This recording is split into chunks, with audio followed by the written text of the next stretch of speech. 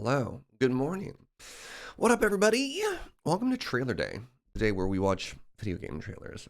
This is something that we do irregularly, but is a very good time, especially like, especially this time of year, because like we just had the Video Game Awards or whatever that was called, the Streamer Awards or whatever, and a ton of new trailers just dropped, and so this is your opportunity to share basically all of the games that you are most hyped for.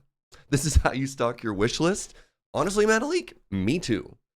No, pardon me. My normal preamble is when I was young, I would just read PC Gamer magazine. I had a subscription to PC Gamer, and I thought that was great. I thought that was so cool. I always had like this really good idea of what was coming out and what to get hyped for.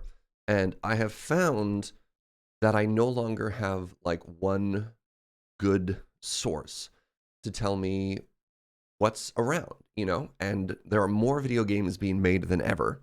It's harder and harder to actually like keep track of everything. So this is a great opportunity to sort of like collect everybody's thoughts into one place. Well, I mean, everybody, one place, you know what I mean? And check it all out. I also can't help but notice that my voice is raspy again, which sucks. I'm so tired of being sick. I hate it. Normally this starts off with a list that I have prepared. And actually, give me a second here. Let's change some scenes around. Congratulations, you are now on chat. Congratulations. There you go. You can be right there, right above the sub logo, that side.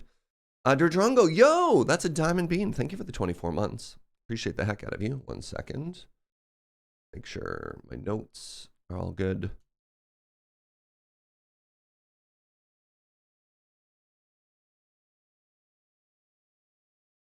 Trailer Day. Now, my thoughts for Trailer Day, once again, hiding stuff. My thoughts for Trailer Day is I'm actually going to go through, in the Discord, we have a channel where I ask people to post suggestions for games that they want me to play. And so why don't we take a second here and look at all of the games that we haven't already looked at here. So like Ixion, for example, I've actually streamed. I did the demo of. All right, Kainga, interesting. Seeds of Civilization.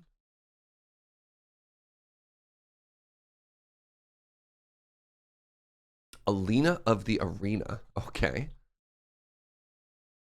So later on, I'm going to be asking for your suggestions as well. Here are the rules. This is a family-friendly channel, and as such, I expect the trailers that are shared to also be family-friendly. What does that mean? No swears, no nudity, no graphic violence, and no body horror, please.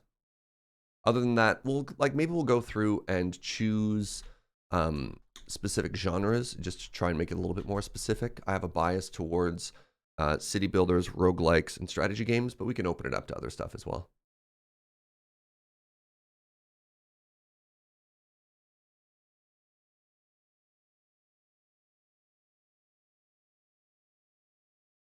Morning, Duck. Morning, Fry. Morning, Nervous David. Morning, the Ian Map. How y'all doing? Throwing this out there for more Trailer Day. Love it. See? Tiberius knows what's up. Jumplight Odyssey.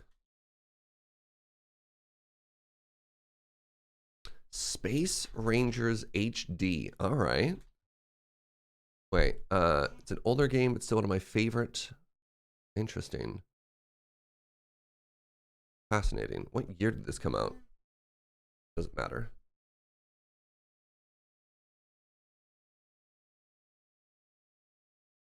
Trailer Day, best day. What's up, Ink Slayer?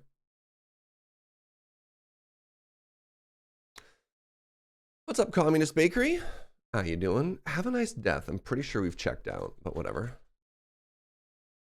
Seen Dan's face. Wildermyth we've actually checked out a lot of times. Myth 2. Stardeus, eh?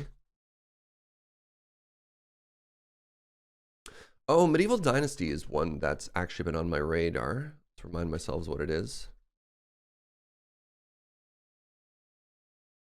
You get most of your games from my streams, so you can't really suggest any. Yo, that's fair.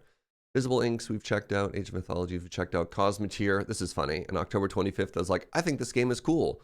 And then went on to stream like 800 hours of it. That's not quite true. All right.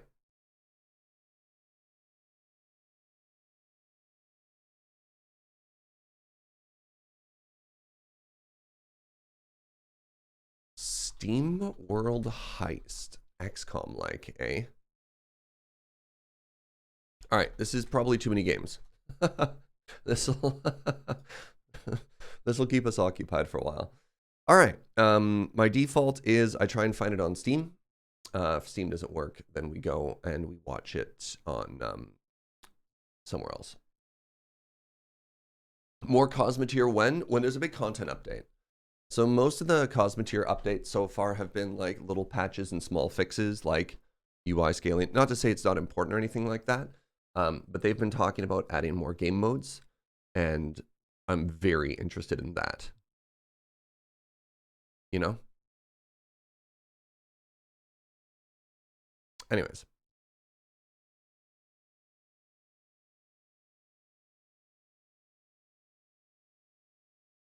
Wait, what is in my cart? I already own this.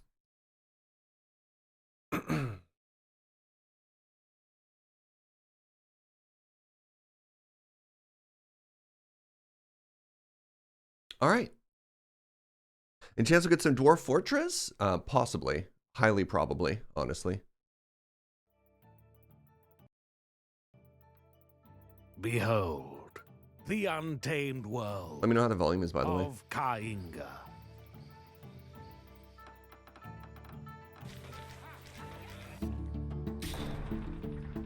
See how the industrious villagers build their new homes. They expand. They grow. They thrive. They feast. And now, they seek inspiration.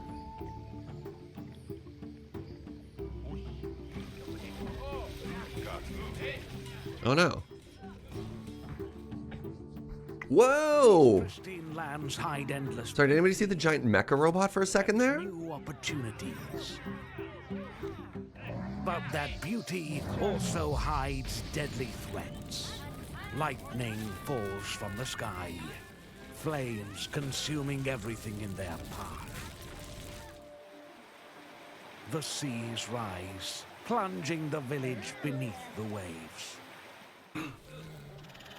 Even the fauna of Kainga. Oh no! Terrifying battle for supremacy. But the tenacious villagers learn from their mistakes.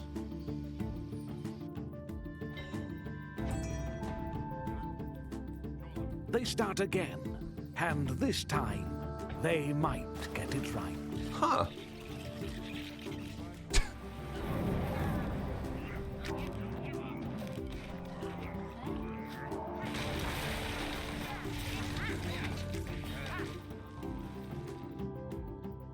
Welcome to Kainga. Interesting.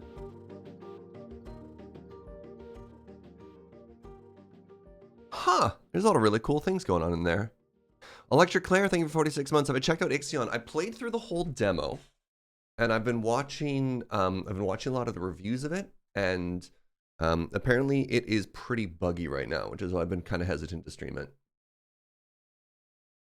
Are we doing a hyped games for this year? What's going on? Just trailers? So far I'm checking out the trailers of what people have suggested in Discord so far. And then we'll go through and open it up to a bunch of other people. Is this by the same devs as Onbu? I have no idea. All right, let's check out one more of these trailers here because that was kind of cool.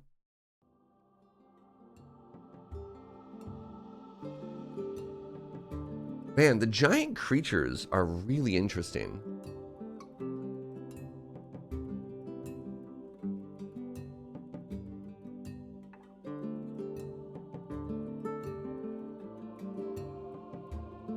Hello, crab friend.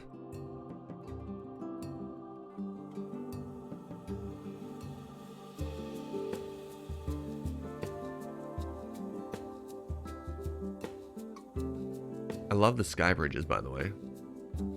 If you want to get bonus points from me on any game, just have giant bridges that connect platforms. That's all it takes.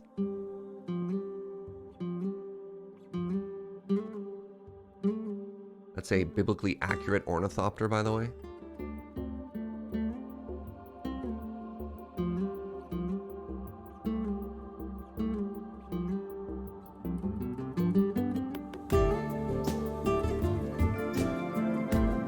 Neat.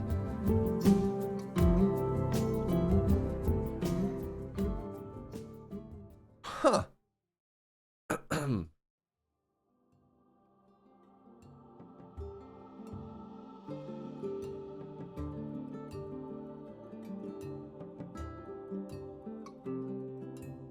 Fascinating. All right, let's check out Alina of the Arena next.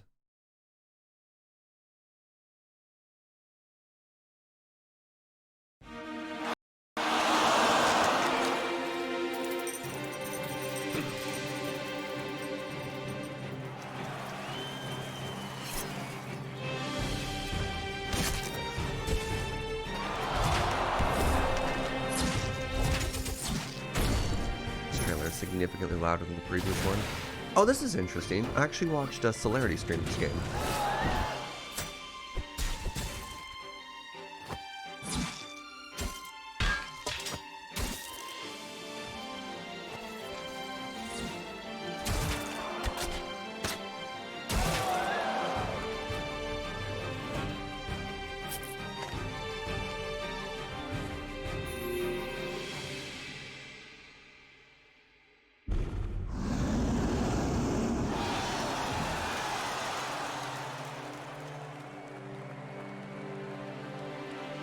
Was this a card battler? Did I miss the card point? Hex-based card battler. Hold on.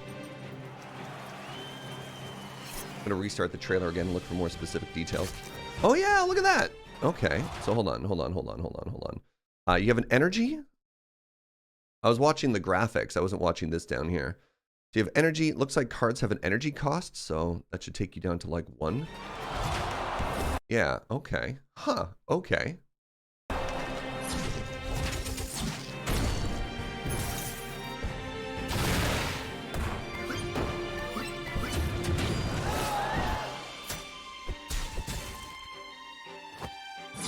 So it looks turn-based, like it indicates where their threat range is with the red circles, which is pretty similar to like XCOM or what was that City Defender like Agents?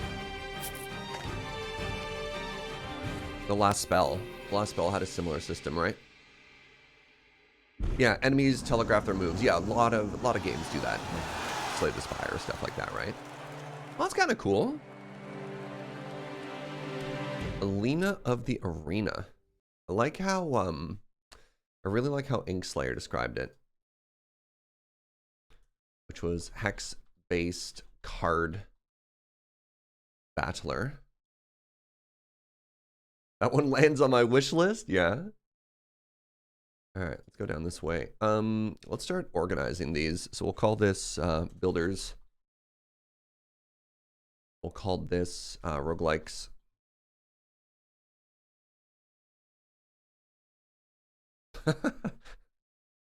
All right, Solasta, Crown of the Magister is our next game.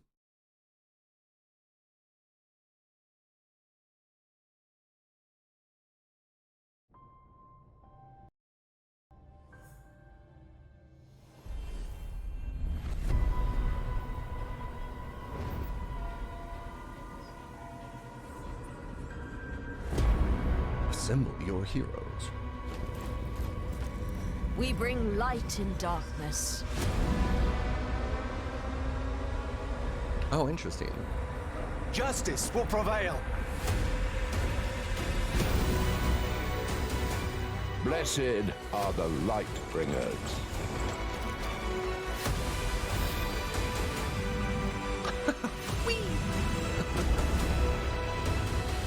The crown chose us.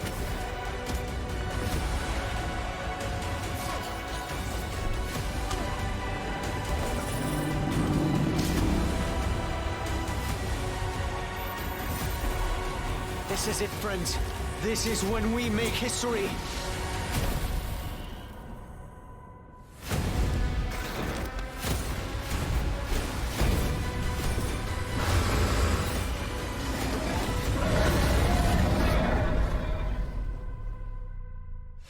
Interesting.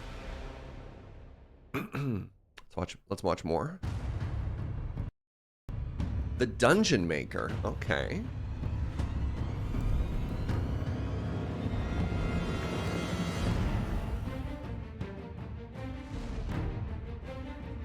Oh. Oh my god.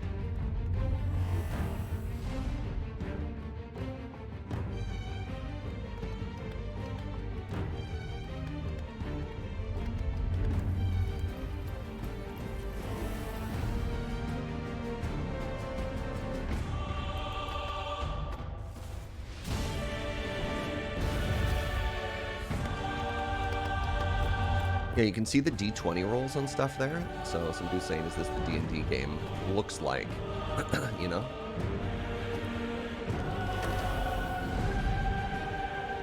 This game's on Game Pass. Huh?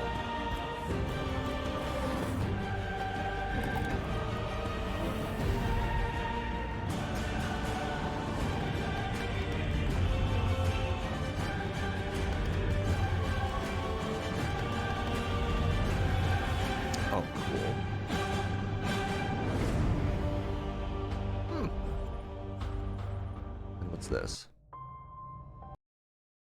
Oh, just the character update overview? Nah.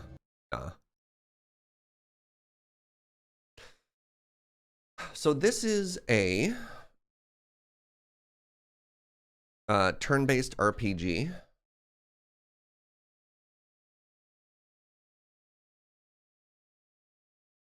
What are you saying? This is based on D&D?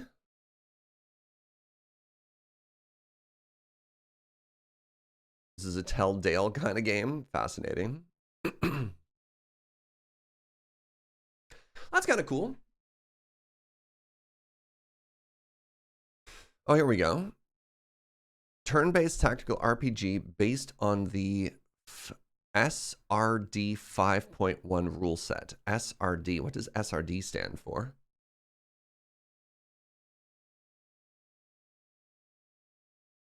Roll for initiative, take attacker's opportunity, manage player location, and the verticality of the battlefield. Systems rules doc. Thank you. Or reference doc or whatever. Yeah. That's the free rules you can use outside of WotC products? Oh, all right. Sandwalkers. My issue with this genre of game is they take a very long time. You know, Baldur's Gate 3, Divinity, the Divinity series. Man, how many hours did I put into Divinity Original 2? I don't even think I beat it. Like 120? Oh, 60. Never mind. Still, though. You can play them forever. I mean, you're not wrong.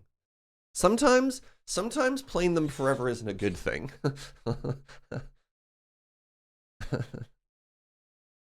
There's the time. Look, I already play Minecraft. I've already got 3,000 hours in Minecraft. I don't need another game that I can play forever. All right, here's Sandwalkers. This game is scheduled to be released in 2023. Let's watch the trailer.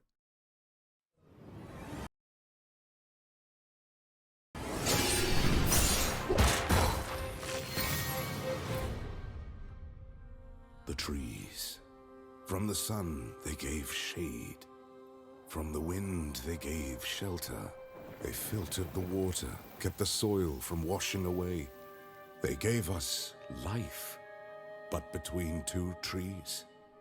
Now the trees are so far from each other. I am Vessles, teller of the 13th caravan of the Macaw, the only one still living. As it was for the 12 before us, our mission was to plant a new tree, to serve as a city for climatic refugees. We joined the many who failed in their task. May our experience serve you well, for it is now you, the 14th caravan, who are tasked with continuing the work of the Macaw. Escort your botanist to the ends of the world Create a new haven that the caravan that follows you may go even further. And continue our quest for knowledge that will one day allow the 15th, the 16th, the 100th to repair the ancient folly that made this world hostile to life.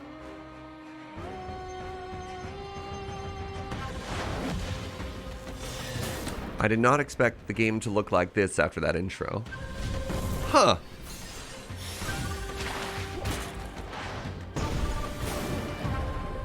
What? Huh. What? There's a demo you can play? Neat.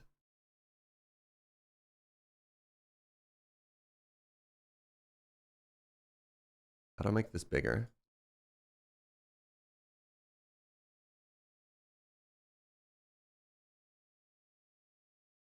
Initiative. Presumably your team and their team. What up, Teddy?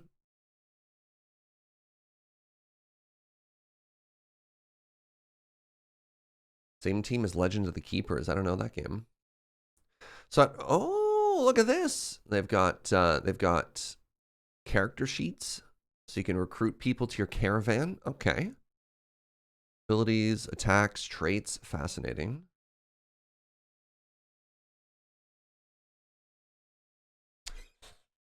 So here are the tiles that you go and you explore. All right, so there's a tree, presumably.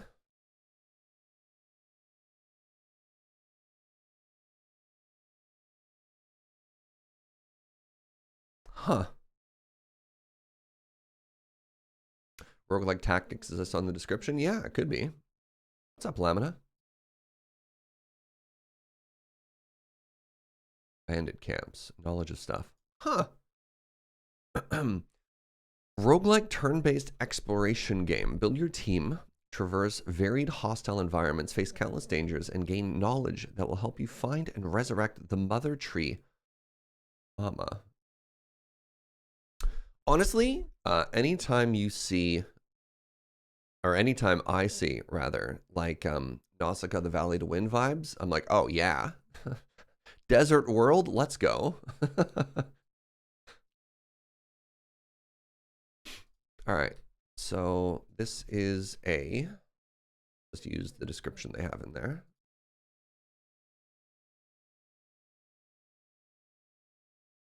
Turn-based exploration with squad combat.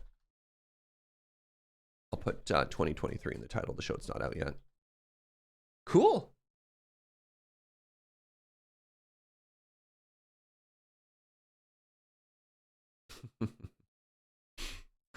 All right. Next up, we have Jumplight Odyssey. Wrong screen.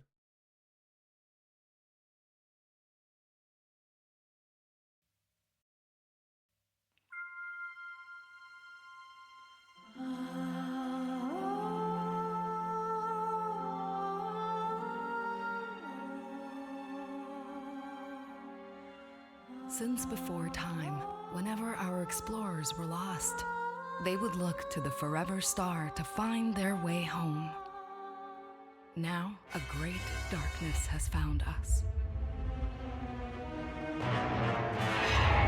The war-mongering Zootopans sought to extinguish our light. In a desperate bid to defend our beloved home, we committed everything we had.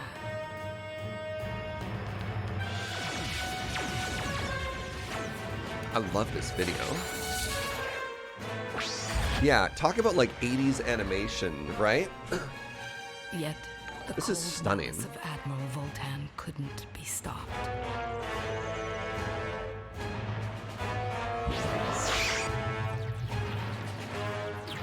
Not the planet. No.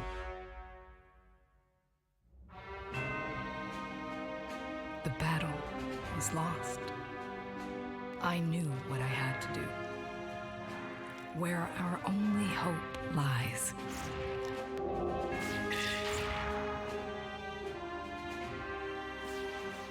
I, Princess Euphora, last remaining regent of our people, will lead us to the Forever Star.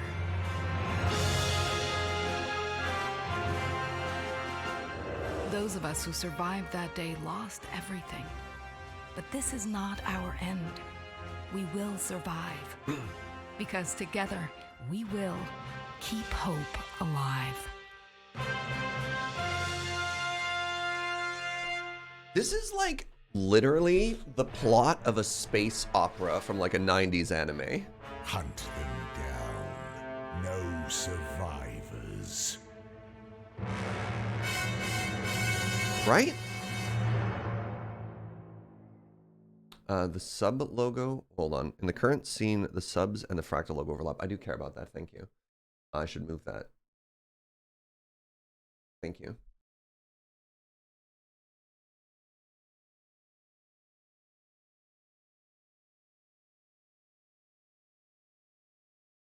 Hey, Banriel, thank you very, very much for 15 months and using your Prime here. Appreciate that.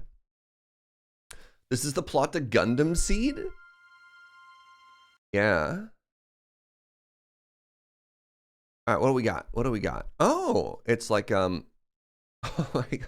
It's a colony manager game. All right, you have a resource, which is hope. Adorable.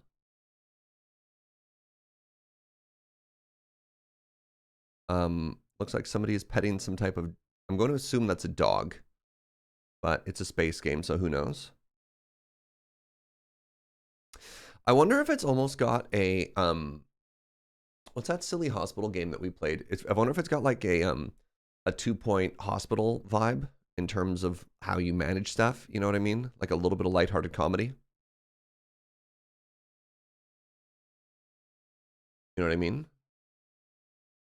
So is a dog. Did Elden Ring teach you nothing? That's fair.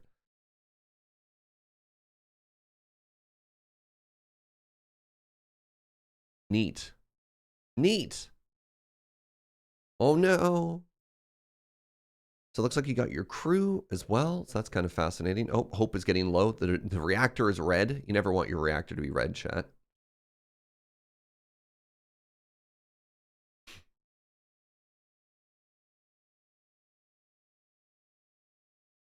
I'm super curious about this suddenly. All right. Is this an RPG? I think it is. Or is it a builder? It's a both. What do you do when you get hybrid genres like this? You know what I mean? How do they describe it? Gather survivors, repair and build out your starship, brave black holes, fend off attacks. No, this is definitely a builder. Builder slash city manager. Call it, yeah. So Jumplight Odyssey will go in here. So we've got spaceship city builder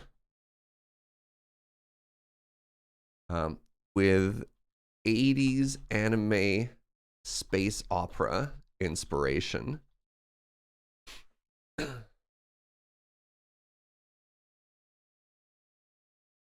You know?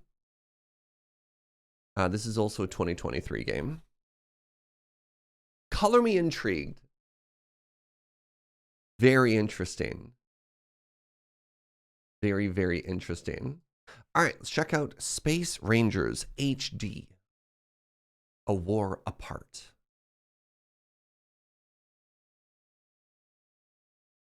Hey, as we're grabbing stuff, what genre should I ask you for first so that you can start preparing? You know what I mean?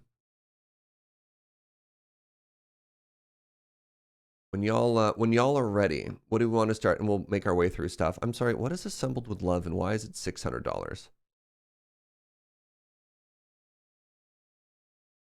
Not gonna worry about that. Roguelites? We can start with roguelites, just because Inkslayer talked first. All right. Some place to put it, we got like 7 games, and then we'll start taking user suggestions.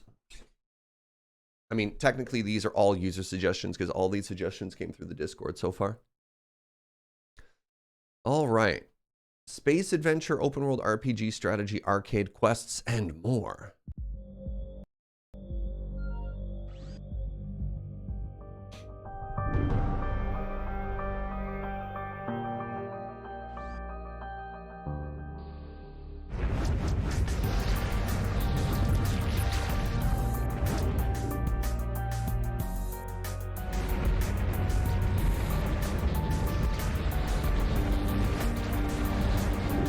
Oh, yo, is this like an arcade game? Oh.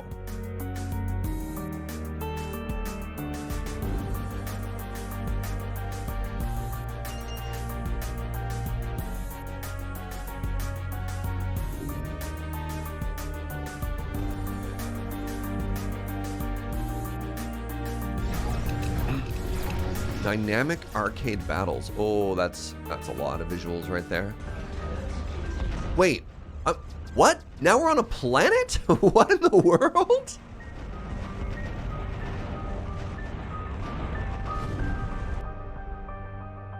In full HD.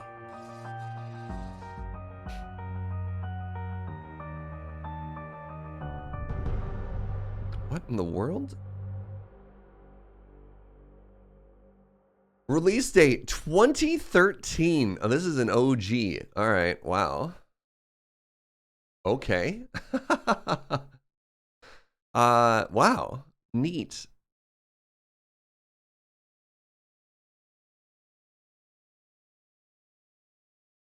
What do I even call this? RPG, strategy, arcade, and more. Let's put down arcade.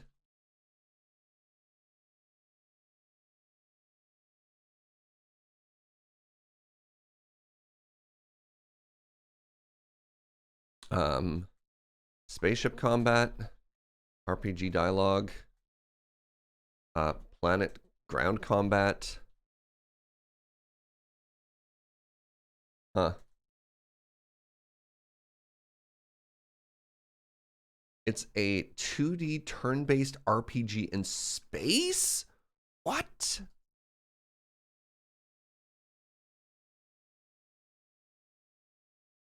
Okay, I'll put it under RPG. That's wild. Huh. All right, Have a Nice Death. I'm pretty sure we've watched the trailer for this one already. But this was suggested because Playframe Plus did a playthrough. So, you know. Which one is this again? Is this the one where you're the bird? I can't remember.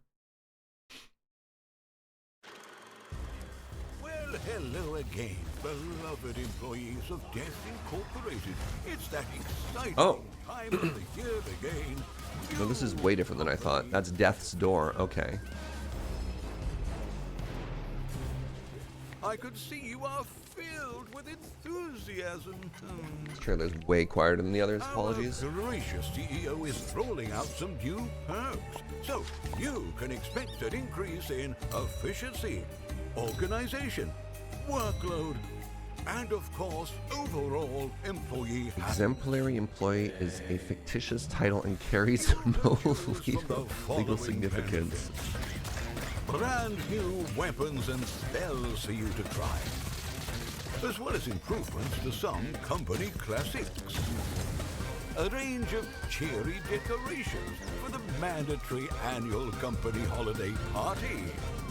Several new floors for all your necessary office material needs. Easier work tasks for our newer recruits. But worry not, overachievers. Your crushingly difficult responsibilities have also been expanded. Our CEO can now choose his starting size and even has new options for upgrading it. A gift for him is a gift for all of us. Upgraded security to make you all feel safe and sound. And some other silly things you lot keep complaining to HR about. This is not the trailer, by the way. Employees. This is an update trailer. Grateful and try to be the best little workers you can be.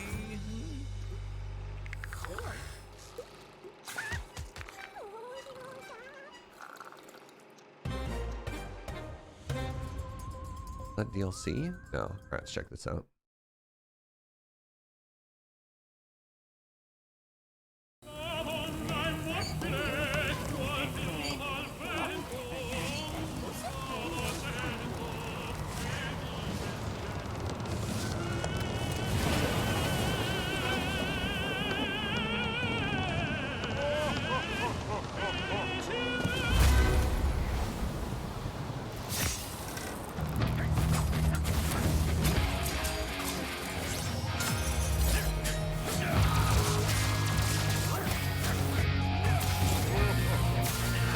Because the game is all in like black and whites and grayscale, it makes the color pop so much.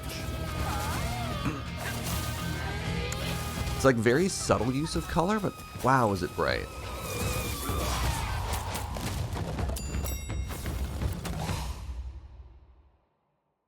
Huh. Natural disasters. Where's just the trailer? Hold on. How long was this one? 2 minutes. It's the cafeteria. They're just like a release trailer. Let's start with this one.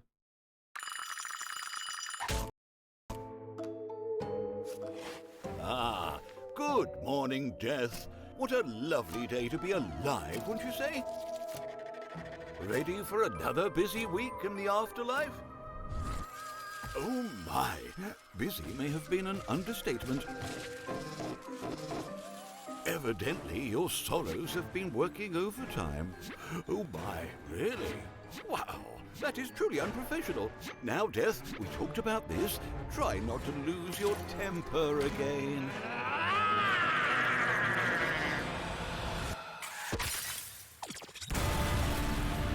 Maybe it's about time your subordinates showed you some respect. Well, you know what they say. If you want things done right, it's best to do them yourself.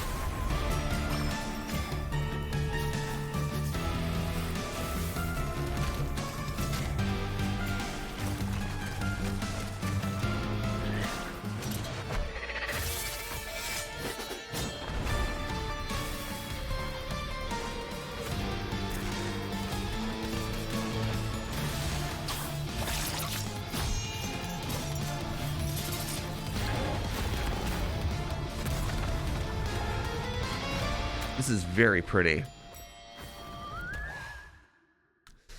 All right, so for those of you who've checked this out, and obviously Playframe Plus did a Let's Play of this game, is this a Metroidvania? So something similar to Hollow Knight, in which there's one consecutive storyline that goes through? Or is this a roguelike with meta progress a la Hades, Rogue Legacy, Dead Cells, or something like that? This is more of a roguelite? Fascinating. It can't be both. The whole point of Metroidvanias is that you don't restart at every run. Well, I mean, I guess, yeah, because you're supposed to unlock meta progress, you know what I mean? Like, typically, if you have one life and your progress is meant by, like, shortcuts and unlock stuff like that, it's more of a Metroidvania. If it's the sort of thing that you die each time and you add different modifiers and stuff like that. Definitely got more of like a roguelike vibe. Metroidvania, one world, roguelike, world continually renews, something like that. Yeah. Procedurally generated, nice. All right, so yeah, let's put that up here. Neat. Have a nice death.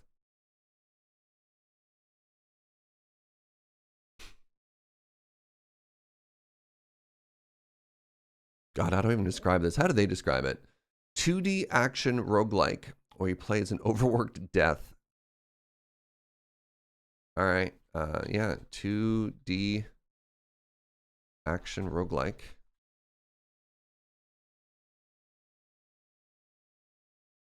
Fascinating. Death is annoyed by increased death count while going unalive more people. Looks like they're already ghosts.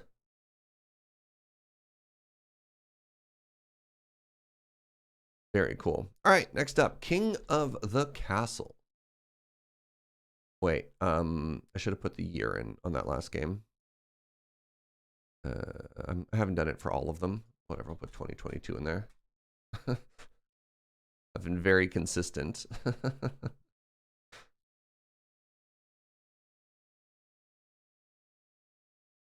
What is this?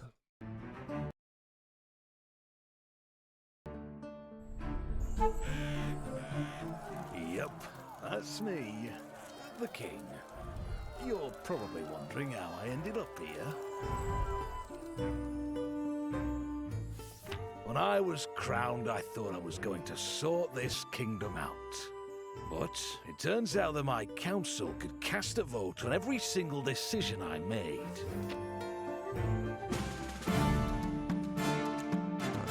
All over the place, this one.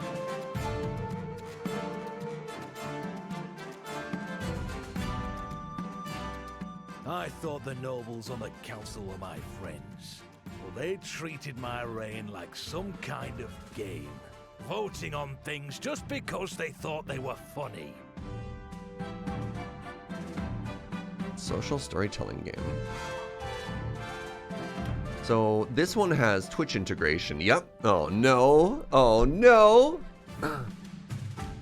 In the end, my nobles raised their banners in rebellion against me. And, well, you know how that turned out. Being king isn't as easy as it looks. So there you go. Maybe you think you could do better, but I have my doubts. Get away from me, you! Go on, get off! Not the eyes! Not the eyes! Not the eyes! Wait, is it snowing outside, sweetie? Oh. Yo, give me 1 second. I have to go look at the snow. It doesn't snow in Victoria very often.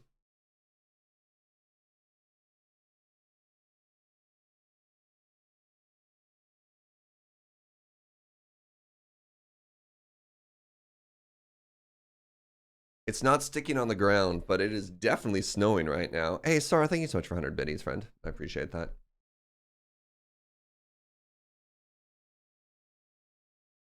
Huh. 2023.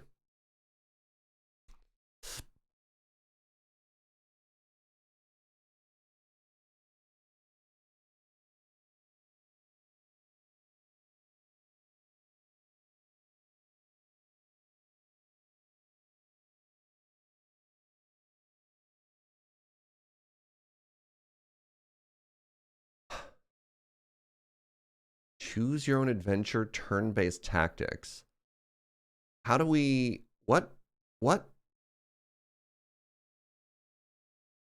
category do we put this under? Social, maybe? Maybe we call this a party game. That works for me. Hey, I said friends. At least I didn't say or Twitch chat. I was very careful with my language there. Put it under FPS. We don't have an FPS category.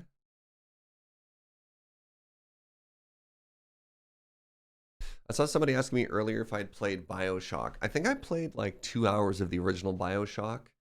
I bought an Xbox, like a used Xbox at one point, and I had it for a very short amount of time. And I played a little bit of BioShock, and I was like, okay, this is not my style. We just played Halo instead. Oh, Stardeus. What in the world is this? This looks familiar. 20, what? Interesting.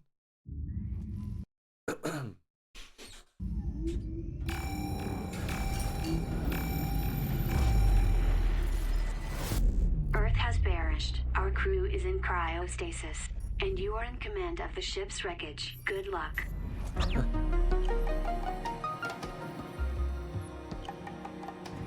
Oh, interesting.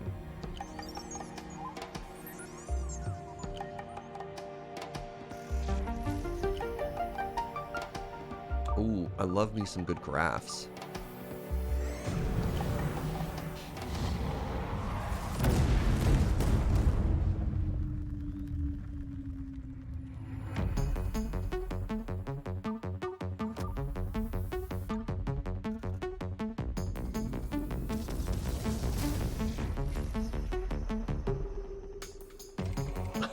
Oh no!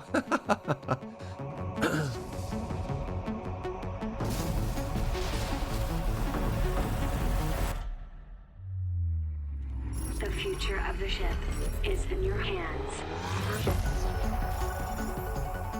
This absolutely feels like RimWorld with spaceships. Yeah. Neat. Deep Space Colony Sim. Yeah. We should have colony simulators under its own category.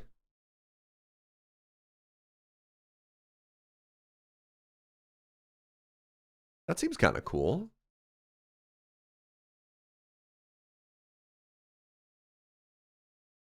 How do they describe this? Colony sim set on a broken starship. What's up, Viking Bear? Thanks for hanging out. Did I ever play this board game, Space Truckers? I don't play a lot of board games. You've seen most of them. Get that sort of prison architect vibe. There's a lot of game like that, Rakes. Yeah. There's like, yeah, a lot of these. Any plans to play Dwarf Fortress? Yes-ish. I don't know. The problem is I can't really. The problem is, the 23rd to the 27th, I'm gonna go visit family. So we'll see how we feel. Yeah, I'm gonna go spend Christmas with my family. So we'll see how we feel come like the 31st. Yeah, all my weekdays are spoken for with Vault Hunters, and so that's why today is a video game trailer day as well, because I wanted a good just like one-off day that doesn't get us started on a particular game and move forward with stuff, you know. We'll see how much people care about it in 2 weeks when I come back, or if the new hotness is out, you know. She's got 5 echoes. Nice, Takash. I've been thinking about Dwarf Fortress. I'm a little bit intimidated by it, if I'm honest.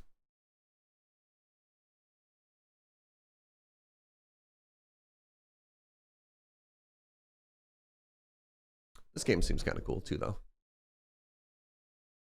Yeah, because like Stardeus, RimWorld, Dwarf Fortress, Oxygen not included. I mean, a whole bunch of stuff. Started playing Dwarf Fortress again after a 10-year break. Nice. Nice. Oh, man. I do not have enough time. I just started playing World of Warcraft again. The Tarkov wipe is coming up. I do not have enough time for all the video games in my life right now. Medieval Dynasty. All right, let's check this one out next. Orc from right to left on the trailers. Can you hear the sound of life in the distance? These are the sounds of your people, your tribe, your dynasty. Oh, right. Against the wilderness. Is this the first person survival city builder? Lead them through what nature throws at them. I think this is the one that's kind of like Icarus, but medieval. Yeah. No, this is, Takash says, I highly doubt this is the in-game graphics. It's pretty close, actually. I was watching another person stream this game, Avek. Watched him stream a little bit of this.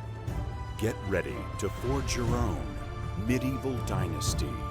I need to can ban my downtime video games. Thanks, Gunner. Now available in early access on Steam.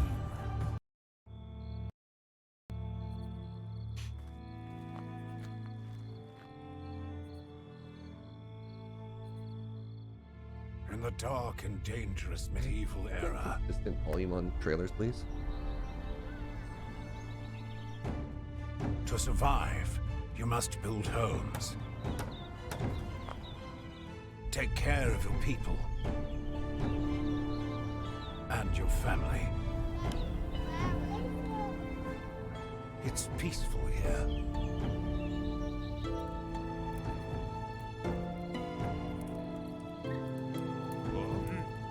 Is it?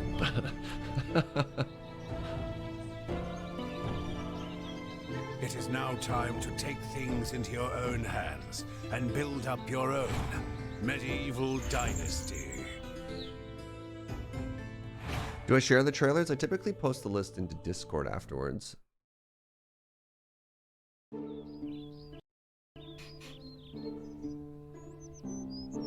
The dark and dangerous medieval ages bear many challenges.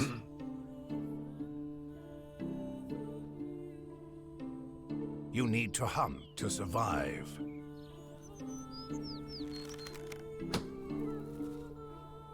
and build shelter against the elements.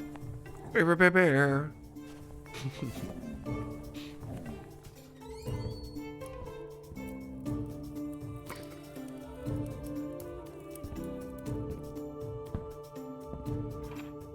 Be clever in trading.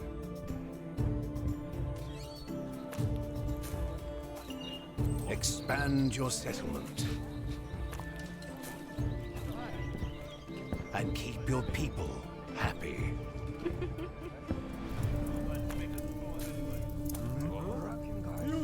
Defend your village against the That man's got an axe. Live in safety. Create and grow your own medieval dynasty.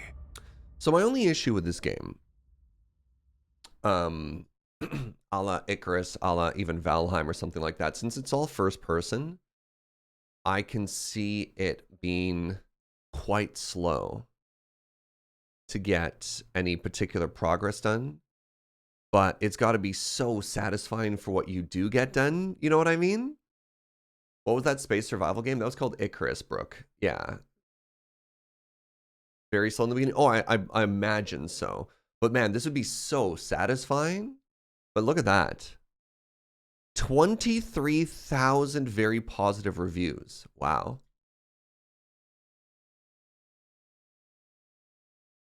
I'm going to put this under builders. See, this is another one of these games that is exactly my jam. However, this looks very ambitious. Yeah. I mean, not only does it look ambitious, like when you see 23,000 positive reviews, sounds like they stuck the landing too. This seems like the sort of thing that if this is your jam, this is going to be so your jam. First person survival city builder.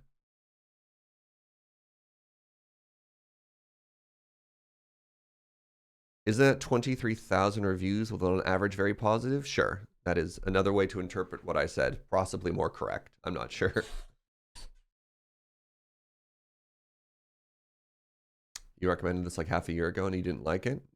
I think what's changed between then and now is I also saw somebody stream it, because this doesn't do a great job of showing you what the gameplay is like. You know, but having played Valheim, having played Icarus since then, I can start to imagine at the same time too.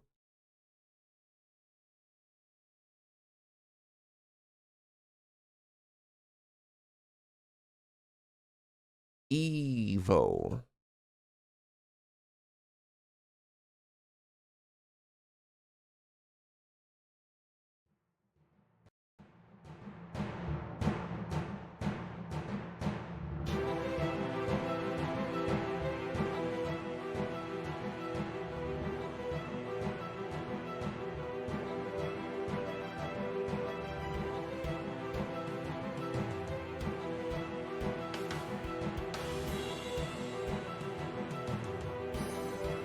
What is happening right now?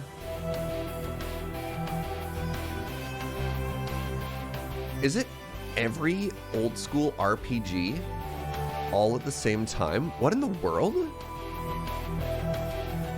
The game evolves? Oh my god. Lots of meta jokes? What? Oh, that's kind of cool.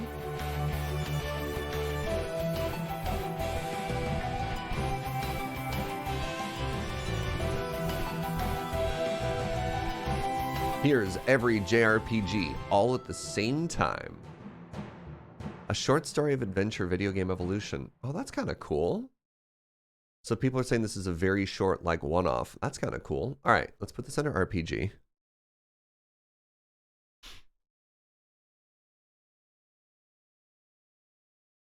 Oh, it's a 2013 game, too. Fascinating.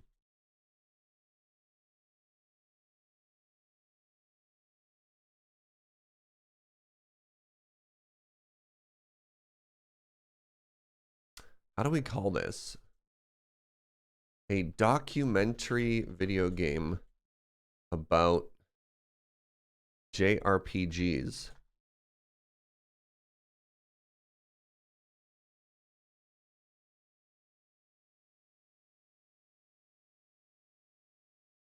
Neat. Neat. Somebody said there's an Evoland 2. What?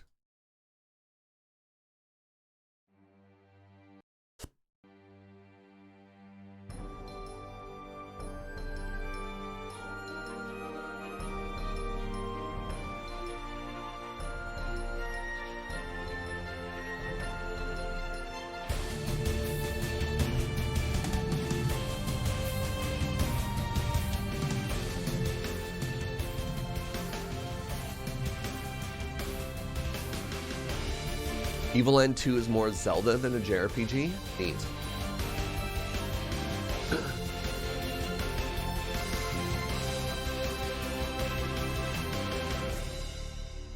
A slight case of space-time continuum disorder. Huh. Huh.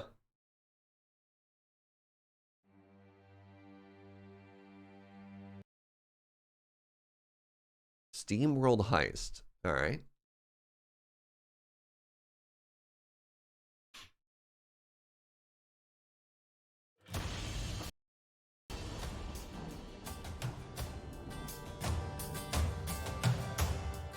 In a broken world, danger does not wait its turn.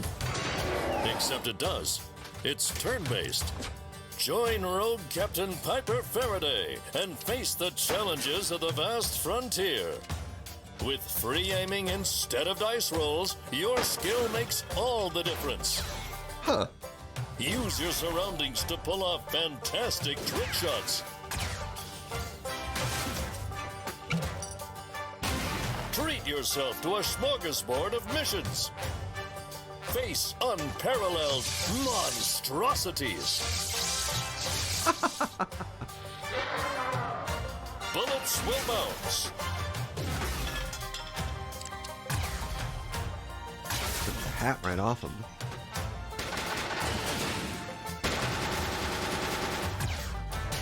Things will explode.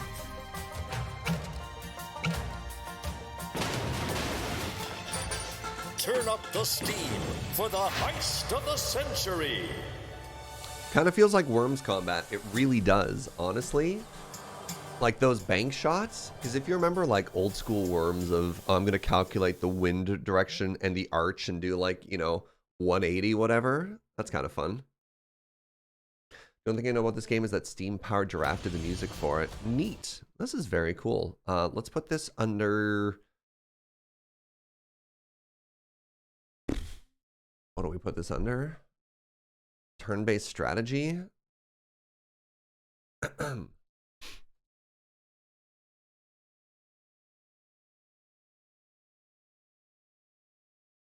is different from RPG. Yeah. Worms-like, for sure.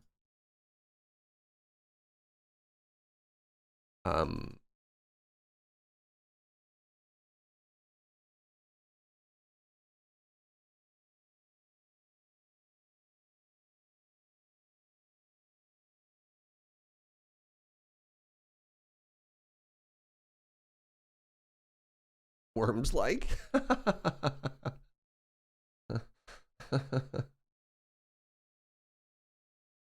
right, I got one last one here, and then it's your turn, chat. We're gonna start with roguelikes, so start getting your ideas ready. All right, Stranded Alien Dawn. I believe, yeah, I watched my buddy Joe stream a bit of this. This feels like another like colony simulator. So loud. My name is Samantha. I'm a combat pilot and an engineer, and I'm one of the only 4 survivors of the ship. We need to work together if we're going to make it off this planet. We'll have to scavenge, salvage, stockpile anything we can, build shelters, and thanks to Annette's discovery, cook and eat.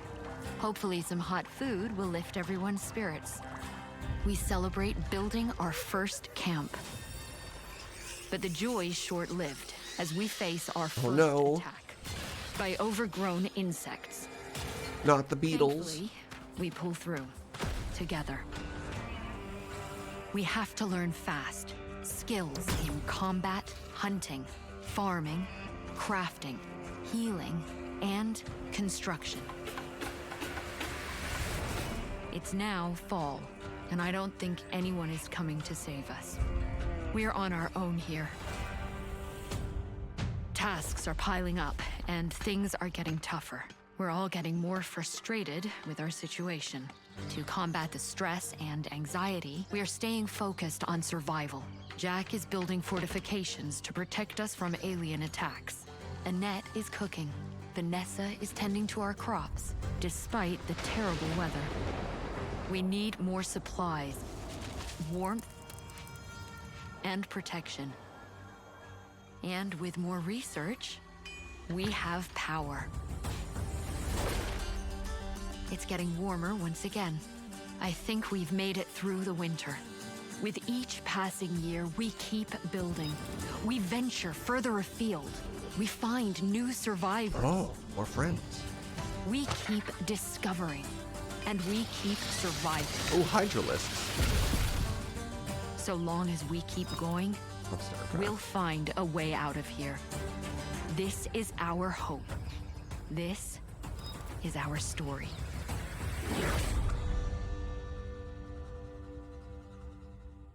Neat. Yeah, this is absolutely a colony management game. Ooh.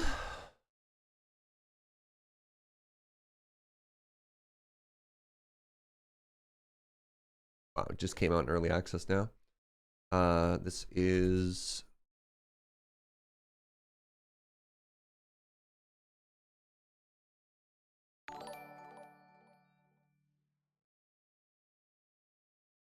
I mean, like, I don't know. Spaceship crash lands on alien world, survive. I feel like I kind of nailed that, you know? Hey, Ben Smith, thank you very, very much for 17 months. I don't know if I said thank you to Brightstorm Rising for that Prime in 28.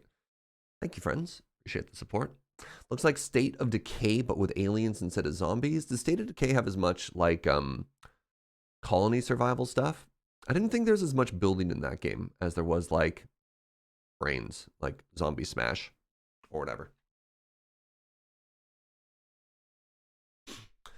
Giving you some like first-person Factorio vibes. I'm pretty sure that game is not first-person. This game is like third-person the whole way through.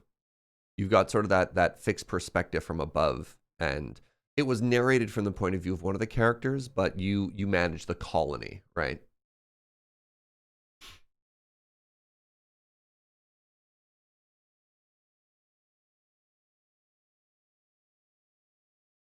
Yeah, so you'll always have sort of this like third-person perspective.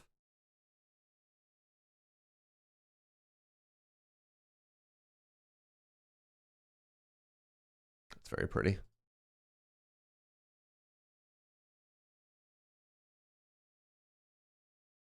Oh, look at that. They're like little velociraptors, except they have a pickaxe or a tail.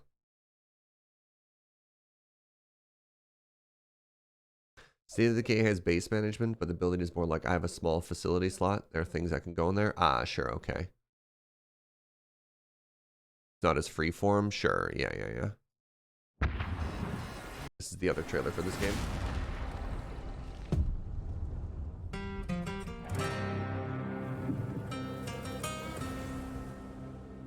I have to move my slider like 50% between trailer to trailer, even for the same game here. This is wild.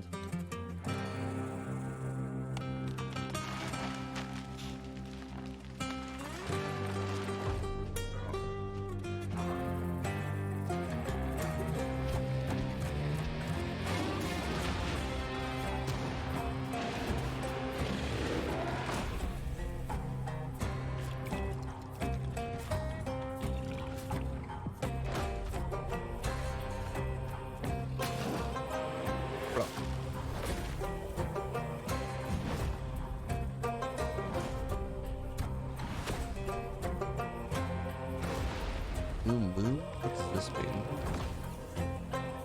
Oh, this is a, okay. Big old update video.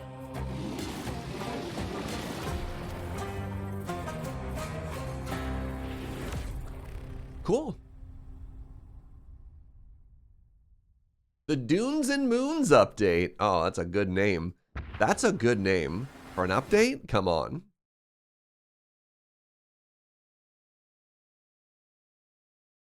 I put that there. All right. Here's what we're going to do. I would like...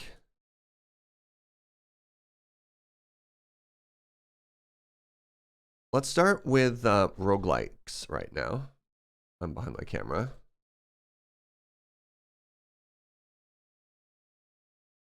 Hit me with your suggestions, and then after this, we'll go through a couple of different genres. Now, give me one quick second. While you're putting your suggestions in chat, I'm going to go to the bathroom.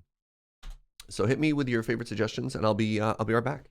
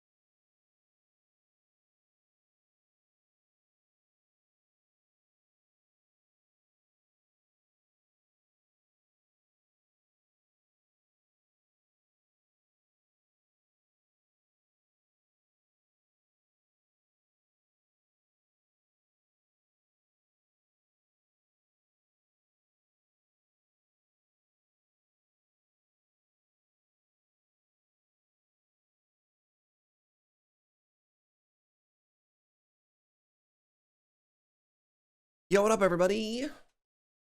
Hey, nerd without the name, thank you for the 30 months. All right. All right. Let's scroll up.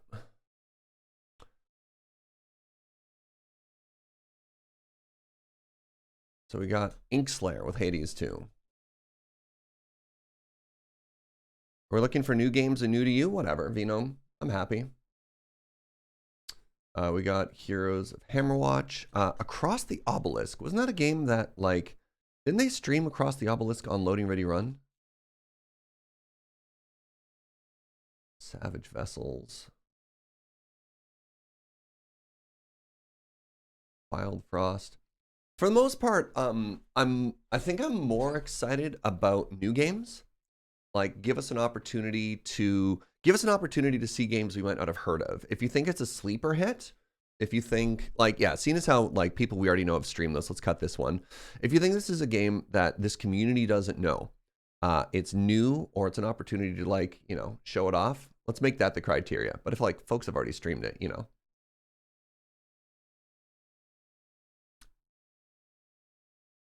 Heat Signature. Is that the wizard? Can't remember. Not a wizard. Up, Sky?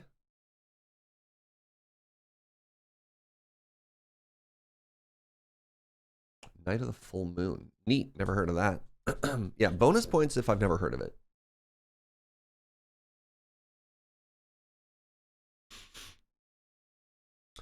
What up, Snack Pack? What up, T and Troll OG?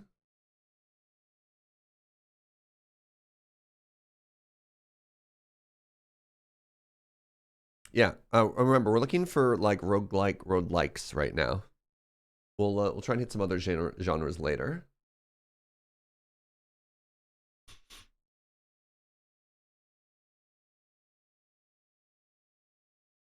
Nova Drift, I believe we saw. I thought Adam was streaming that, right? Just King. Yeah, I actually own Just King, but I'll show off that trailer because I don't know if a lot of people know that game.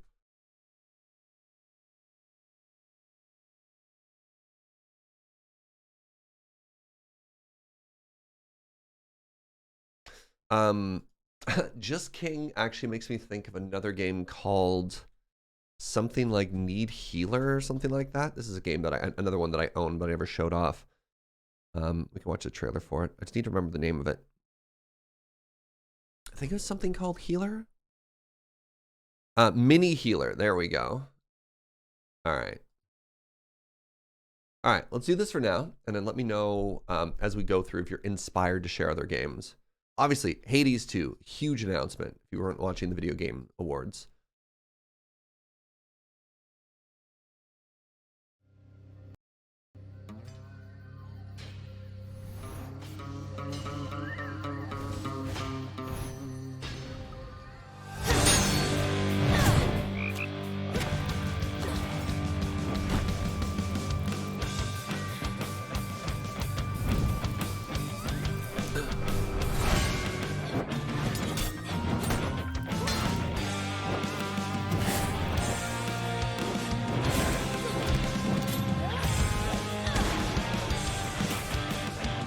They managed to nail the tone of the music that it still feels like the original Hades, but it's also new. You know what I mean?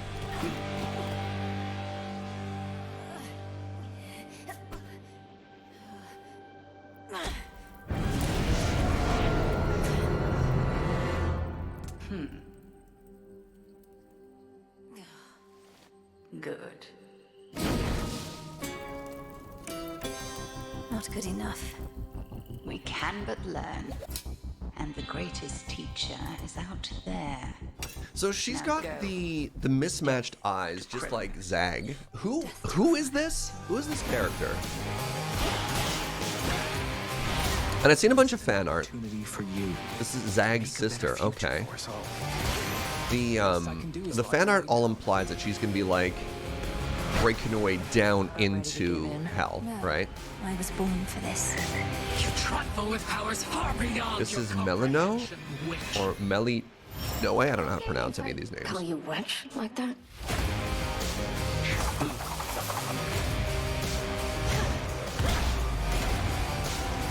Vengeance for your family awaits you. He is no mere titan. He is time itself, and time cannot be stopped. Wait for me, Father. I'll be this.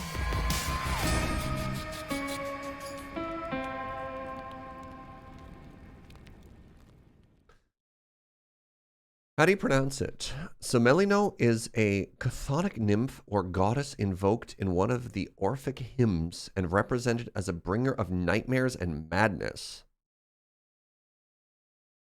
All right, all right. Bilin Ui? You do pronounce the E. Bilin Ui.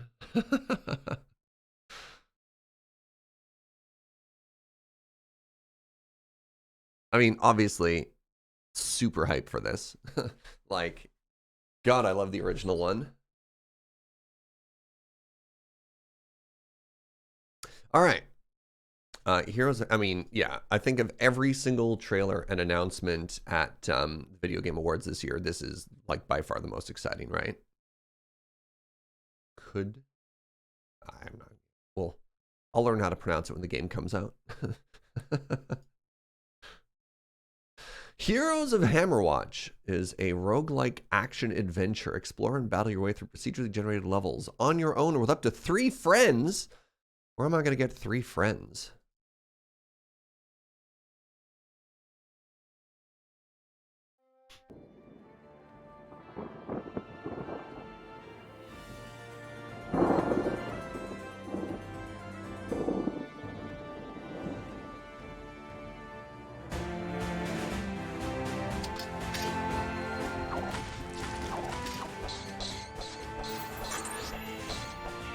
Oh no, it's cute.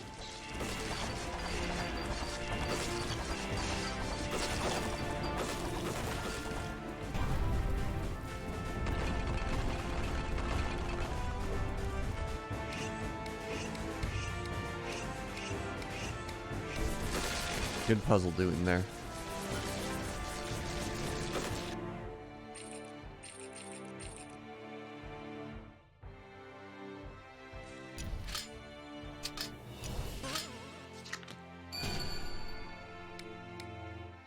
Gambling.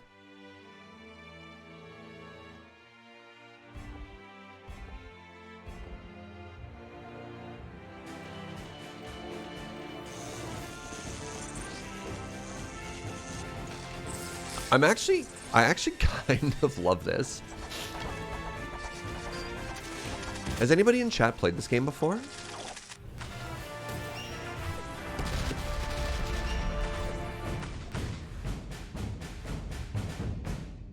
Roguelite, cooperative, single player, new game plus, various themes, unforgiving bosses, millions of monsters, progressive taxation, unique items and sets, persistent progression, several unique classes, procedure generated, and tons of different skills. You've played loads of this one. How long does it go to play through?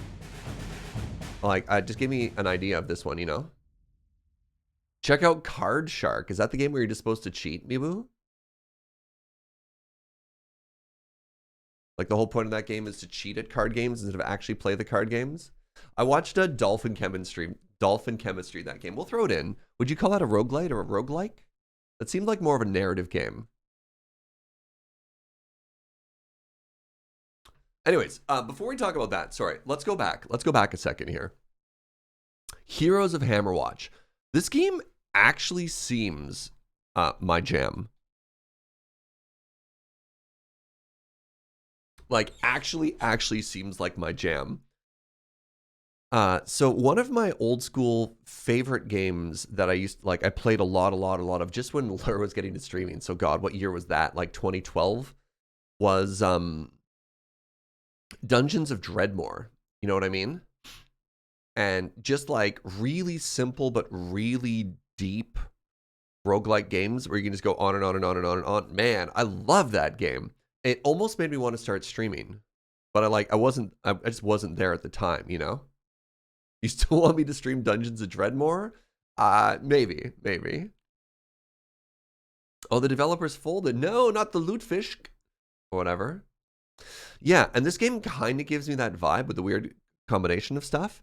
But also, I look at this game and I immediately think of pitching it to Loading Ready Run as like a CTS game. You know what I mean? Ever check out Skul? I think we've watched the trailer for that one before. That works here. I haven't played it, though.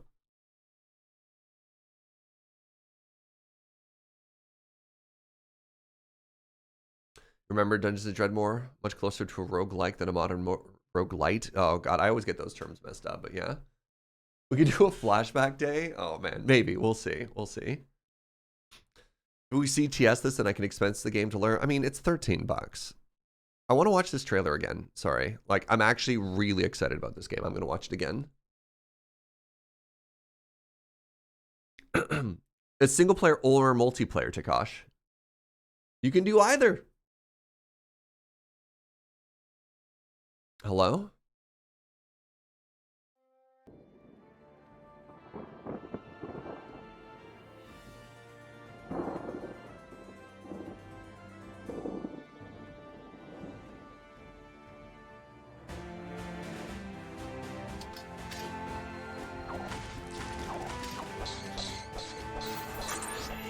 Maybe play it forward? Well, roguelites aren't really good for play it forward. Play it forward is typically games that have an endpoint. So, like, you could even say the Dwarf Fortress doesn't quite fit for it, but, like, whatever. We're not going to be, like, super hard and fast for it. But games, like, if I were to pick up Hades, I wouldn't just play a bunch more rounds of Hades as a play it forward. You know what I mean? It's supposed to have an endpoint. So that's what I'm curious about for this game. Is, like, what does the gameplay loop feel like? As it says, there's persistent worlds. This is a level 16 character, right? Named Hipshot. What happened to my voice? I've been sick for 2 weeks.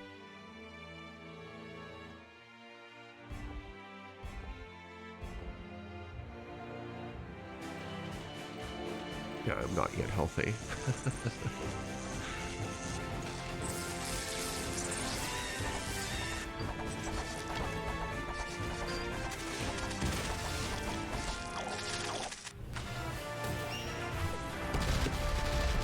You get that sultry surge? Oh no. This has a fair bit of meta progression. You've got a town to build up and there are multiple classes to level up. Interesting. Oh man. I like legitimately love this game. I don't have time for this.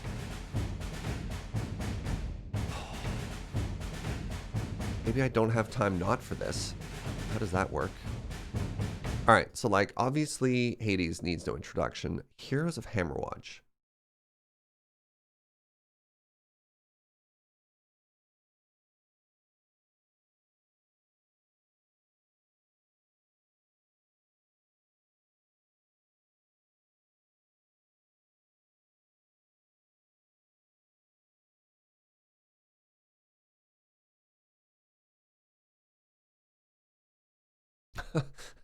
Like,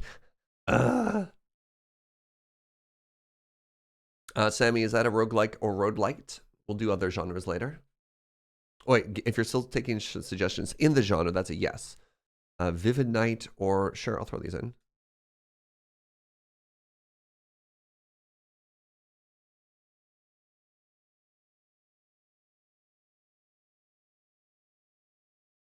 There's also DSC for more dungeons and stuff. Oh, no.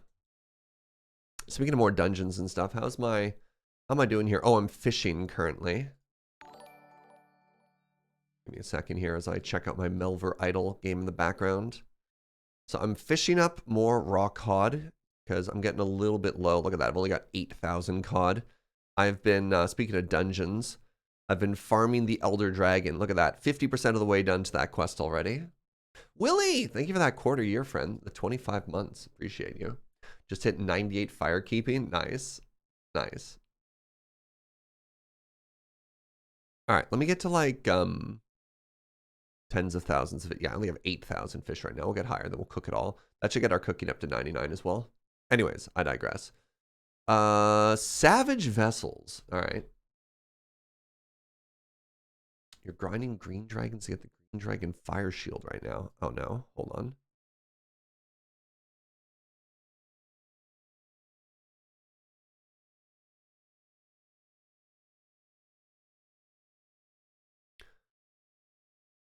What is the fire shield? The dragon fire shield.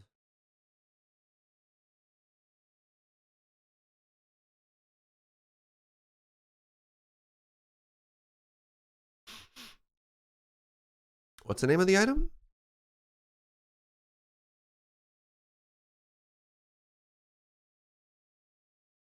Oh, is it an expansion item, Brooke? Dragonfire Shield.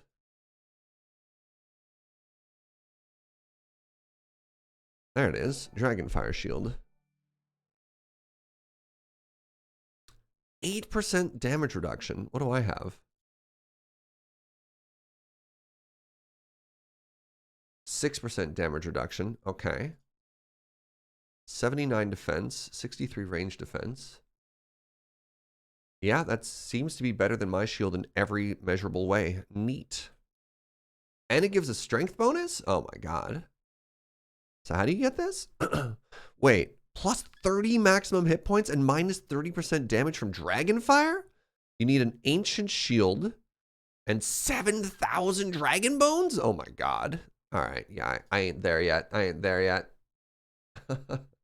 Kyle, thank you for 57 months. Surely this is a significant number in some way. It is. It's significant in my heart.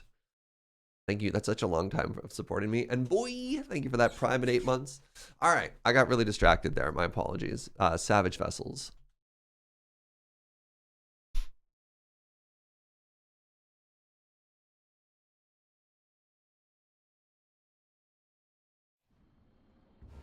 Oh.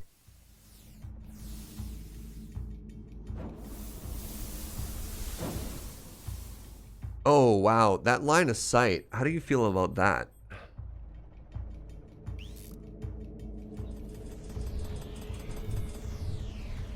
That line of sight is so aggressive.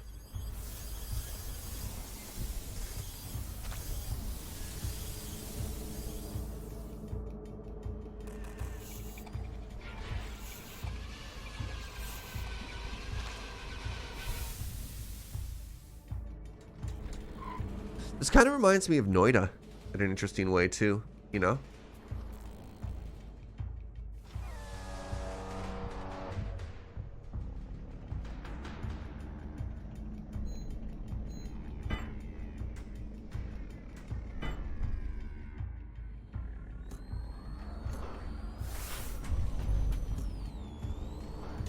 Yeah, the Fog of War is very abrupt though.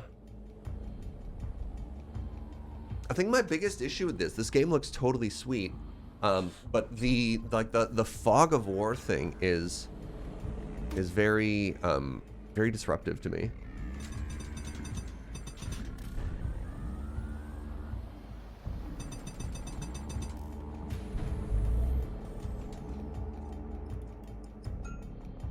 And it looks like such a big part of this game is actually like breaking line of sight, right?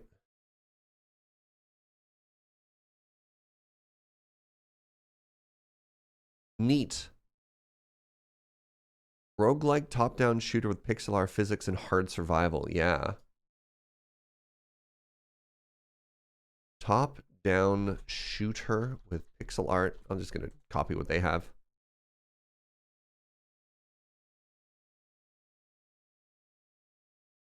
Very pronounced. That seems really cool. And not at all my jam.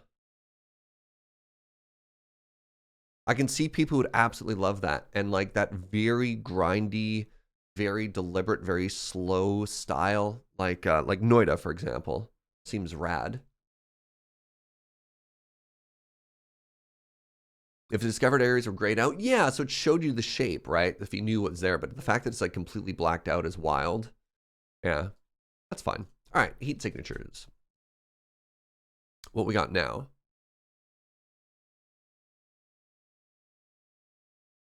From the developers at gunpoint, where you break into spaceships, make terrible mistakes, and think of clever ways out of them. Okay. Ever since man first knocked man through a plate glass window, we have looked up at the stars and wondered, what if we could do that, but in space? Well, then that man would be in space. Someone would have to make all that space. And that's why heat signature took 3.5 years. You play a contractor, living in a remote nebula, taking on missions to break into spaceships. Breaking into spaceships is a ridiculous job that will certainly get you killed.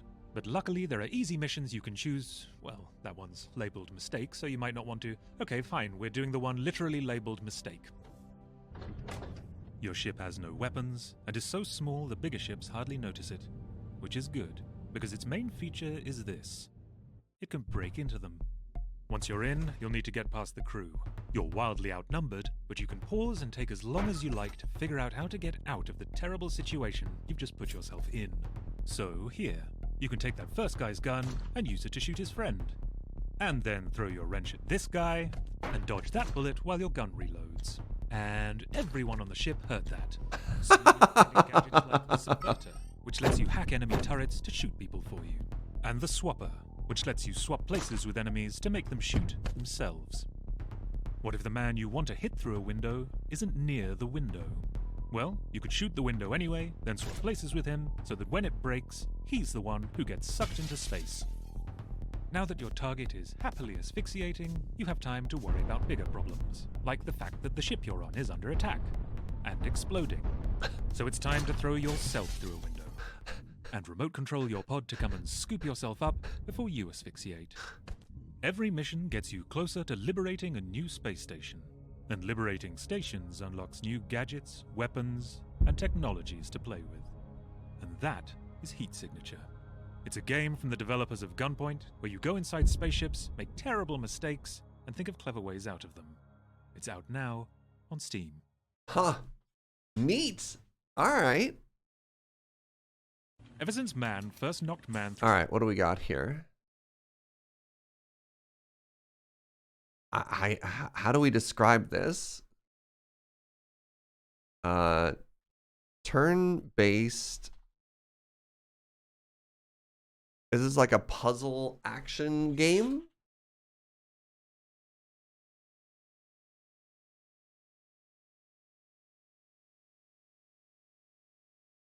It's real time? It's not turn-based? It definitely felt like they were pausing the game there a lot. Right. All right, puzzle action game. Let's say pausable. Pausable puzzle action game where you play a hitman trying not to make mistakes.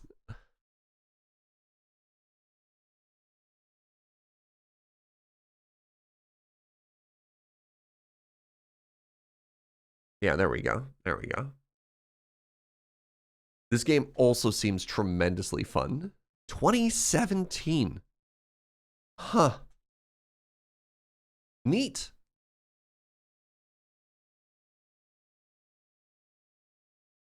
All right, I added the words in space. The Night of the Full Moon. Yeah, it looks very fun. This game is $1. Wait, Night of the Full Moon, that looks like a DLC. Here we go. Night of the Full Moon.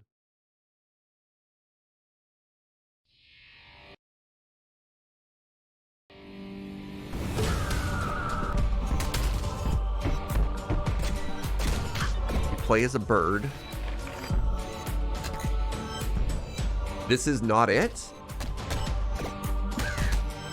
What am I looking at? But this looks neat. Wait, sorry. This is Night of the Blood Moon. Oh, that's funny. Okay, sorry. The Night of the Full Moon. You're right. I'm looking at the wrong game. It might not be here. All right, one sec. Oh God, what have I clicked on? We want the Night of the Full Moon trailer.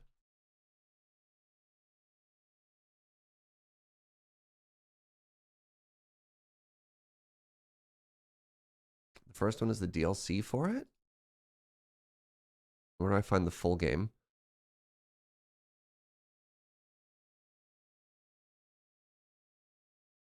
Oh, interesting. Interesting. Okay, we got there.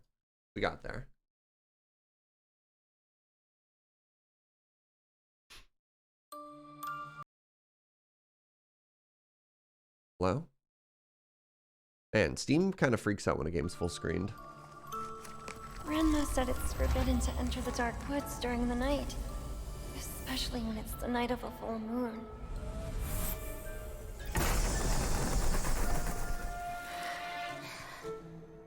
That child is so brave. Look at that dagger.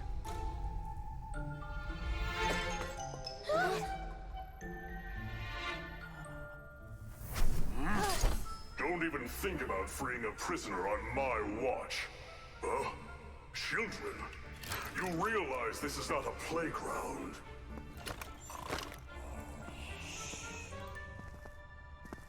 Hey, little girl.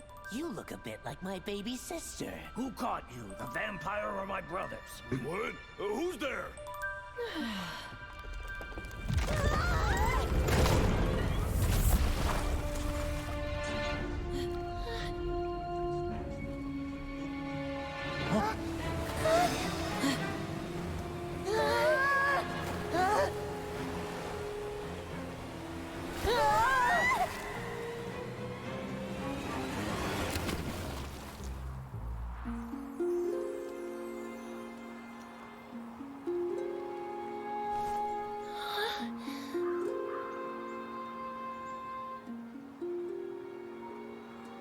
Little carpenter?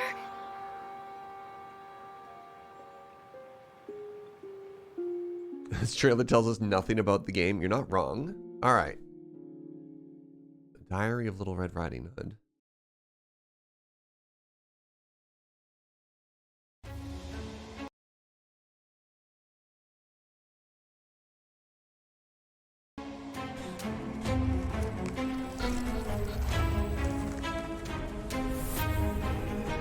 Yo, hold on a second. Is this Rogue Legacy-ish?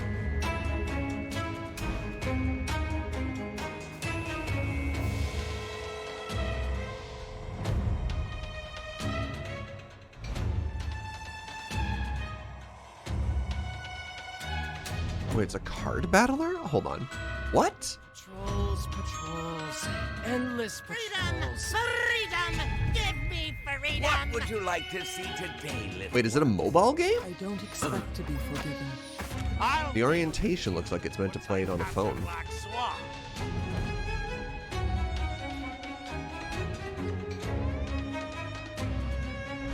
Started as a mobile game.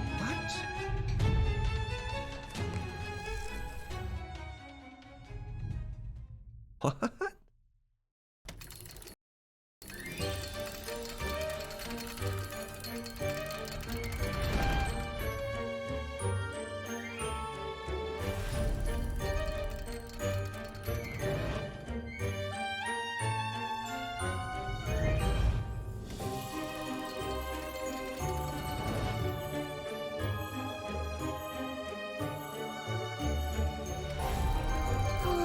I've been purified. I should feel happy. Don't go any closer, human.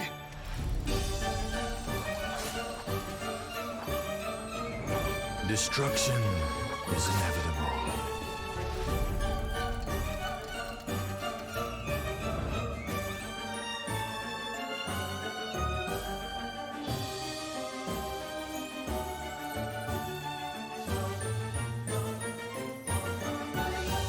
Huh. Interesting.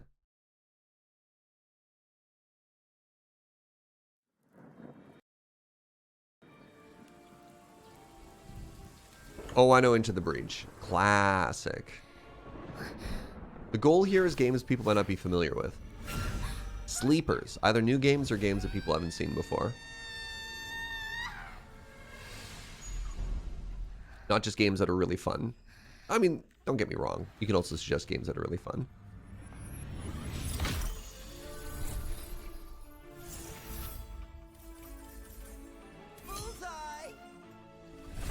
Look at Peglin. I've actually streamed Peglin a couple times. Everything under the sun.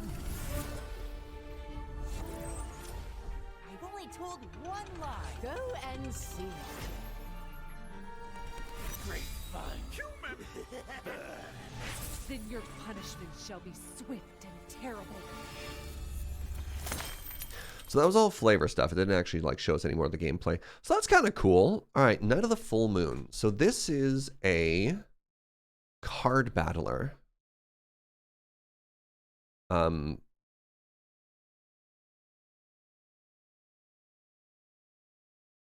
I don't know how else to phrase this.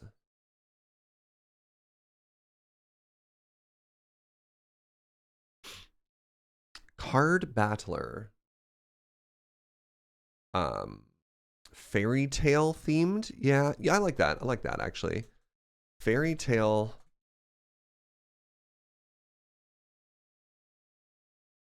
Neat. All right. Oh, interesting. So they have the base game, which is free to play because again, it used to be a mobile game. And then they've got a whole bunch of different content updates for just like more cards, more environments, and all kinds of neat stuff like that. That's kind of cool. Is this game relevant to you? Similar to Slay the Spire, 500 hours. Cool. Yeah, I had never even heard of this game before. Thank you for sharing. Yeah, trailer day is sort of a weird day.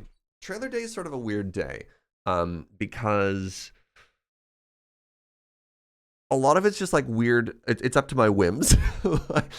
Like there's not necessarily a set of rules. I basically be like, here's, you know, all right. Apparently a bunch of new people are joining at the same time. I'm a family-friendly streamer, so anything we ask for is no swears, no nudity, no gore, no body horror, right? And then typically I'll ask for a genre.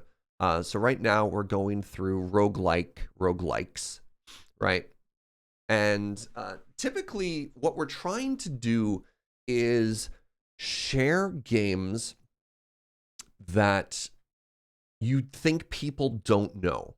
So either like a brand new trailer that's coming out, something you're really hyped for, or like a sleeper hit you think that people have missed. But if it's a game that people already really know, that's not really the point of this, right? Because the point of this is to share things that we love that you might, you know, that people might not know. So yeah, we went through, so far, we've gone through all the games that were suggested in Discord so far. So we did some builders, some colony sims, some roguelikes, a little turn-based strategy, some RPGs. Now we're going through roguelites and stuff like that. We'll make another suggestion afterwards.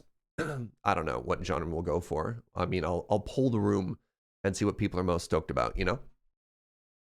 All right, Just King and Mini Healer. This is neat. These are actually two games that I own, but I think these are games that, because somebody suggested this when I threw in Mini Healer after. I don't know how many people actually know about these two games, because they're, yeah, they're little sleeper hits. So Just King came out in 2022.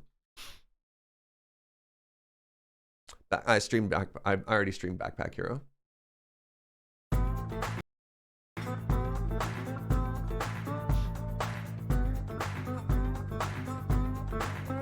Did you get Isle of Heroes for me? Probably. Stream that game. That game was sweet.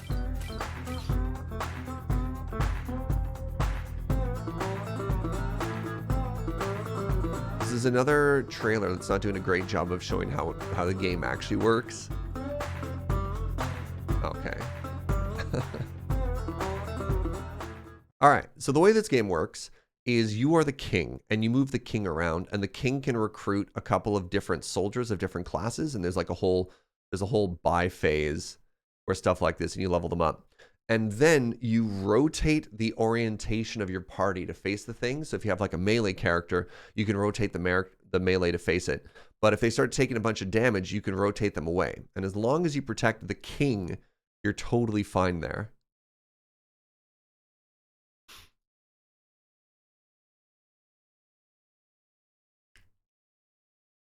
Pretty neat.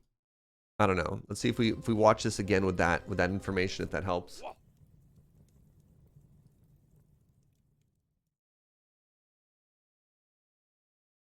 Did it pause again? Come on, man. Oh, that was the very beginning again. Yeah, so you can see in the fights here, right? There's the king in the middle. Enemies are coming towards it, and they're starting to like rotate away from it. So yeah, you have different character classes. You can equip them all with items. There's synergy bonuses, kind of like in like TFT or something like that, where, you know, they have different types. Like rogues have like Steely and Scoundrel and whatever.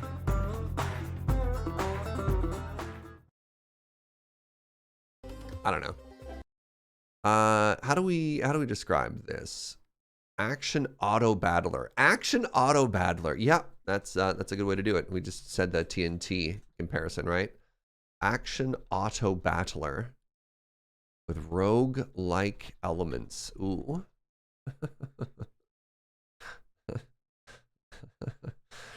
Mini healer. Hey, did you ever want to be like the main healer for your favorite MMO, but think that's too much pressure? Well, let me introduce you to Mini Healer. This game is sweet. This is a game where you have to beat the boss or beat encounters, but you're literally just the healer for the entire party. So yeah, you have a healing rotation at the bottom, and it shows everybody's health bars up at the top. And you give them buffs, you give them heals, and then they go through and they fight the boss.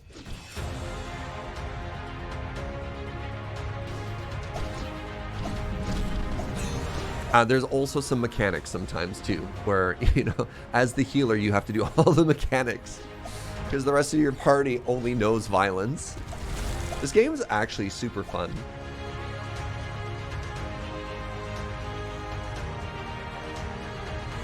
Has MMO flashbacks. Yeah, honestly, yeah.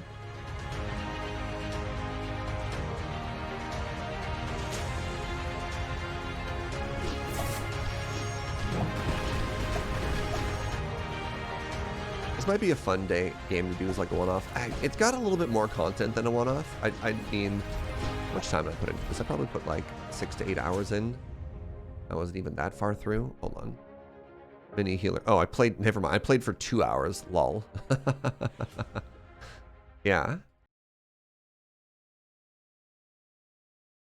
Oh, I'm a liar. This isn't a roguelike at all. I'm the worst. I'm sorry. I didn't even follow my own rules. Single player healing raid manager.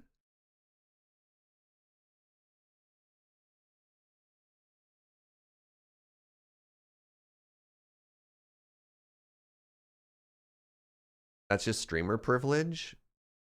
Well, as long as you understand. Drio! Yo, friend, thank you so much for 1,000 biddy. Thank you for the Sunday stream. Needed something to listen to as I prepare food. I appreciate that, friend. Thank you for the support. All right, getting back on track here. Skul is absolutely more of like a roguelite.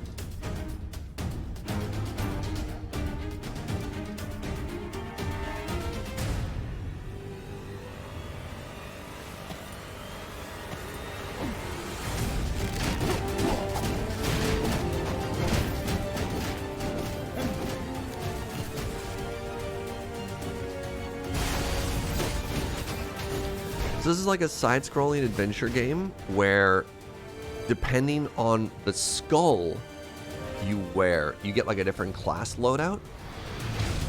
And so, kind of like a la Dead Cells or whatever, you find random pieces of gear and it changes your whole playstyle, except the hook for this one is you switch your head.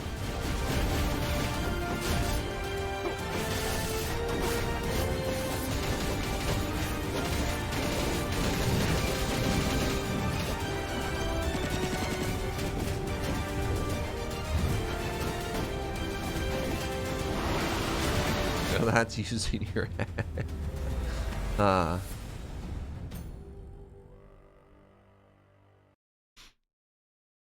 There's a Dead Cells head, very briefly, probably as a reference, yeah. What if there's another trailer for that game? This is another game I watched Celerity stream a bunch of.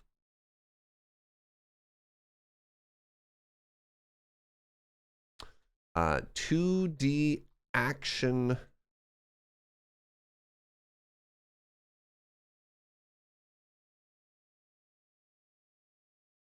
platformer. Yeah. Yeah.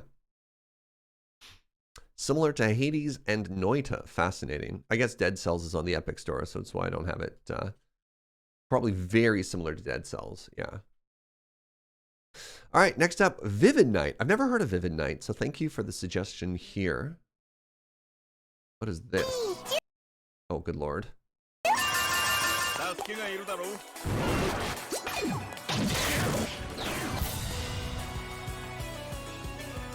Crystal Princess. Oh god, it's too fast.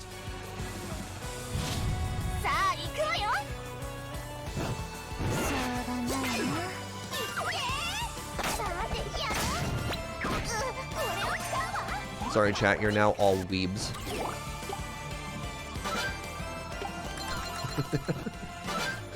This looks adorable. I'm so confused.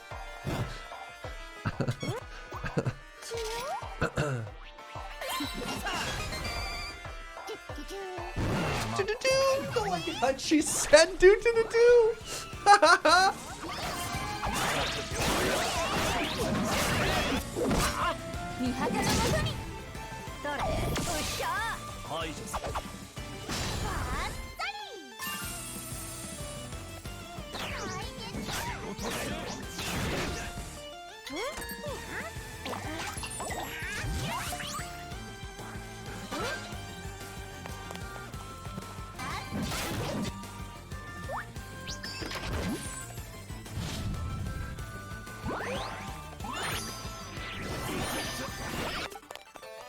This also looks like a mobile game.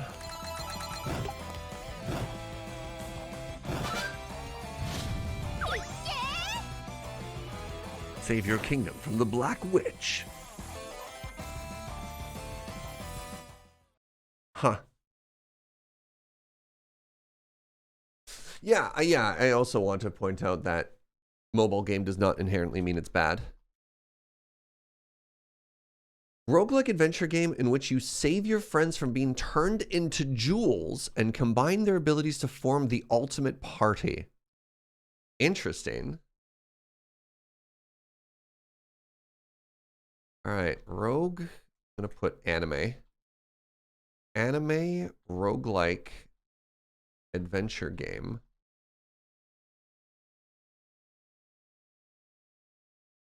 Make a party. To defeat the Black Witch.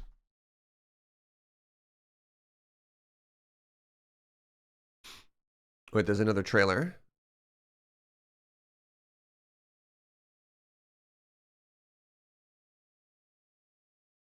What is going on when I make these full?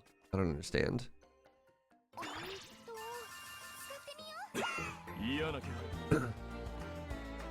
assume you can play the game in English? I have no idea. I mean, there you go. Yeah, this one looks translated. Dubbed or subbed? Yeah. Look at that.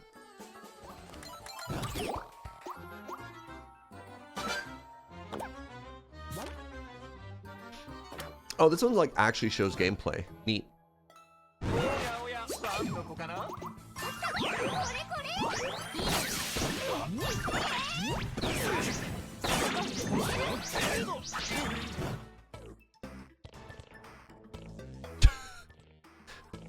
I see a statue with a frog with an open mouth. What do? I put my hand in its mouth. This is subtitled. The full audio is only in Japanese, according to the store page. Right on, Sammy.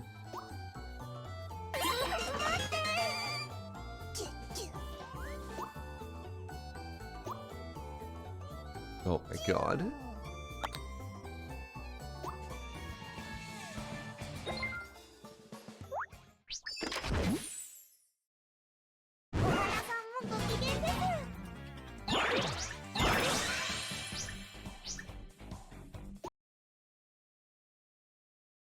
Amazing.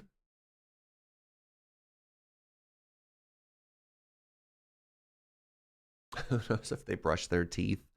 Wasn't there like an old trolley D&D puzzle of like a void in a box or like a void in a hole, and you're like trying to trick the party into putting their hand in it to see what's in it, but if they put their hand into it because it's a void, it actually like destroys their hand or whatever?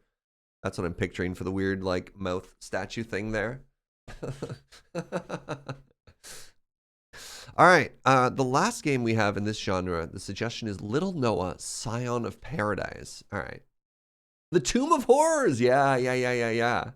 Classic. All right, Little Noah.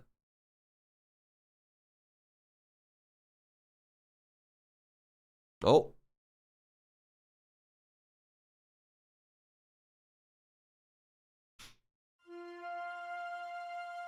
Once upon a time, far above the land of Port Manacloud, a fierce and sudden storm sent a soul airship crashing down upon its ruins. While its pathways may seem menacing, with a little bit of pluck and determination, you can help Noah discover the secrets within.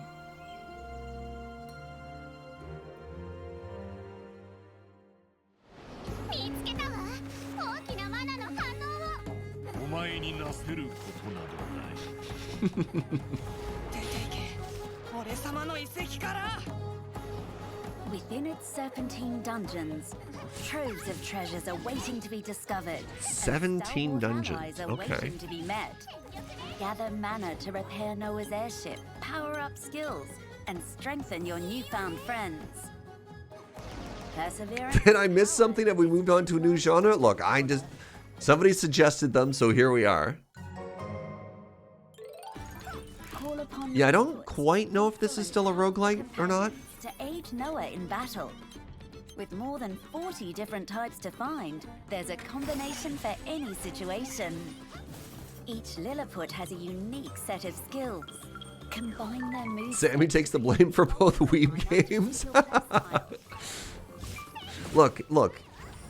Up your combo potential by unlocking Games might not be for everybody, but it could be for somebody here. We're gonna watch this. We're not here to dunk on anything. Don't yuck somebody's yum.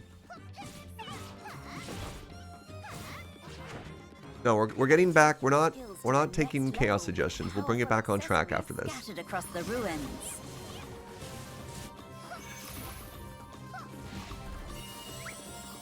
Is this anime Pikmin? Is a great question, honestly.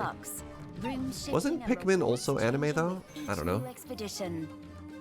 With new routes come not only new discoveries, but powerful fiends and traps to ensnare you. What awaits you at the end? Yeah, this definitely doesn't look like the right genre though. That's my only critique. On your expeditions, you may encounter challenges to test your mettle. Skill and precision aren't easily mastered, but are bountifully rewarded. Make sure to explore every nook and cranny of the ruins. Strength-enhancing crystals, powerful companions, accessories, and treasures galore are all yours for the taking, if you know where to look. When did JRPGs kind of settle on... Gold. Because, like, honestly, so much of that feels right out of, like, Final Fantasy games, you know what I mean? And additional accessories.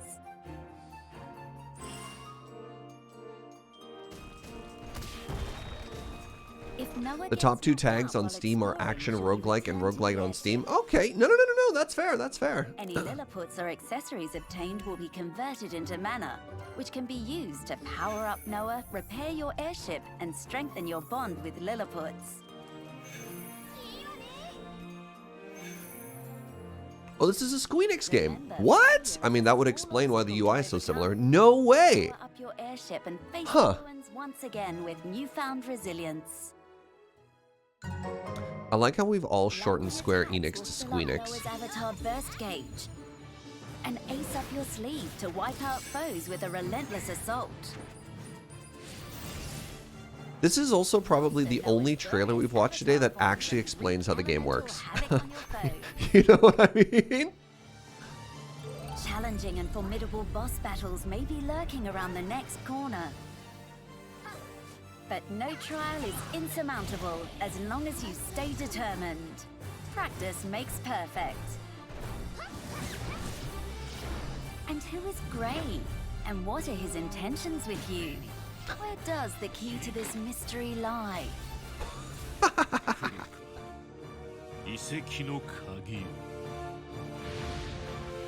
Wait, this was a series of base builder games? Really?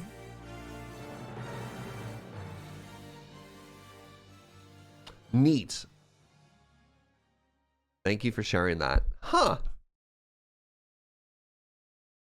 All right, so how do we describe this? We're going to put the word anime in there again.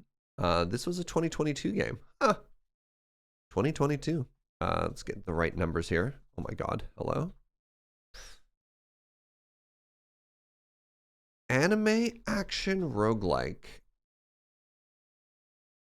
Where you collect cute things and fight Pikmin style. I don't know. I don't know how else to describe it. Like, what would you say there, you know? What's interesting for video game trailers is a lot of them seem to be very short. Wow, look at this. Similar to Soulstone Survivor and Brotato. Really? Really? That's interesting to me. That it chose two of the, like, Vampire Survivor-ish games. Hey, Morden Solace Things, thank you for 13 months.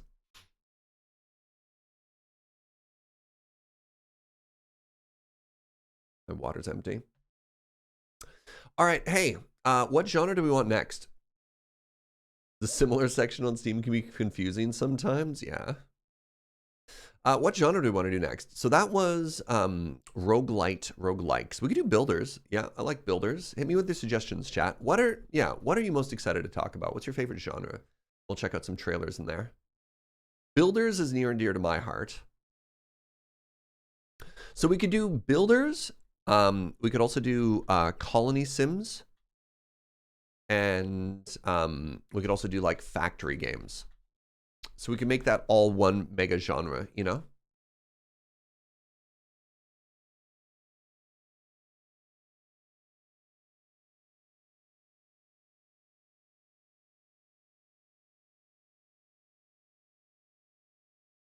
All right, we can start hitting some stuff here.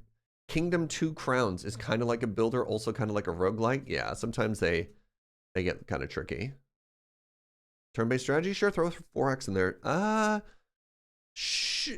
Do we also want strategy games here? Captain of Industry, I think we've looked at. Is that the like super dystopian? Maybe? I can't remember. Throw it up there. Kerbal Space Program 2 count as? Sure. Medieval Dynasty. I think we already watched Medieval Dynasty today. Yeah, Medieval Dynasty we started with at the top of the stream. Foundry. There we go. So again, reminder, we're looking for games that are either not out yet or that you think we haven't heard of, you know? So if it's like like Dwarf Fortress, we don't need to watch Dwarf Fortress because we all know Dwarf Fortress.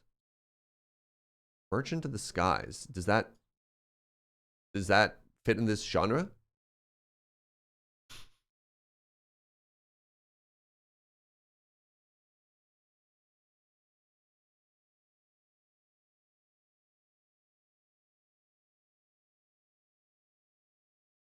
Diluvian Winds. All right, I'm going to throw your votes down here, chat. And if you think that doesn't fit in the genre, please let me know. And we'll try and get there later. Manor Lords. Manor Lords. Throw Manor Lords in there. Kynseed. I don't know what Kynseed is. Kerbal Space Program 2? Sure, why not?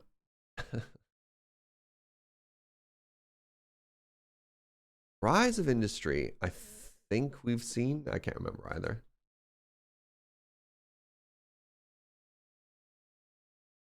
Merchant of the Skies is like a trading sort of game, not really a builder. Whatever, I'll throw it in now.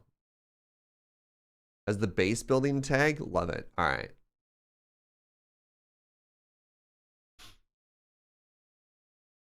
First Dwarf, not Dwarf Fortress. It's a game called First Dwarf. Interesting.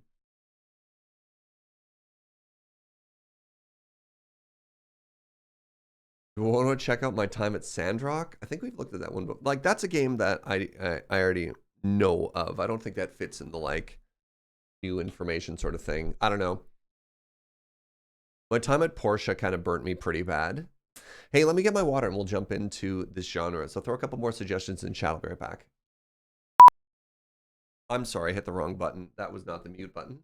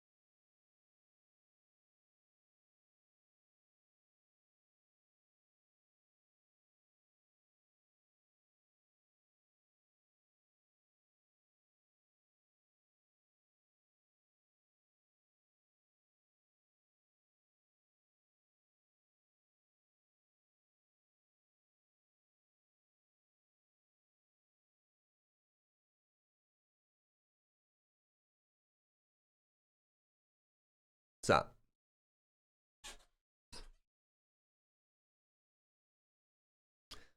I heard of Space Haven. Interesting. I don't know if that was one of the ones we watched earlier. Let me write it down.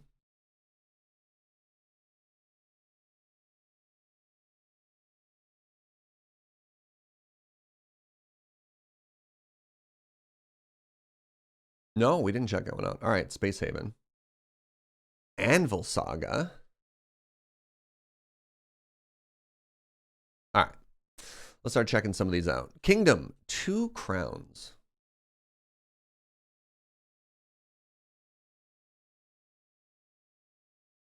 Dwarven Skykeep. All right, last one. Last one for now. Kingdom, 2 crowns. 2018 game. Interesting.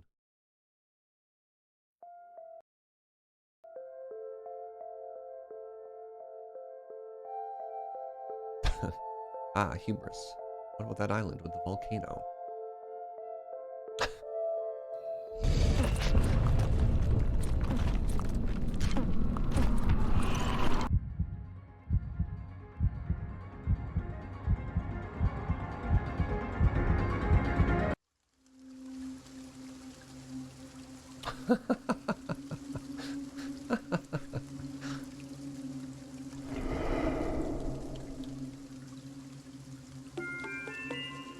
Build, explore, defend, conquer. Okay. See, this is perfect. So thank you to whoever suggested this game. I've never heard of this before. It looks amazing. Wait, that is absolutely just a... Hold on. Isn't that a reference to... what Studio Ghibli movie is that? Princess Mononoke? What? Hello?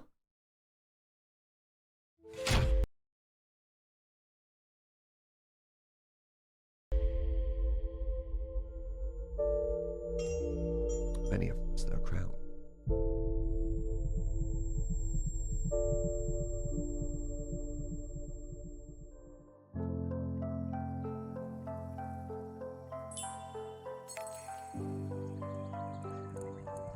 This is a minimalist management series. Great art and music. Yeah.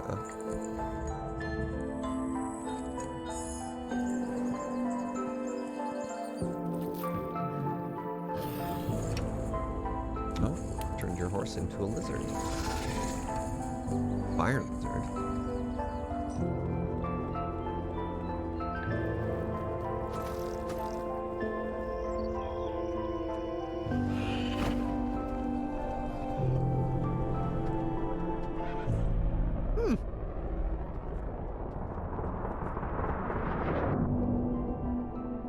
Cool. Hello? Oh, I love this.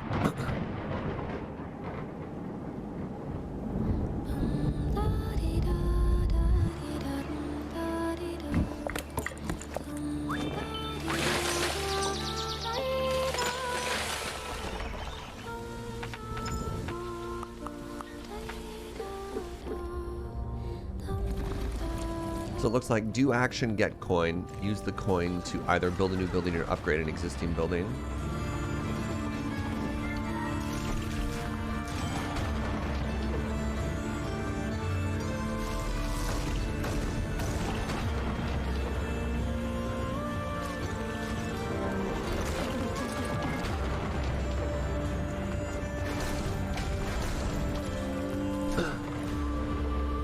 Fascinating. Gonna be honest, think I love this. Wow.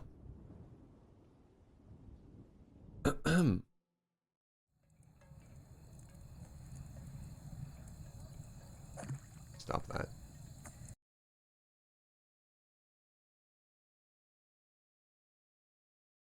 Co-op campaign mode. Oh, pardon me. How do we describe this? This is a...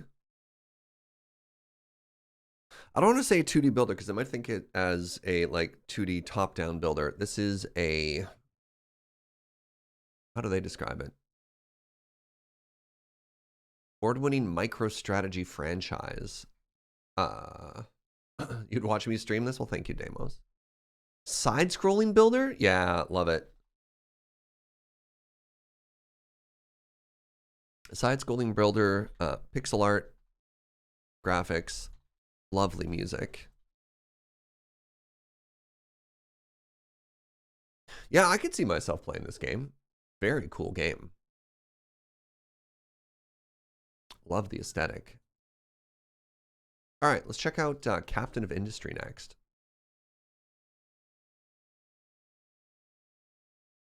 I think we may have seen this one before, but I'm not entirely certain. Maybe I don't know what I'm talking about. To Captain of Industry. That's 15 minutes. Yeah, nah. We've come a long way, but it wasn't easy to get this far. Let me tell you how it all started. After the global crisis, I found shelter for my crew on this island. I had to set up basic infrastructure. After the global crisis? Okay. Smelting iron and mining resources. But that required vehicles, and vehicles needed fuel. And I also had to make sure that my people had enough food and were taken care of. I increased our production, but to man all the machines, I needed more workers on the island. So we repaired our ship and set sail to find more people. But then, those pirates. Whoa, whoa, whoa, whoa, whoa, whoa, whoa, We gave whoa. them a taste of 10,000 tons of diplomacy. The expeditions became crucial to meeting our growing demands for new resources. At least they had the decency to bleep that themselves. Parts of the island to get more space for our ever-growing factories and mines. Sir, this is a Wendy's. And even bigger mines. Well, we just couldn't stop mining. We had to reclaim the land we mined. And build even more. They also have a At the button. end, Yep. we became a major industrial power in the region. Ensuring its safety and maintaining our growth and innovation.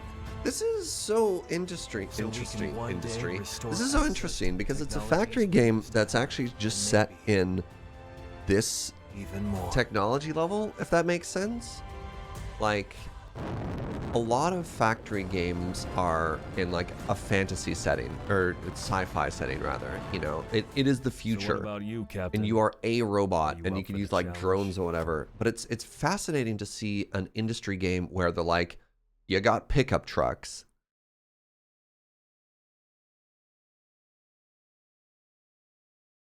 I don't know how I feel about this. Land your crew of survivors on an abandoned island and survive. Mine raw materials, grow food, build factories. Like it.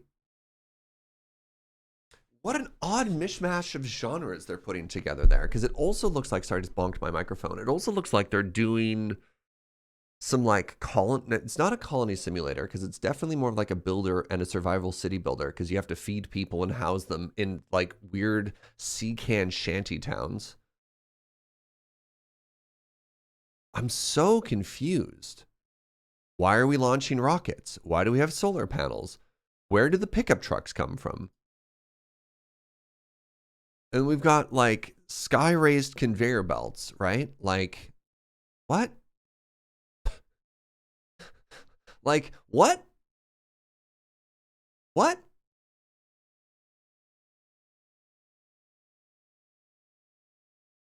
This feels like the sort of game. Tell me if you think this is correct or not. This feels like the sort of game that has a lot of really interesting ideas and mechanics, and you just need to suspend your disbelief. And there's going to be a bunch of stuff that just works. Right? It just works. And you're just like, okay, cool. And sometimes in sci-fi games, you just hand wave that because you're like, okay, future technology stuff, don't worry about it.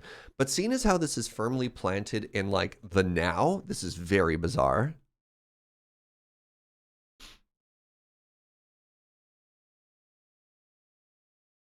Industry Island? Yeah.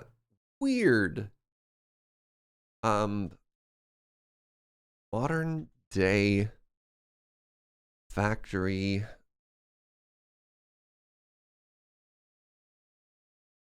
Does it feel like it's doing too much? I don't feel like it's trying to do too much. I mean, having played a bunch of other games in this genre, it seems extremely straightforward. I kind of actually like the idea of 3D terrain.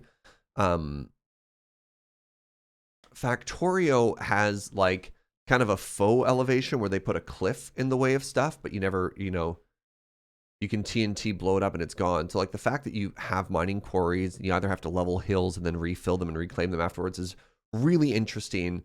And you have like conveyor belts, and that's not new, right? Like this could be from either, this doesn't look like Factorio. This looks like, what was that space game I played a bunch that people keep asking me if I'd visit again? And I always keep saying the viewership was bad.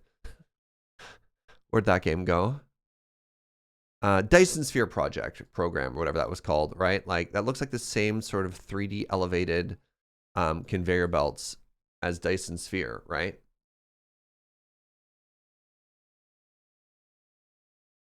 Dyson Sphere is so fun. Yeah, I agree. I played it pretty early on, and people just didn't seem excited to watch me play it, which is fine. Like this is a two-sided job I have here. It's not necessarily just thing. Viewership for that game was bad. Yeah, unfortunately. How bad was it? Let's find out.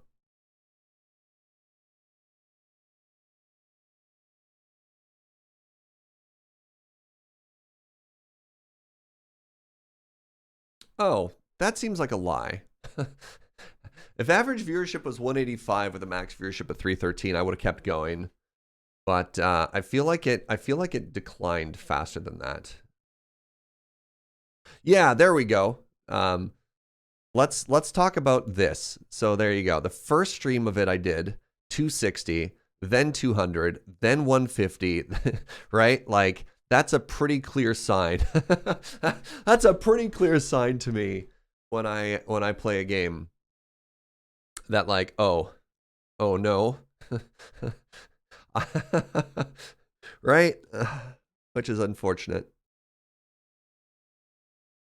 Yeah. So like it is what it is.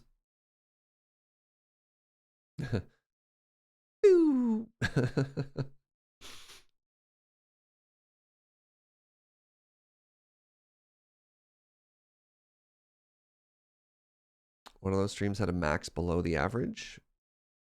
Last stream had a max below. Oh, yeah. Yep. Yeah.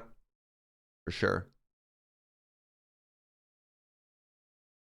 Which is a shame, but like, it is what it is.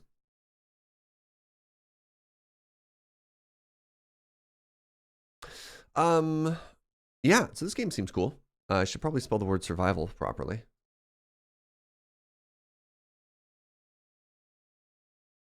All right, let's check out Foundry. I don't know, sorry, any final thoughts on Captain of Industry here? I mean, obviously the people who are playing this game really like it. Overwhelmingly positive, you know. People are digging that. Captain's Diary. This is just so funny to me.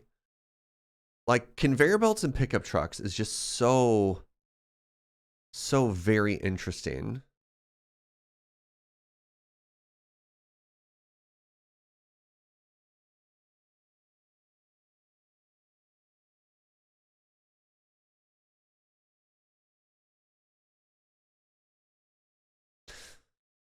All right, let's go to Foundry. Foundry. Ooh, 2023. This is a new one. All right.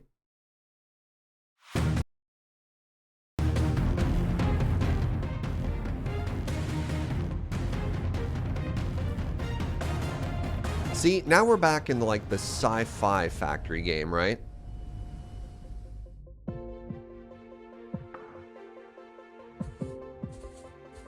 Oh, it's first person. Oh. Wait.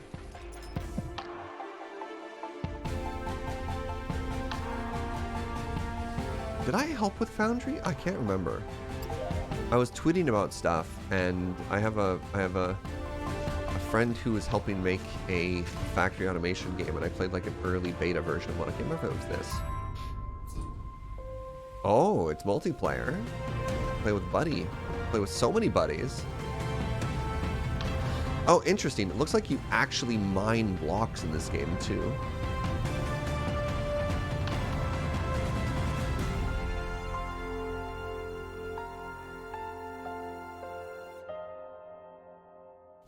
Looks like a new Satisfactory. Yeah.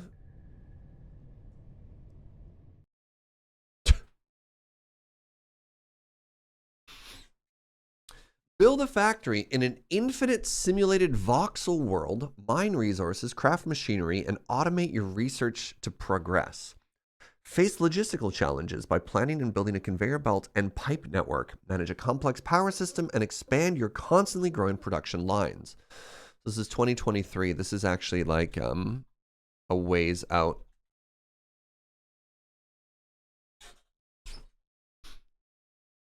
So yeah, infinite scaling world. I don't always love to just like reduce a game to a combination of like, here are other things. You've played Cosmeteer. Yeah. But it does kind of feel like Minecraft Satisfactory.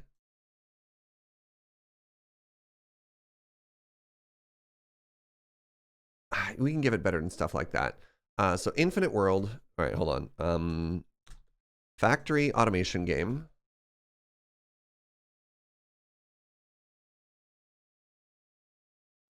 With infinite generated world and ability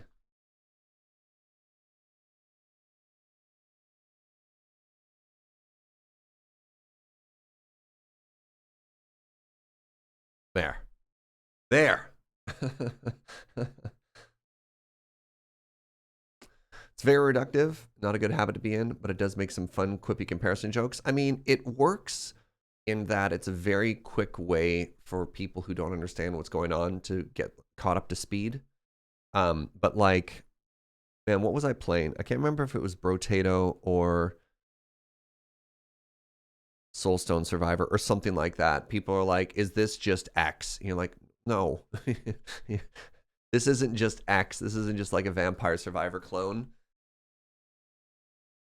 All right, Diluvian Winds. Oh, this is interesting. I haven't heard about this game either. This is another 2023 game. Excellent suggestion so far, chat. Thank you very much. All right, let's check this out. Wait, we're back to roguelikes. Chat, I was just complimenting you. This looks like the wrong genre.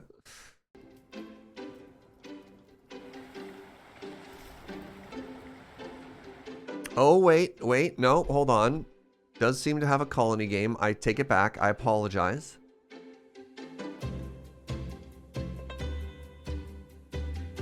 Is this just the video game awards? Hey, what would you say about being reductive?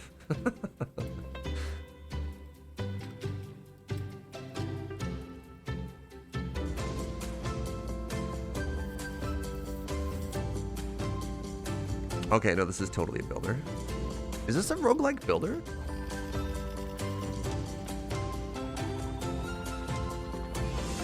The host is Canadian.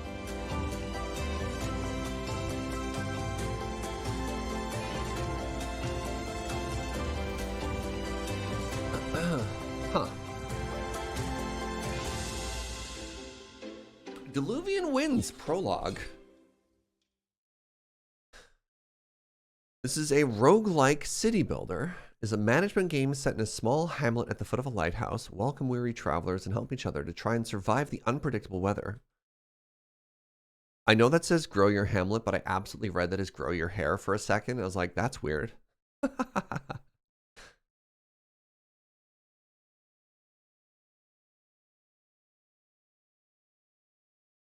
Interesting.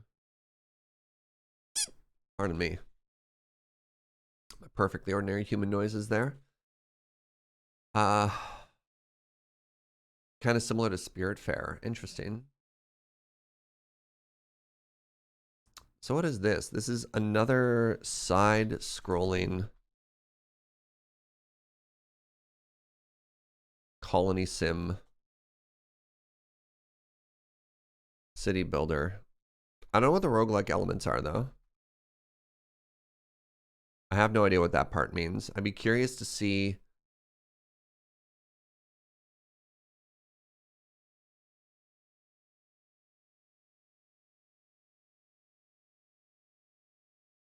Really curious to see how they'd actually like incorporate the roguelike elements there. You know what I mean? A lot of it is villager management, to sort of cycle through villagers as they pass through, work to satisfy their demands. Interesting. Interesting. Ah, was this another one of the games? Well, I didn't see Foundry during the Video Game Awards. This game might have been during the Video Game Awards. I'm going to be honest. That show didn't necessarily hold my attention all that much. Video Game Awards is sure as the Video Game Awards. I don't know. Saw this in the Steam Next Fest. Okay. Builders aren't exciting enough for the Game Awards. I thought it was just money.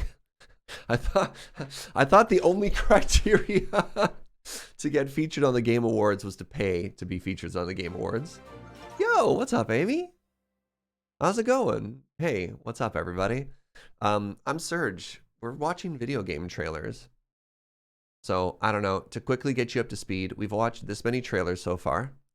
We're currently checking out trailers for Builders, Colony Sims, or Factory games.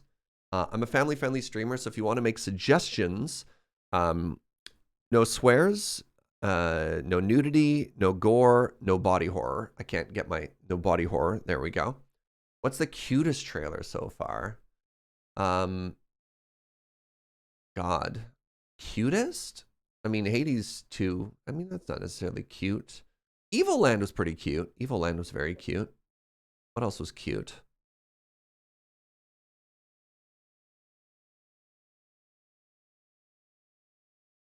Hades does have a girl.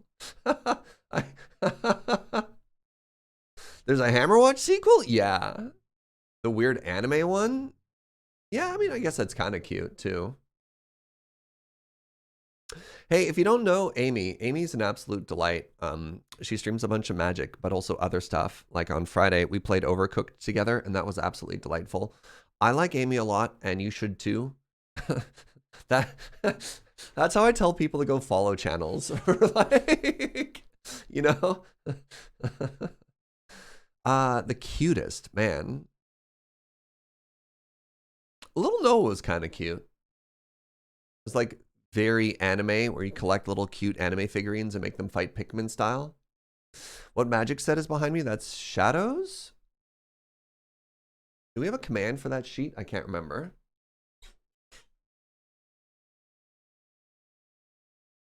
I'm sorry for stealing. I'll forgive you. I'll forgive you, Amy. I can never stay mad at you. Yeah, the magic sheet behind me is Shadows over Innistrad Rares and Mythics. I'm glad we have a command for that. All right. So yeah, you're caught up to speed. You now know who I am and what we're doing, and you've all followed Amy. So, Manor Lords. Oh, I've wishlisted this one. Oh, right. This game. All right. All right, you ready?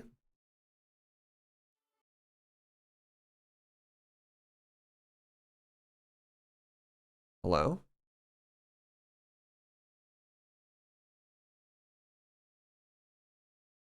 What is happening? Sorry, I really need to be on my audio slider too.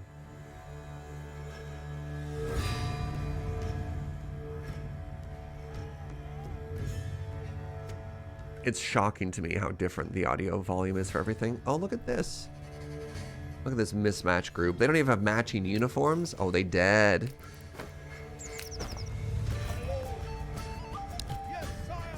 Oh my god.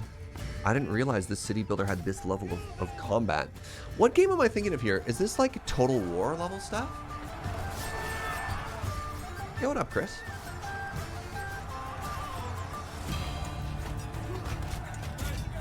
I hope I'm the team that has shields. Oh god.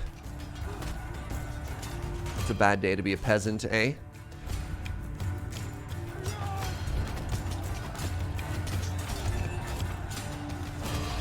Oh, good lord.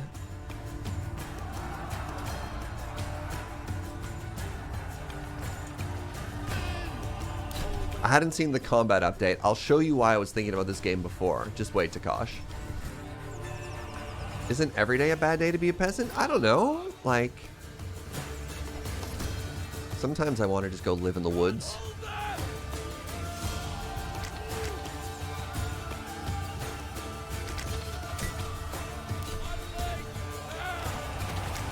I had suggested this, but didn't know that they'd added all the combat stuff. I had no idea they'd added all this combat stuff. This looked like the chillest, like, city builder I'd seen in a while.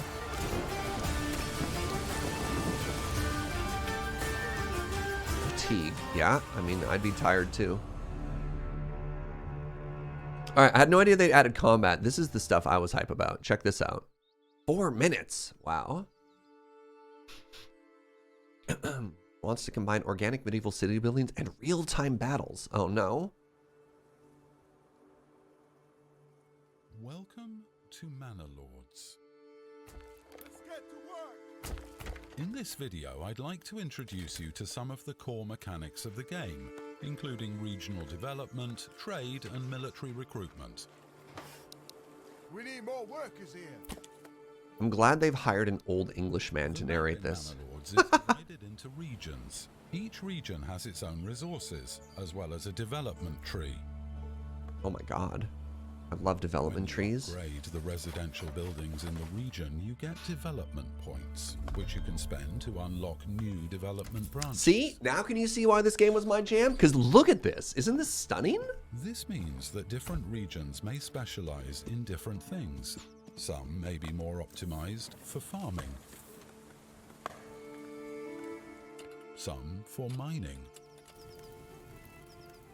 And some will process the resources to make it. Can you play this co-op with somebody who wants to handle the Total War style? Oh, I'd love that, right?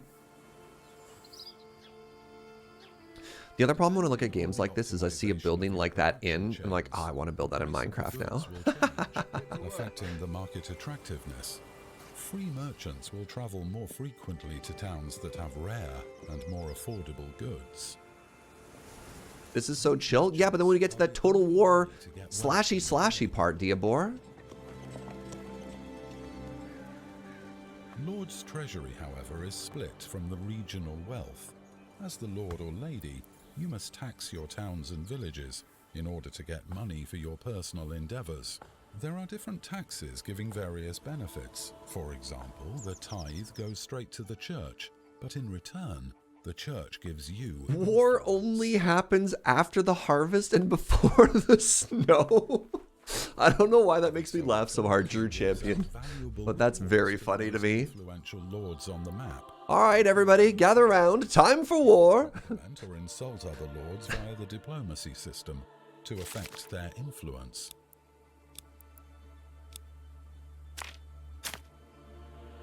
Oh.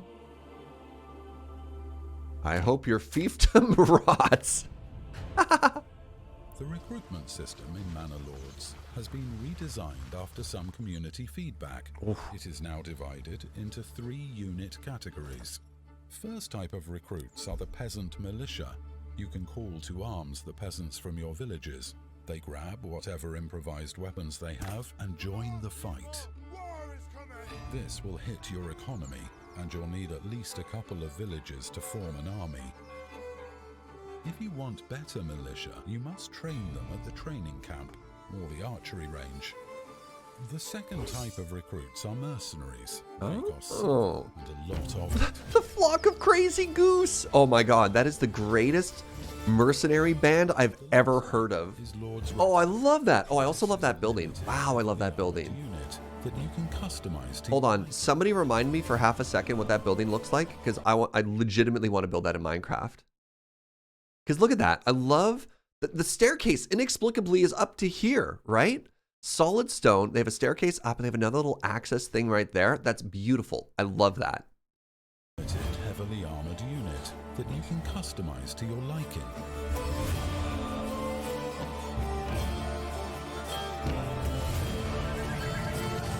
Ooh, cavalry. So bougie. Imagine being able to afford horses.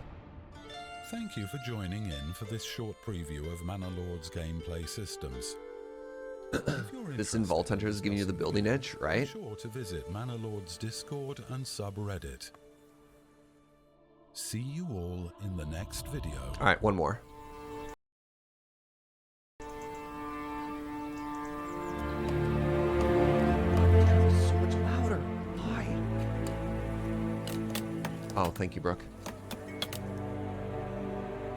Yeah, this is the first trailer I saw. This is how it instantly got wishlist for me.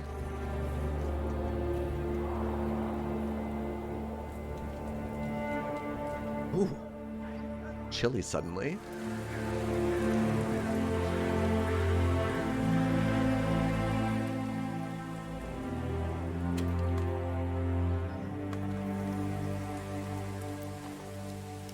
I wonder if they do desire lines with the paths, you know what I mean?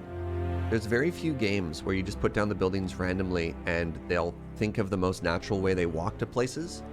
I think those are called desire paths. Reminds you of Banished, yeah.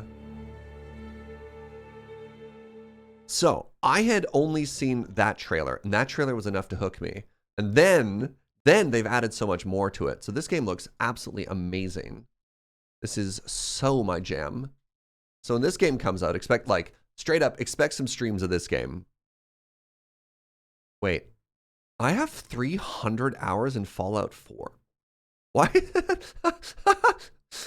Hey, talking about games that are just a reduction of their two categories. How would you describe Manor Lords? Oh, I don't know. Kind of like, you know, Fallout 4 meets Kingdoms and Castles. What? All right. This is a... Man, how do we describe this? City builder strategy game.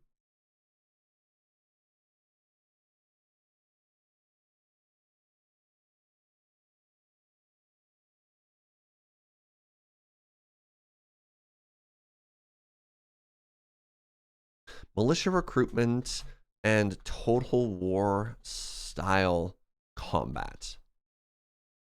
I'm going to give this... All right, this has no rating on anything else, but I'm going to take 5 stars and put them beside games that I was really hyped for. I'll give this 5 stars. What else was I super duper hyped for? I think the other one I was most excited for was actually the Heroes of Hammerwatch.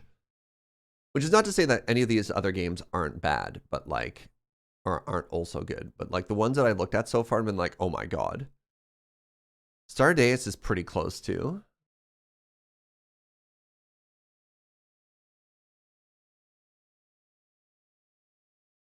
Hades 2, I mean, Hades 2 is in a category of its own. But yeah, it'd be rude not to put it next to Hades 2. All right, let's check out Kynseed. What is this?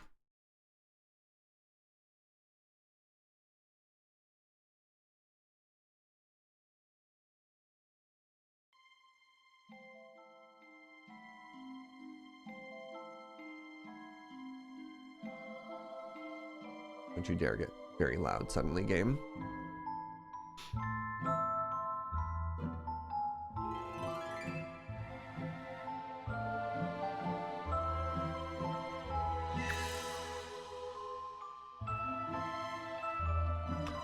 Oh, interesting.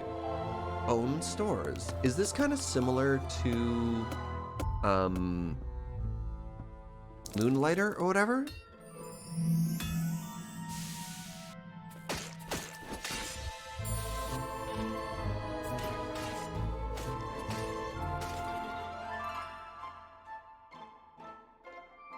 What in the world? This has everything.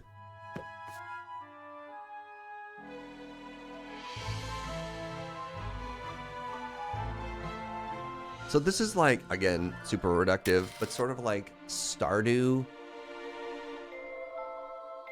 but more capitalism. Like,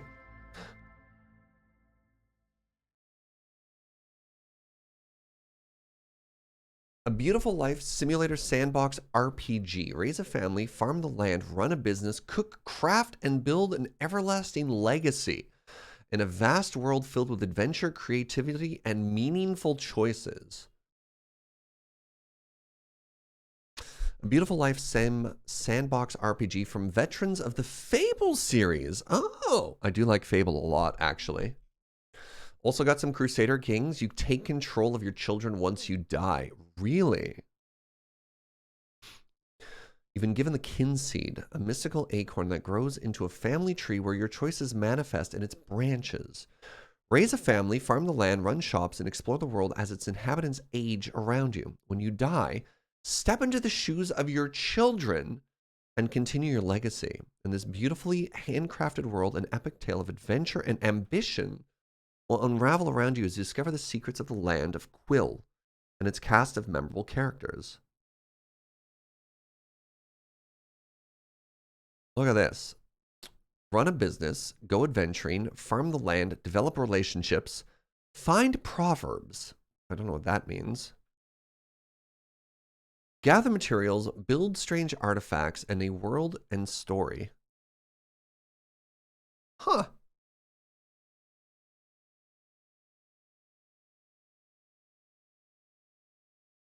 Huh.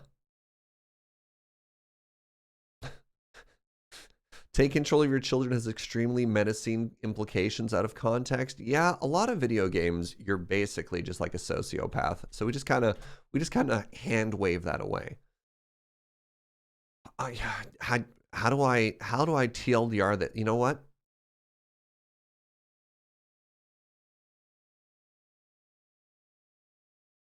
There we go. Wow,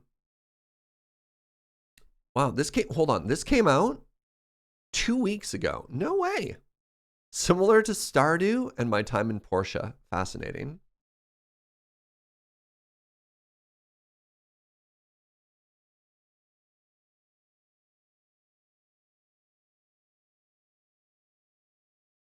Neat. So what's really funny is Rise of Industry is, I think, the game I thought Captain of Industry was, but there's also a chance that when we check out Rise of Industry, I also don't know what it is. But there's so many of these games that are so similar. This one I think we've seen. I don't know. We'll just click on it and see what happens. Oh, this is a talkie one. Where's the trailer? For an enterprising tycoon. You're confusing it with Industries of Titan? Sure. Possibly, actually. Steam? Hello, Steam. Each new day brings new opportunities in your quest for... 1 second here, please. An enterprising tycoon. Each new day brings new opportunities in your quest for success. Exploiting gaps in the market and meeting demand is all in a day's work for a canny entrepreneur. See, like this is a more of a like modern factory game or production game that uses trucks, but it makes sense that it uses trucks. Unlike that other game that we saw, you know what I mean? Will soon leave you looking for that next niche in the market. And a change of entrepreneurial tactics might be necessary in order to fend off financial collapse. Rise of Industries of Titan. Exactly. A poorly planned infrastructure will grind your business to a no, not traffic problems. My favorite. Will be sure to harm your reputation and quickly turn your business allies into foes. But the savvy business person will have all this under control with well-executed trade routes by road, water, air, and rail. And a well-targeted PR campaign will soon have those green towns and villages back on side and accepting your goods. All that's left to worry about is what you're going to produce next. For you are an industrial. But does it have roundabouts? It doesn't look like it. And who knows 5 out of 10 game. New day will bring in Rise of Industry.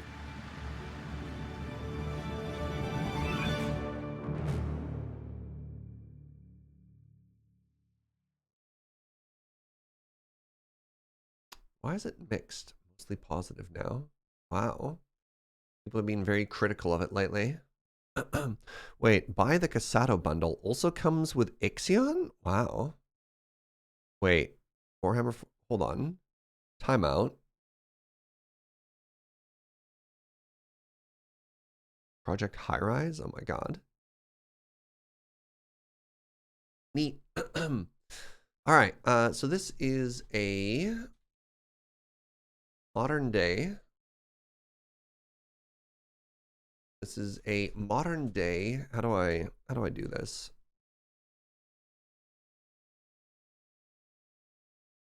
No self promo, please.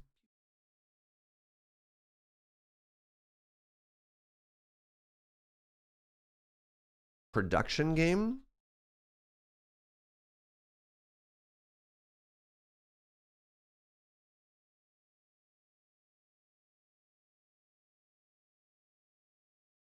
Very cute graphics.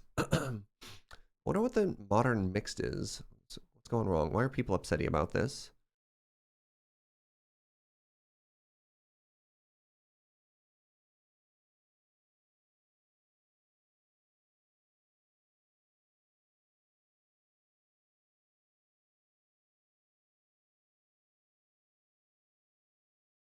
Wow. Weird. Don't know why people are sad about it lately. Yeah, this is fun. 2019 game. I can see myself jamming this. I just don't know when I'd play this. I don't know how this one stands out compared to, like, I mean, I'm almost tempted to go back and do another Factorio playthrough. Oh my god, a grilled cheese sandwich. My love. Hi, buddy. All right, let's throw on Merchant of the Skies. And I'm going to start jamming the sandwich. Oh my god, look at this carrot. Hello?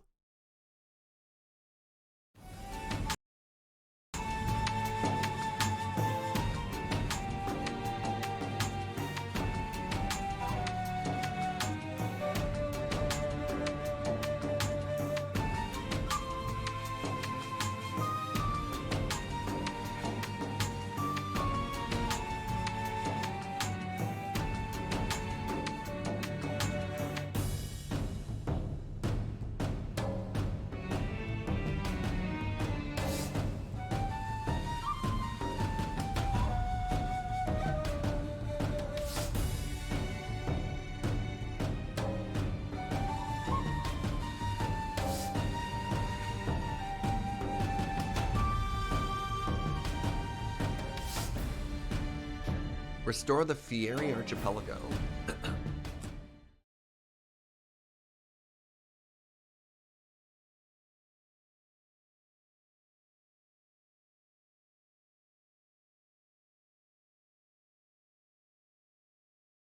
Well, this looks like an absolute gem. Very cute. So this is a sky ship base building sky commerce. I don't know how else to describe that. That looks cute as heck. That island is just a fish.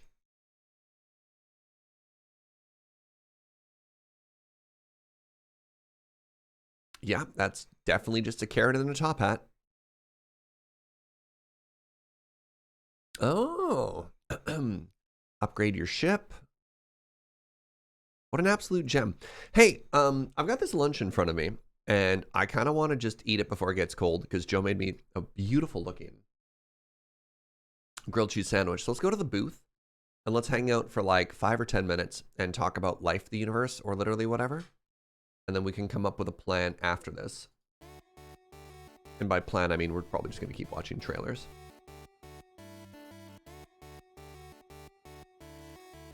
But yeah, peep this grilled cheese.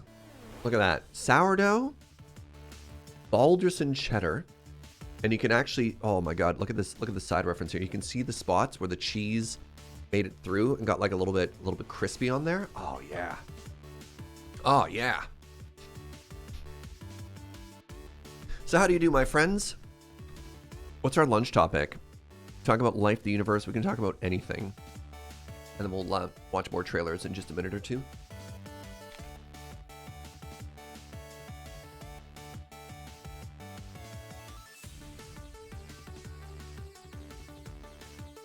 Is that a Portofino sourdough? Jojo, where's this sourdough from? Is this from Working Culture? Jojo?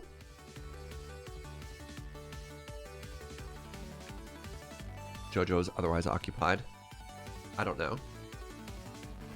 Yes, I'm also dipping my sandwich in ketchup. It's a divisive thing. Don't hate me.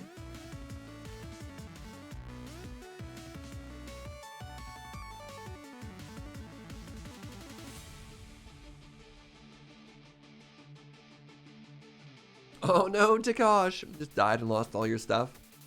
I've died a couple times. That hasn't happened. I haven't lost anything yet. Do I think I'll try out Dwarf Fortress? I'm thinking about it. The soonest stream we could possibly do it would be like around... So next weekend, I'm in Calgary visiting family for the holidays.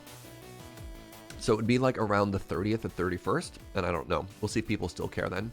I'm tempted. I'm intimidated, but I'm tempted to play Dwarf Fortress.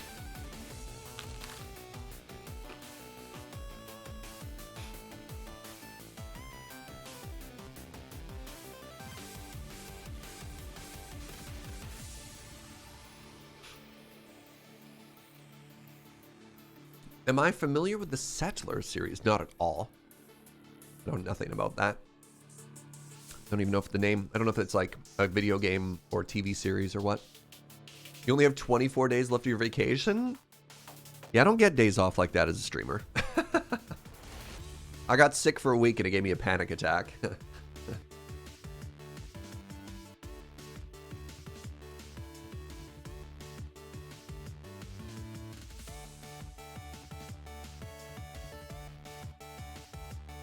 There's a video thing.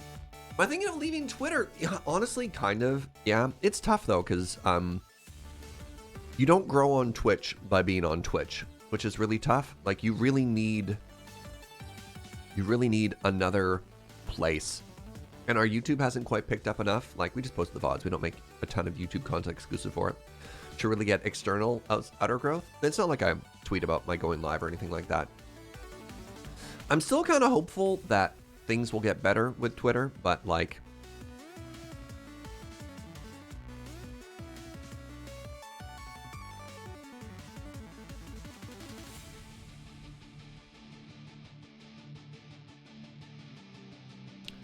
now I realize some of you are probably halfway through typing stuff right now. Let's not get too into that. That's probably a topic that's not safe for grilled cheese.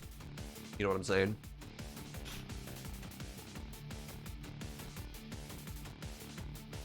A lot of VTubers heading to I mean, a lot of streamers have found success on TikTok. Just when it comes to like posting,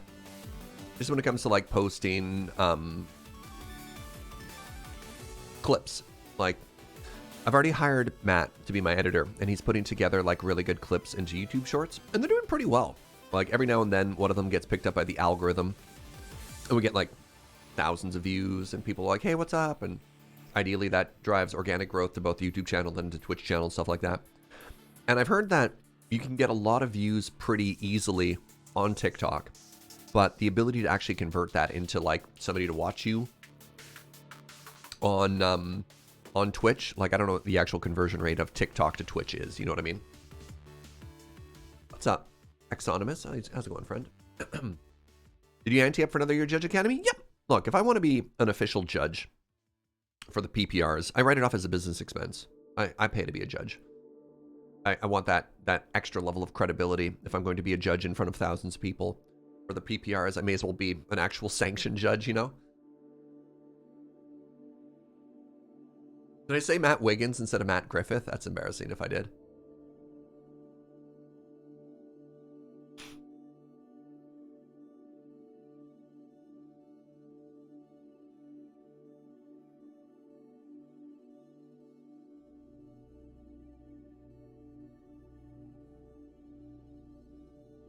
Oh, you just filled in the blank for Matt? Hurtful. Shorts only ever shows you like the same channels? Yeah. That's fair. Yeah, Shorts doesn't seem to have necessarily the same level of discoverability of like scrolling through unless you go pretty hard on it. I see, I think like 10 suggested shorts. But then again, like some of our shorts get views, so somebody's watching them.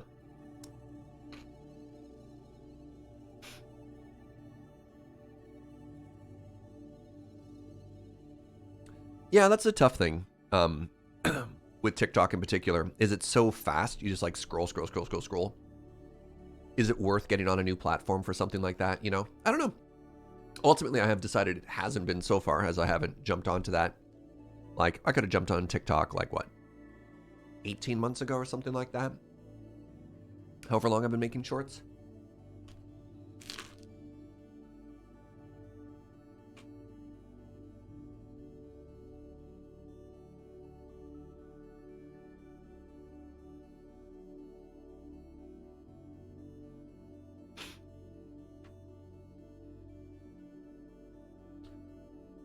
So one of the things I did last year that I really enjoyed, and I mean, this is on the topic of sort of like Twitter and stuff in general, is I like to be pretty transparent. Not fully transparent, but like pretty transparent on how the year went.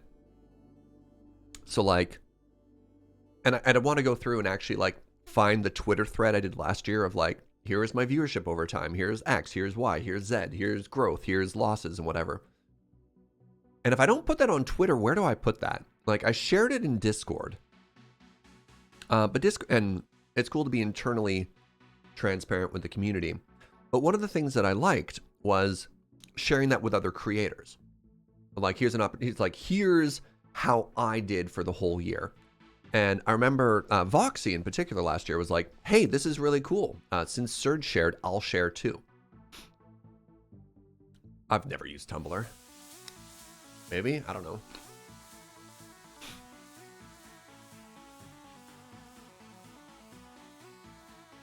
And I really like going through and like looking at all those numbers and trying to draw what conclusions I can. But I don't know where I'd post it, you know? I don't know.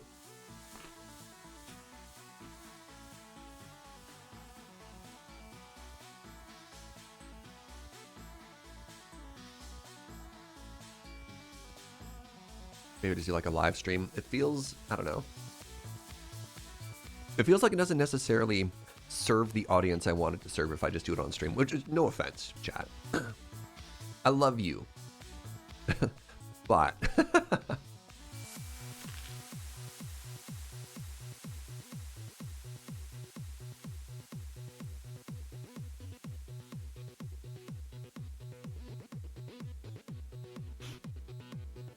like a very meta-analysis on my year-to-date.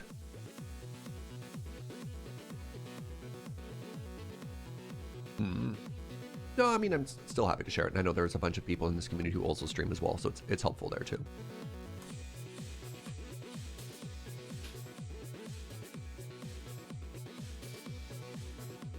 Yeah, like I wouldn't get into specific numbers, but stuff like, I actually think compared to 2021, I made less on Twitch.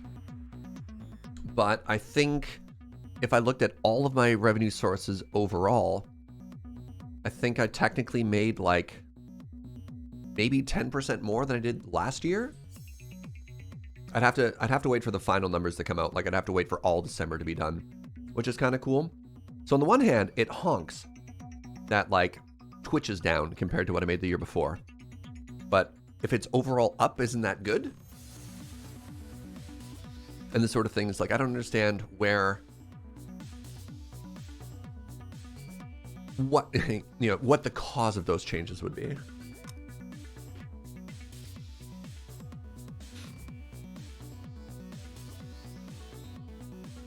I mean, you joke about like an only surge or something like that, but honestly, if you want to make it as a creator, you really need to diversify your revenue sources. Affiliate codes, taking sponsorship stuff. And like as creators get bigger and bigger, there's not a linear scaling of subs and bits that are paying for them. It's not like if I got twice as big, I would assume that I'd make twice as much off of Twitch. Oftentimes it's brand sponsorships, game sponsorships. Honestly, ad revenue starts making up way more, like that still has to scale exponentially compared to just hoping that your subs and bits go up too. It's tough. It's weird. Would not have thought that, you know, aha, I play Minecraft for a living would be so much math, you know?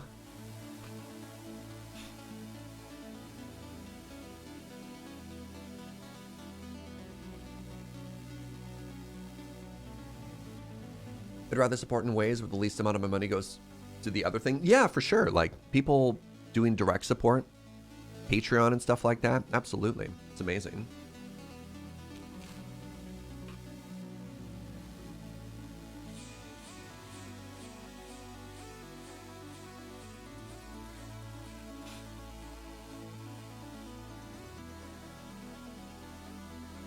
One of my big frustrations as a creator is I always felt like I was about 6 months behind the milestones, the ever-changing milestones for the 70-30 partner split, which I don't know how many of you know that. It was like the worst kept secret in Twitch for a very long time, which is that Twitch takes a 50-50 cut of every sub. But if you were a partner of a certain size, it was a 70-30 cut. And for a while, it was like, if you're this big, you can apply for it. And I applied for it. They're like, oh, sorry, this is the criteria you need. I'm like, okay. So I told the community that. I worked towards that. I hit that. I sent them an email. And they're like, oh, sorry, we changed that goal again. And I was like, come on, man. Honestly, a 70-30 split, an extra $1 for every sub is such a huge difference. Oh my God, that would have made, it's unbelievable what a difference that would have made for supporting Joe and I. And then they had that big, I don't know, like 6 months ago, they had a big announcement they're never going to do 70-30 again. I was like, well, sucks to suck, I guess. Dang. More viewers generally brings in less devoted people more often. I think the problem there, Jibber, is not that more people means there's less devoted people. I think a lot of people think creators are doing better than they are. And as such, if a person's got like 1,000 concurrent viewers, they're probably like, oh, they're doing great. They probably don't need my support. And the problem is, if enough people start thinking that, there can be a point where like having higher viewership actually means you're making less money than you were doing before.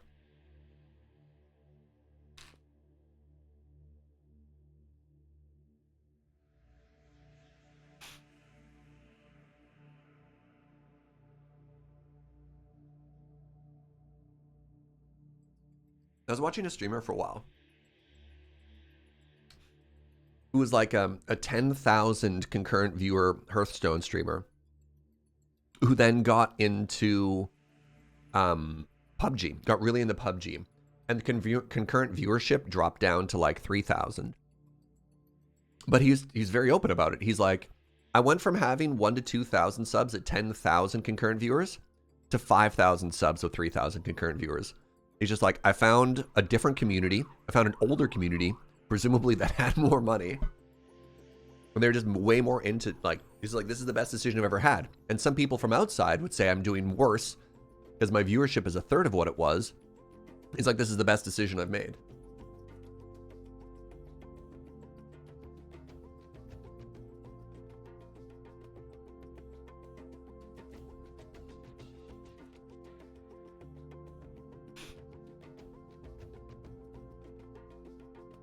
Diminishing returns? I don't think you can graph it linearly. The issue is every community is different, right? Some people at my viewership can have multiple times the subs that I have or a fraction of the subs that I have. It really changes from community to community and streamer to streamer. It's wild. It's very hard. Like, you can't just be like, with every X increase in viewership, you can have Y for viewership or for earnings. It's all over the place.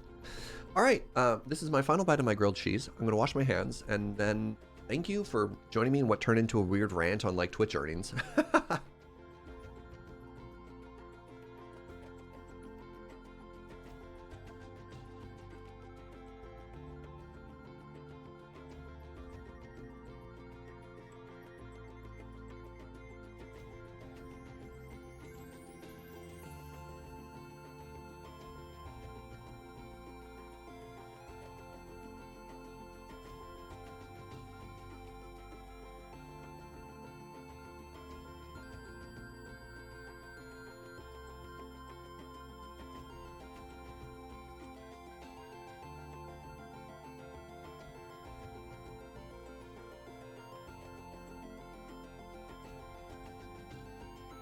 Hey folks, you're all absolutely amazing.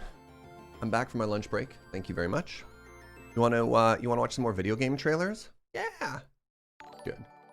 Hey, Ghidorah. Hey, Ghidorah. Thank you for gifting a sub to Alex Frostfire there. I appreciate that. All right. So the last game we were checking out was Merchant of the Skies. Very cute. Little sky commerce airship game. Now, next up we have The First Dwarf. I've never heard of this game. All right. First Dwarf is coming soon, There's one thing dwarves are better than grooming their beards. It's engineering. Jump into your mech, build a base, and explore the crumbled fantasy world in this immersive action ARPG? What?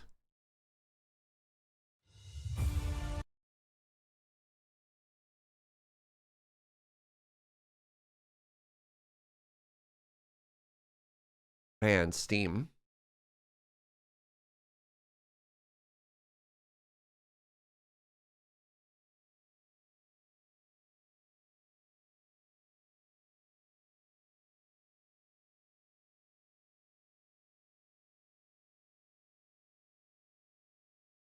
You know what? I bet you it's Melvor Idle.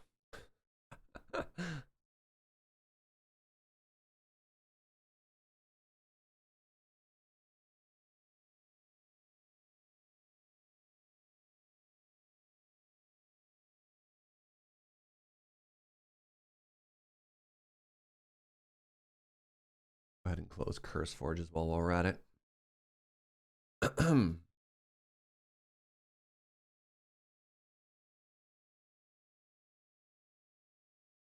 All right, let's try that again.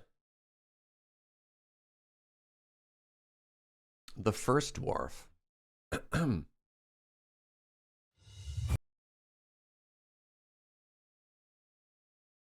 It seems to be my timing with when I full screen it.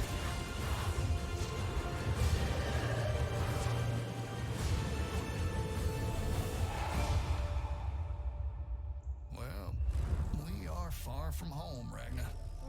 And of all the dwarves, I am stuck here with you. Likewise, Ragnar. Likewise. But let's make it our home then.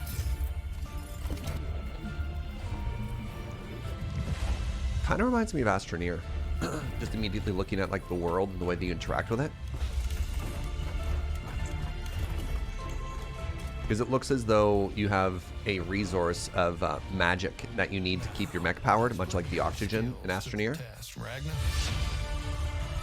More islands. As far as the dragon eye can see. And one of them will be our next stop. True. Look out. Monsters. Don't worry. Bonk. I've got it. Oh, it's not the monsters. I think there is something much worse here. Mystery.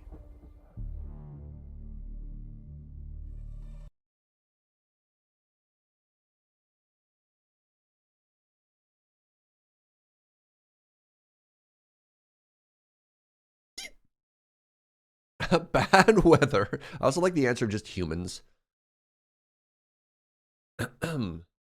Destroy the monster nest.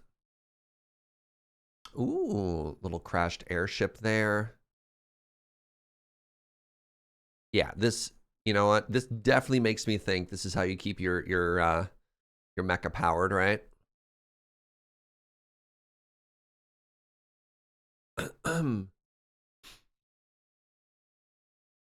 Ooh, ancient mysteries. Install high jump technology? All right. Yeah, looks like they got two things. One is like upgrade your mecha kind of tech. I'm wondering what all these little houses are for though, right? Because it doesn't look like it's a city builder. It looks like it's a base builder. There's also parts of this game that's labeled as tower defense, which is neat. All right. Pilot your mecha dwarf. Build base. Harvest resources. Fight monsters. Neat. Not a ton of information there. Coming soon. What's the actual date here? No date stuff. That's fine. Cool. All right, next up, Space Haven.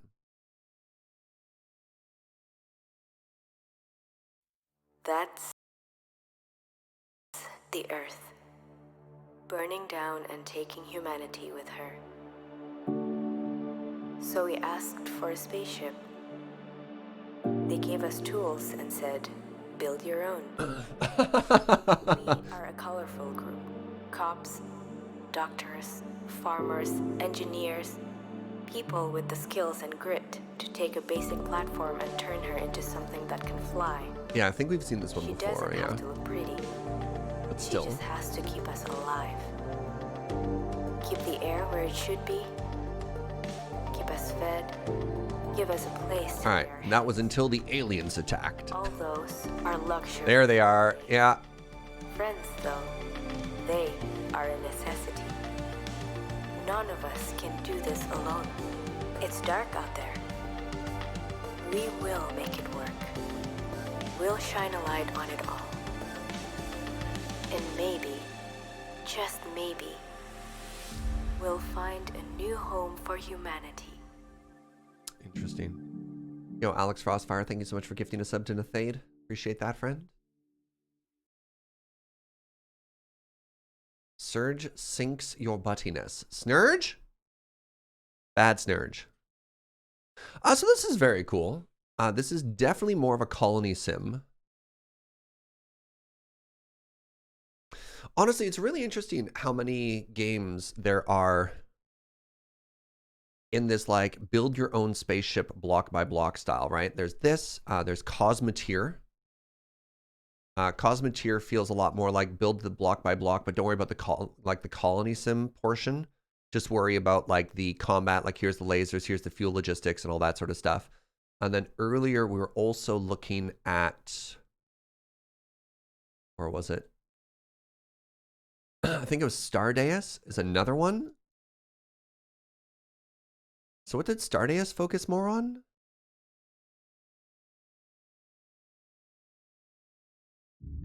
Sorry, I'm going to rewatch this trailer from earlier.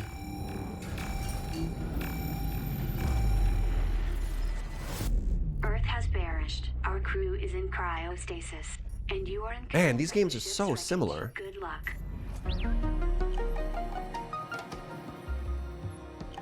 Right, this one is way more obviously like RimWorld.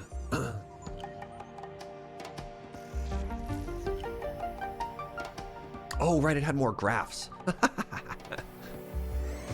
Maybe the scale is bigger, right? Because like, look at the size of this.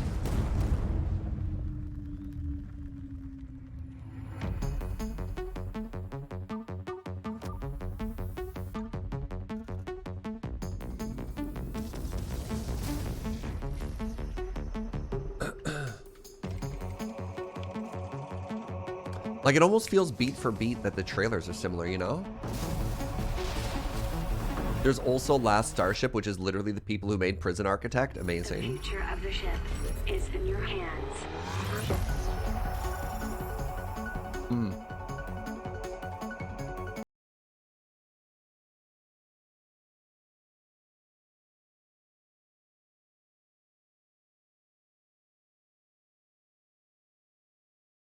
So like this one feels as though the scale is smaller. Like you have maybe dozens of people as opposed to hundreds or whatever.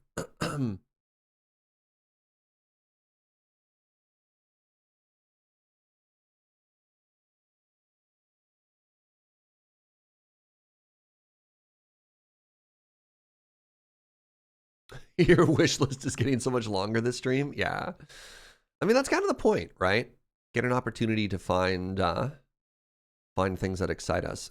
Would you say that this one looks a lot more like micro combat-y? The other ones seem to be dealing with much larger problems, like general problems. Asteroids, you know, everything gets invasioned. And this one looks like, okay, this room is going to be an enormous tactical challenge. How do you deal with this encounter? Much more people than automation focus. Yeah, I'd agree with that, right? And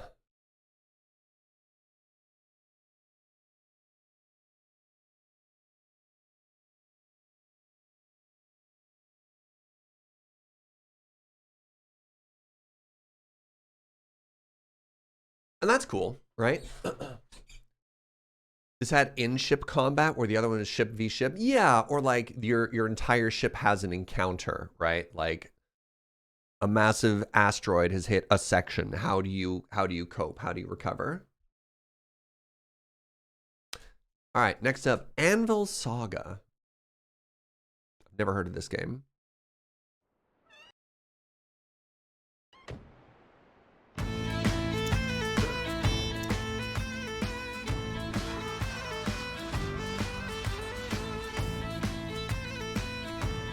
Build and manage your own blacksmith. Oh, interesting.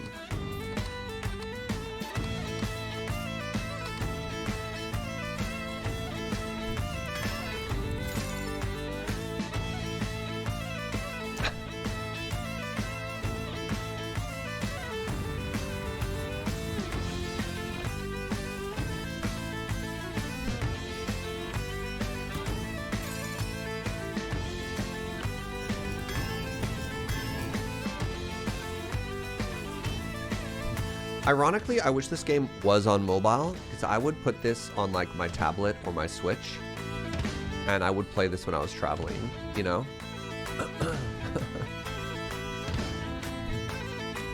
You ruined my ring! I kind of love this.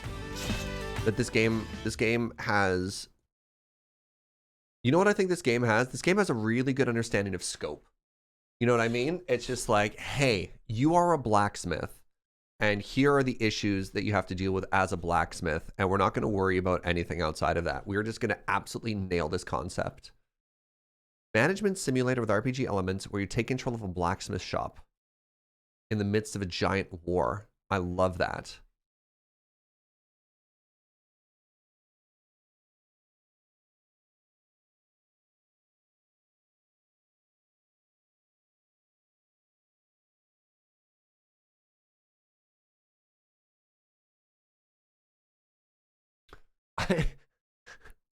This might actually be one of the other games that I'm like most excited about that we've talked about today. Yeah, this is great. Cool. All right, we have one last game in this category. It's Dwarven Skykeep, and then we'll have a conversation with y'all about what we want our next category to be. Dwarven Skykeep.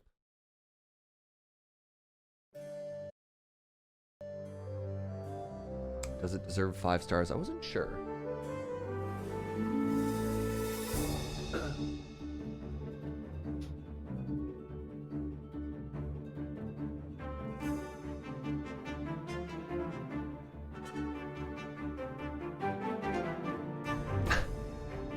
Get ready for goblins.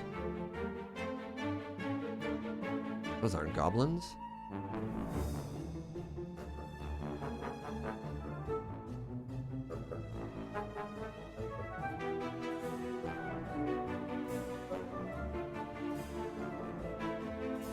Fix everything that's broken. Uh-huh.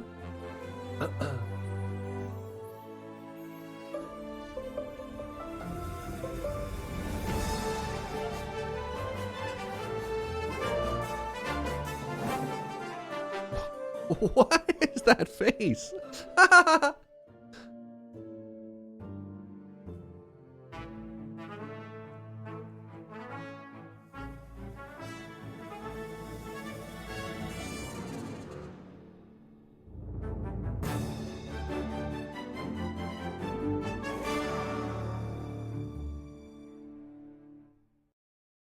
A lot of Terraria inspiration. Interesting.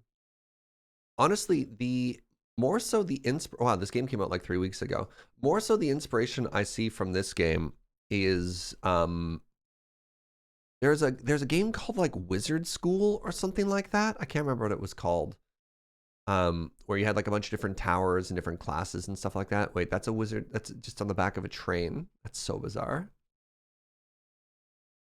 So yeah, you get different cards. So there's a whole random element of what you're doing here as well. Neat. Unique blend of base building and deck building wrapped in a medieval fantasy universe and humorous plot. Build and defend your towers using magical cards. Win artifacts to obtain immense powers. Huh. So this is a pardon me. Deck building tower builder. Yes.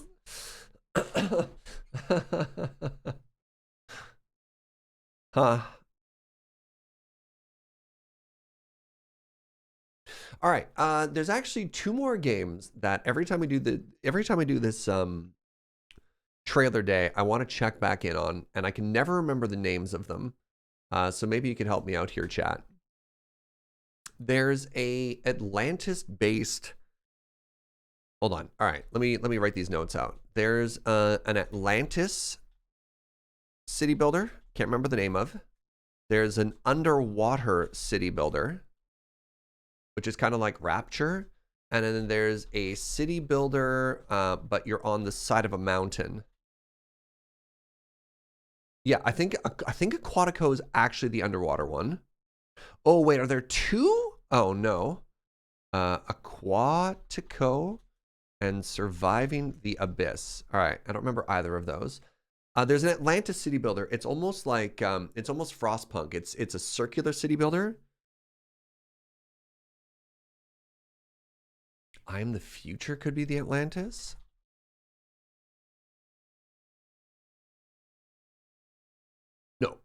No, but I know what you're talking about. Oh, right. Yes, thank you. Laysara is definitely the one I want. Yeah. That is not the right word. Abyssals could also be the underwater? No, why are there so many options?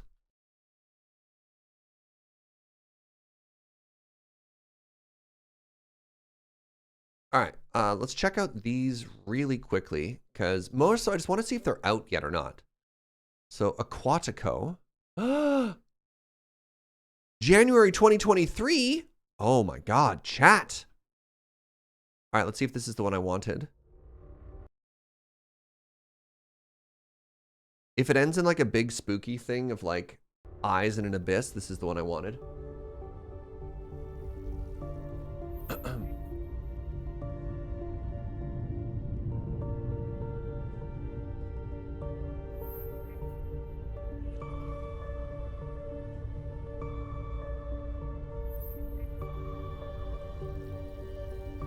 Sushi.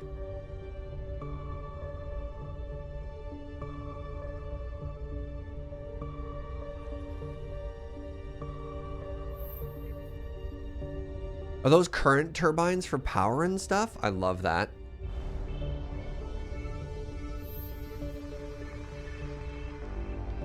Oh, you tried this demo and you weren't thrilled. What was wrong with it, Dingslayer?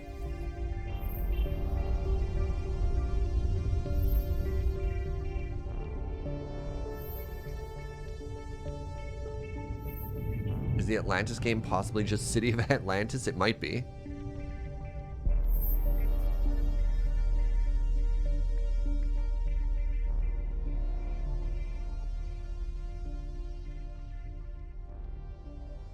Interesting. I don't know if that was the one.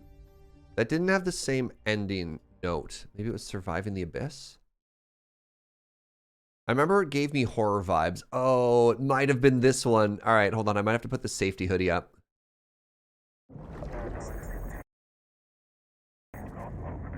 Safety hoodie time.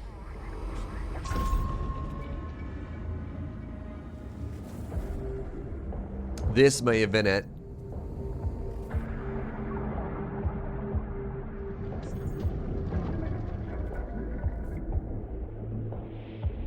Maybe?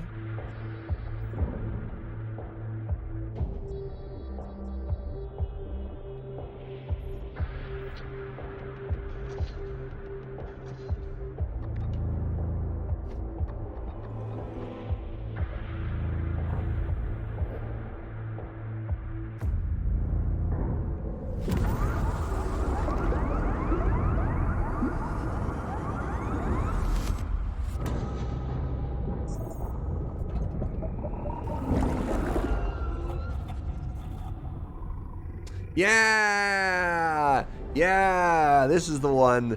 This is the one that I was watching. I was like, oh, man. Oh, no. Go!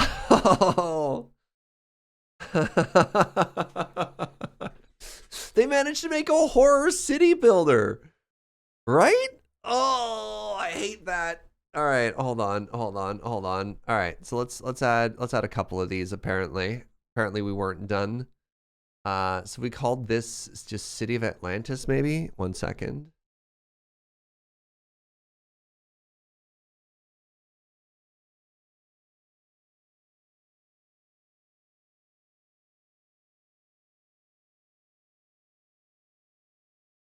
Ugh. Wow. January 2023. That's soon. So this looks like a underwater horror city survival builder. Oh, all right. Let's talk about Aquatico really quickly. It just seems like underwater city builder. That one looked like it was coming out pretty soon. January 2023. Oh, no. And then we had Abyssals. Leave the safety hoodie up. All right. All right. Hold on. Oh, I've already wishlisted this one. Wait, hold on. God, these are so similar.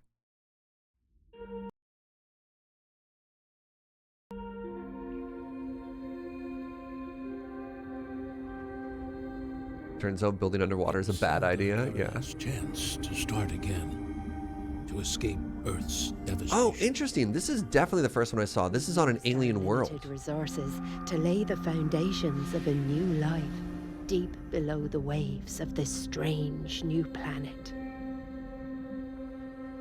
But soon, we realized it was not the dream world we had hoped for. When faced against the darkness of the abyss, we found ourselves helpless. Lost. Isolated. So what's funny is this was actually the first trailer that I had that I thought of, right? So this, Surviving the Abyss, is actually a new one to me. It's amazing how... You know what it reminds me of? It's like when the two Meteor Survivor movies came out like back to back, right? Deep Impact and Armageddon, right? Sometimes there's just patterns. Some people get a an idea. Yeah, exactly. Surviving the Abyss definitely looks spookier. Of the three, Surviving the Abyss, yeah. Or wait, there's 4 Pinocchio movies? What in the world? Wow. So this seemed like more of a cartoony underwater horror city survival builder. All right, so the one that I'm most excited about is this one. And I'm going to regret that. All right, City of Atlantis. Oops. Let's see if this was the game I was excited about. This is absolutely all right. What are we looking at? Yeah, there's no release date yet, but check this game out. This is one I'm so hyped for.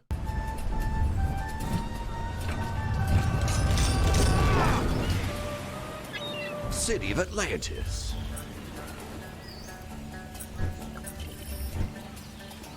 So much like Frostpunk, it's a circle one sort of thing. Yeah, you can take the safety hoodies off. You're safe now.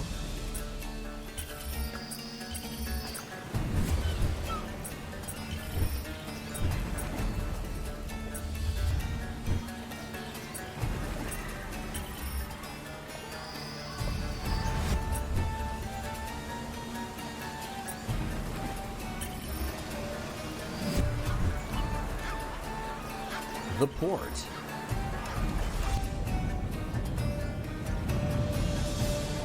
See? Doesn't that look stunning? And then, check this out. Pirates?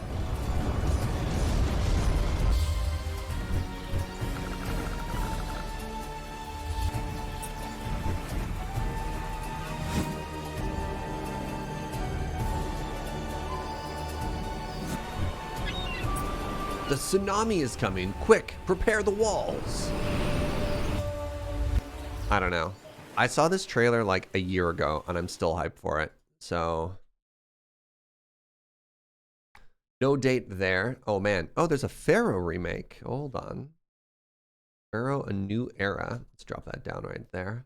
Is anyone reimagining Spore? Man. That was a great game. Here's another one I'm pretty hyped for. Q1 2023, eh?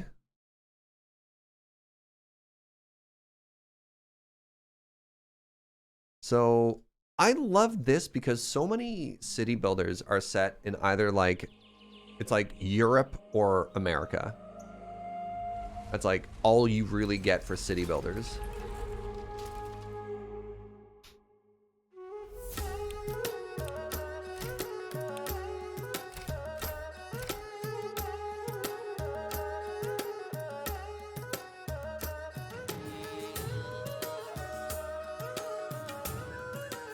Also, I'm very weak to sky bridges. We talked about this earlier.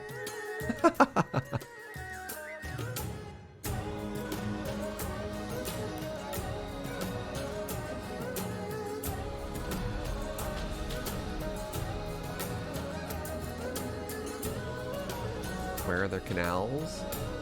I got bad news. Yeah, how cool is this game though, eh? I love this.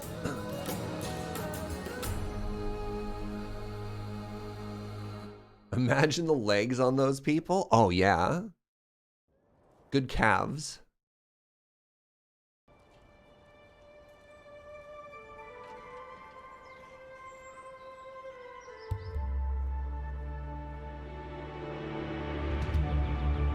I also like that it looks like there's different biomes at different heights too, you know?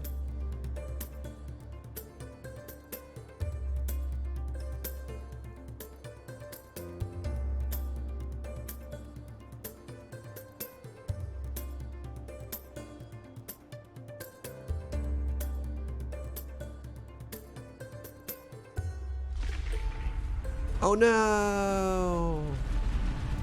An avalanche.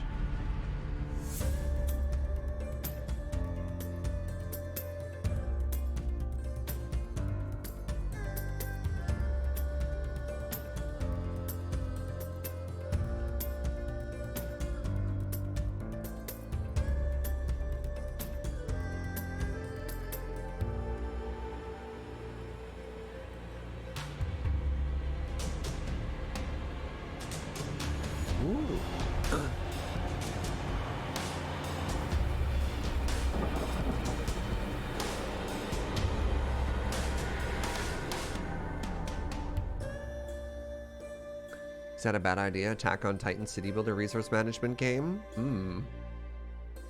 I mean, there's giants and titans in, wait, what are they called? They are billions. There's giants and mutants. Does it have anti-avalanche or there goes 2 hours? I don't know. But like, Lumberpunk. Timberborn has a great example of like, here are seasonal challenges that you have to mitigate. And it was actually really fun the way they had drought and water management. Maybe like avalanche management is really cool in this game. Hey Jojo, 2 questions. One, where did you get that sourdough from? Was that Working Culture? Working Culture bread, so it wasn't Portofino. And what is this super cute little thing? Joe got me a shortbread cookie, chat. Wow, thank you, sweetie. All right, last city builder. Let's check out Pharaoh.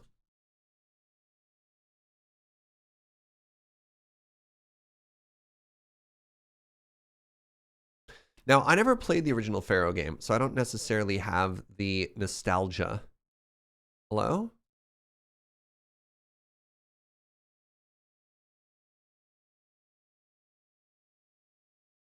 Hmm.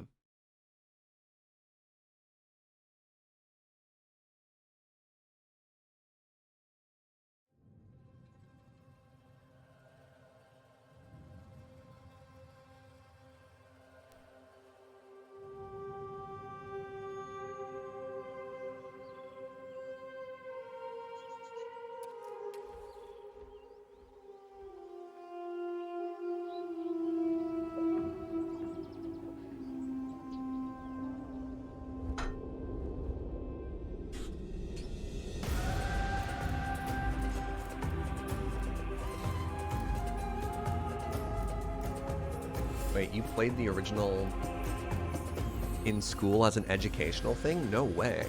That's kind of cool.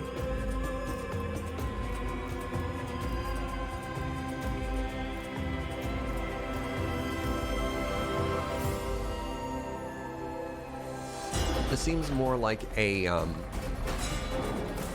what are those trailers called when it's just like hype but doesn't actually show the whole gameplay thing?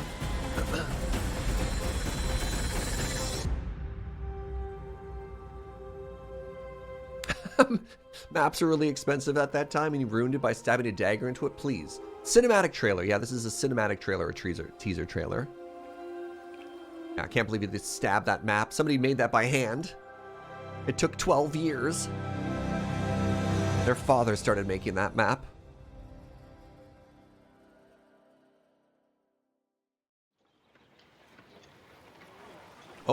Oh, there it is at the very end. All right, here we go. This is a 6.5 minute trailer. Let's maybe watch the 1 minute one.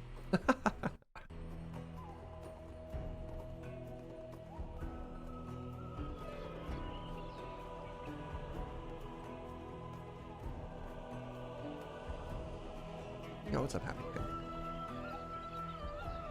Oh!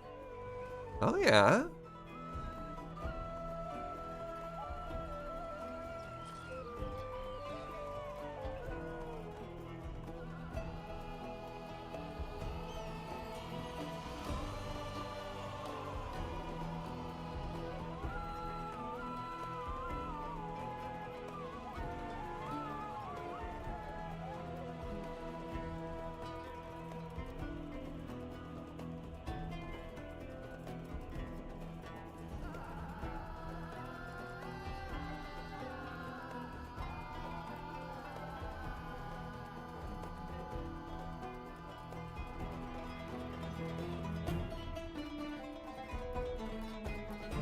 Joe bought me coffee, by the way. Interesting.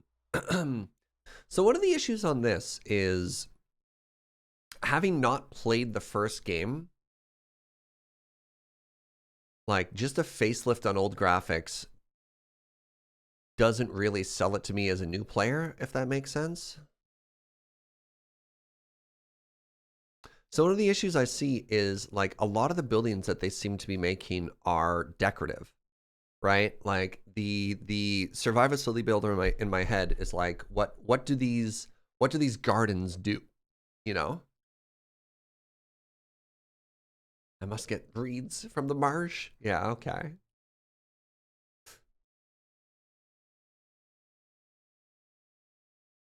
Each building has a mechanical thing. All right.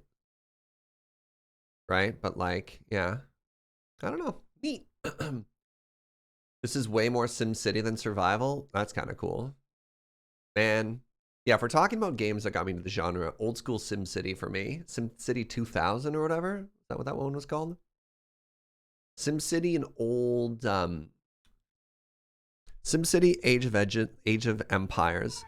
Age of Empires and Civ 2 were the really big definitive games for me that got me into strategy and building and caring about all that stuff, which I thought was kind of cool. All right, let's pick another genre. So we have done roguelites and roguelikes. We have done city builder, factory, colony sims, or whatever. What's our last one? I want to do maybe one more big section. What games are you most hype about, chat? Tell me the genre you're most excited to share.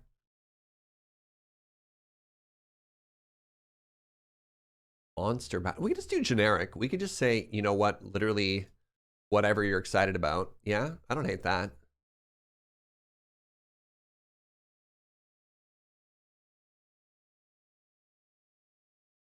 Do you want to do just the whatever catch-all? You're most excited for Starfield? Is that the new Bethesda game?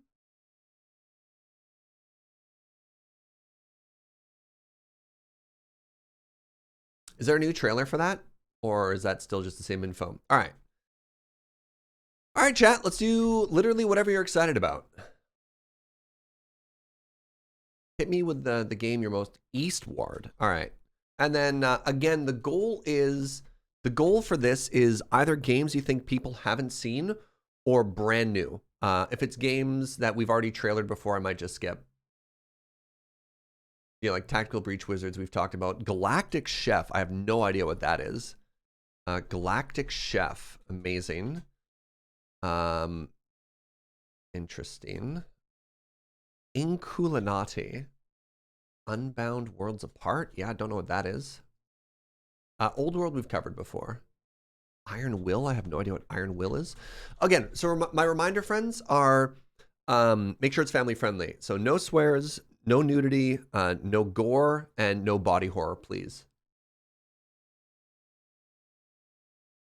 So like, if you've checked out the demo and it's got a big old profanity in it, please don't suggest that one. Beneath Oresa, what is that? Oh, Dredge, the Lovecraftian fishing game? Sounds rad. Anybody remember the old Populous games? I do. Anytime I think of the old Populous games, I just think of the old black and white games. I think I'd like that better. We actually streamed Void Train. Underworld Memories, interesting.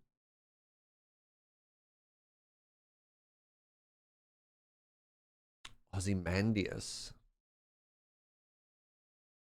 Yeah, so for like Starfield, for example, if there's a new trailer that dropped, I'd be down for that. We've all seen the other one. Phantom Brigade. All right, interesting. Light Your Frontier we've already watched today.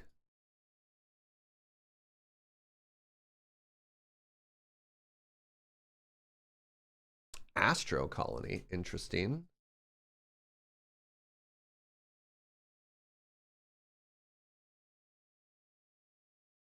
Oceancraft, yeah. That's something that my friends have already been streaming.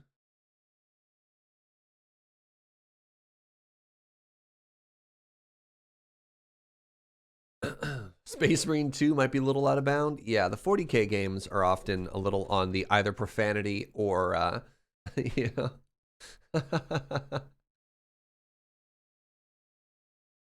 All right, let's get started. This is a pretty big list for now. Eastward. Why does this game sound familiar? Interesting. Welcome to the charming world of Eastward. Population declining. Journey through a society on the brink of collapse. Okay.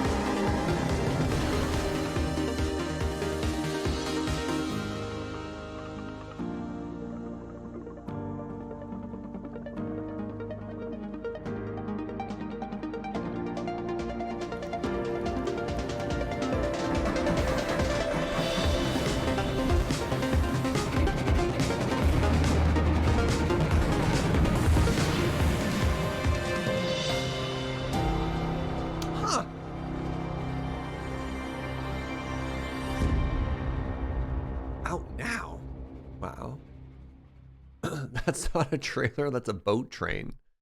All right, this is a 2021 game. Dad game, Ghibli flavored. Is the dad game now a genre? I actually love that definition. I guess all the God of Wars are basically just dad games now, you know?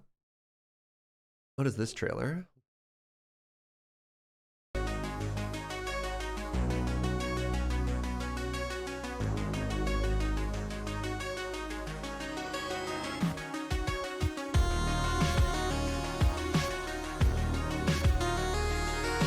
Okay, yes, it's showing a lot of the same scenes. Which is not to say it's bad, but this looks like a very, very, very narrative action RPG. Fascinating. Cool. All right, next up we have Galactic Chef. Early 2023. All right, what are you?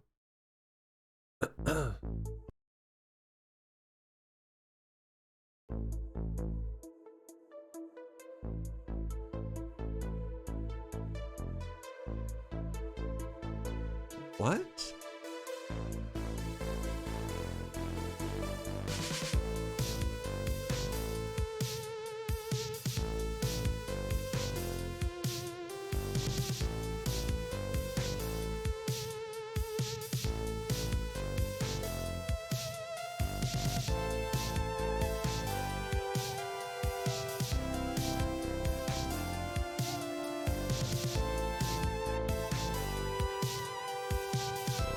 A future cooking simulator?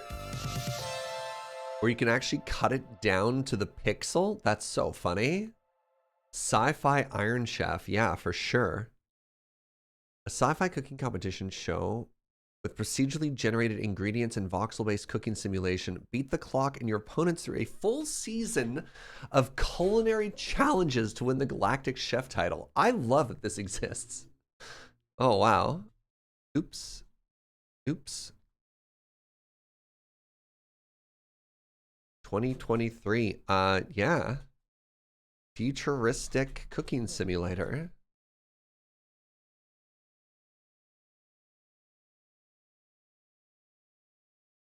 Delightful. All right. Inkulinati. What are you?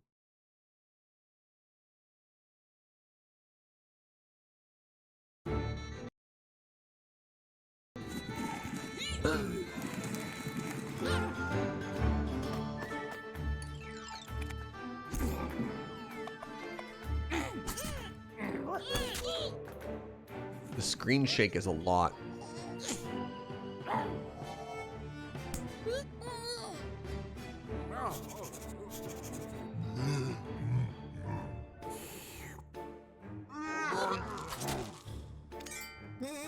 You know what this reminds me of? Man, the screen shake though. You know what this reminds me of? Is, what was that puzzle game where you'd write down words and the animation would kind of clever it out? Is this Monty Python's Darkest Dungeon? I have to make it smaller because it's actually kind of hurting my eyes there.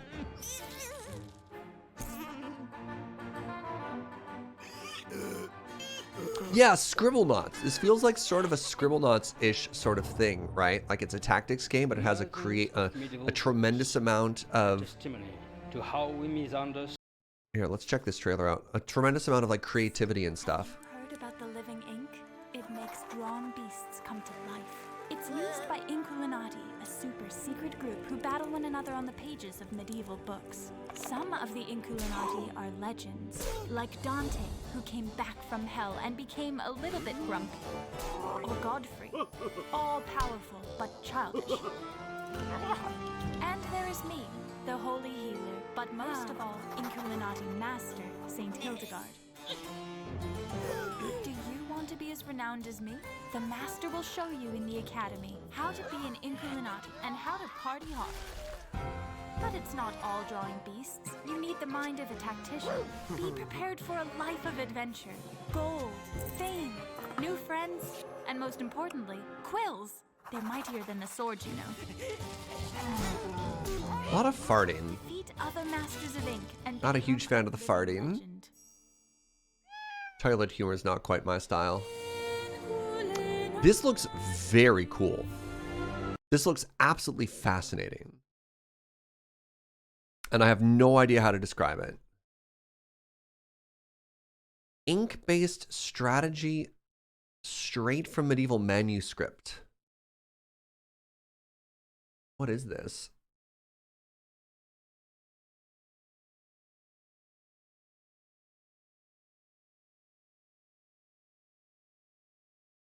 Turn-based strategy.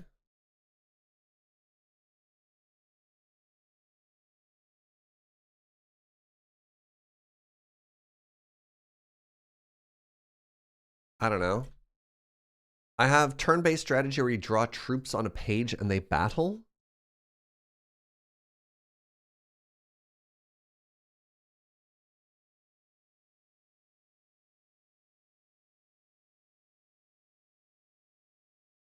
I love the story that Mike from Penny Arcade told about them displaying scribble knots at PAX. The goal was to get the Starry, and the first person to come up on the screen was like, oh, I can write anything I like, and the game will make it help me finish the level. And it proceeded to write Starry, and the devs were like, ooh, that's really funny.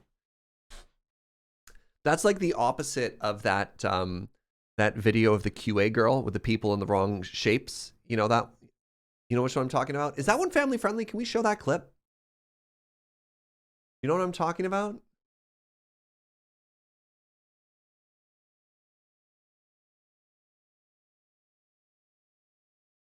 That's the tired actor.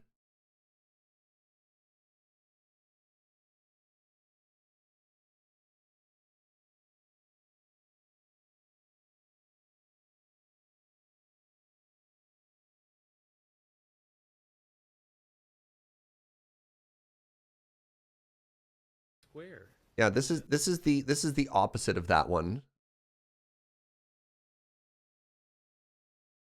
This is a square. Can you guess which spot that goes in? The square. That's right. It goes in the square hole. Yes. Okay. And how about this rectangle? That one? Also the square. That goes in there too. Yeah. Up next, we've got this thin rectangle. The thin rectangle. Can you guess where that goes? The thin rectangle. That's right. It goes in the square hole. A cylinder. The circle. I think that goes in the circle. The square hole. Now, we've also got this semicircle right here. Do you see a slot that would fit the semicircle? Semicircle? The semicircle. That's right. It's the square hole. Okay. Up next, the triangle. We know what hole that goes into, triangle. right? Triangle. That's right. The square hole. And up next, we have the arch. The arch. The arch. You guessed it. The arch. It goes in the square hole. Oh, just autoplay Jorbs after. Yeah.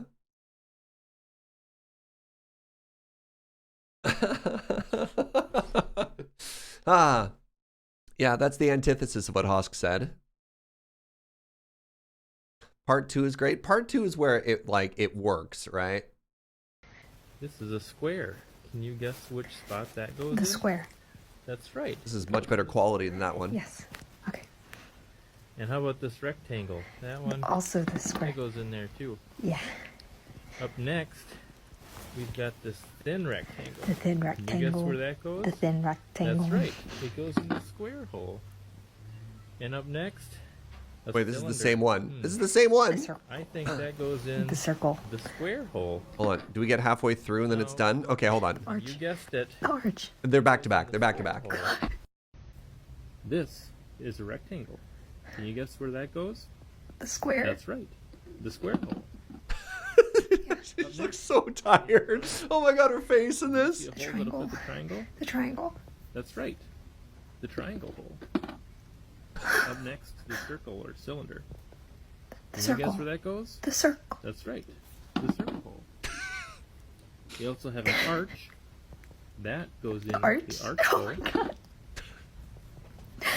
We also have a semicircle. The semicircle. Do you see a hole that would fit the semicircle? The semicircle. That's right. This is a semicircle. There's a thin rectangle. That goes in The thin rectangle hole. Oh my god. And last, we have a square. The square. You guessed it. That's right. The square hole. Yes! Delightful.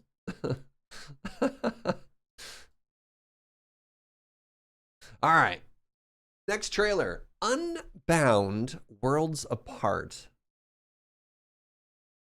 Wait, we actually have this bucket for the Robot Hunter Lab. We might need to send that video to our research group. Oh man, Sage, it's such a good video.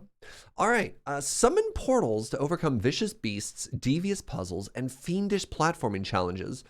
Master the unique powers of each portal to stop the collapse of reality while exploring lush, hand-drawn worlds. All right.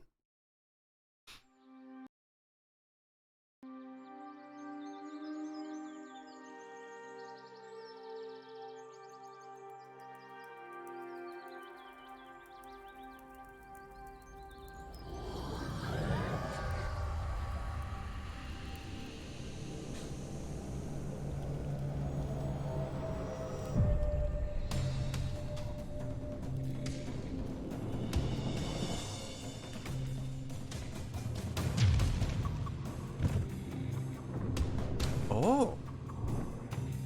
Oh.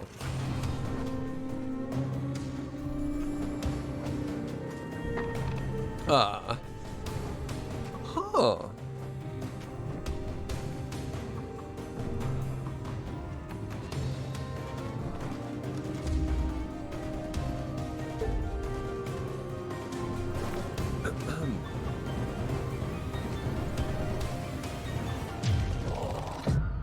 Oh. Interesting.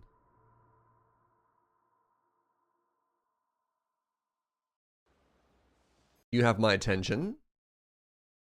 Ooh, doggo. Or maybe a cat. I'm not sure.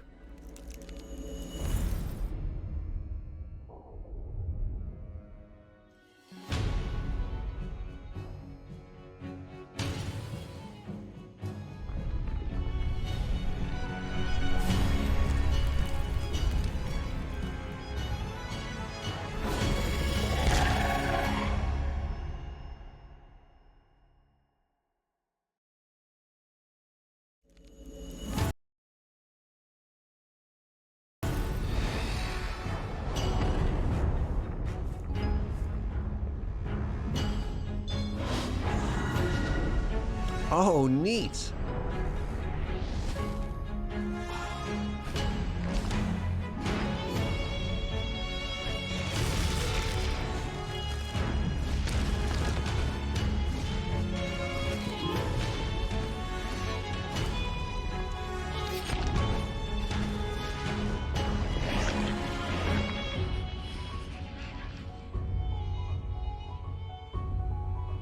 I don't expect like as many, you know, jump scares in this sort of puzzle game like this, but very interesting premise. These fights.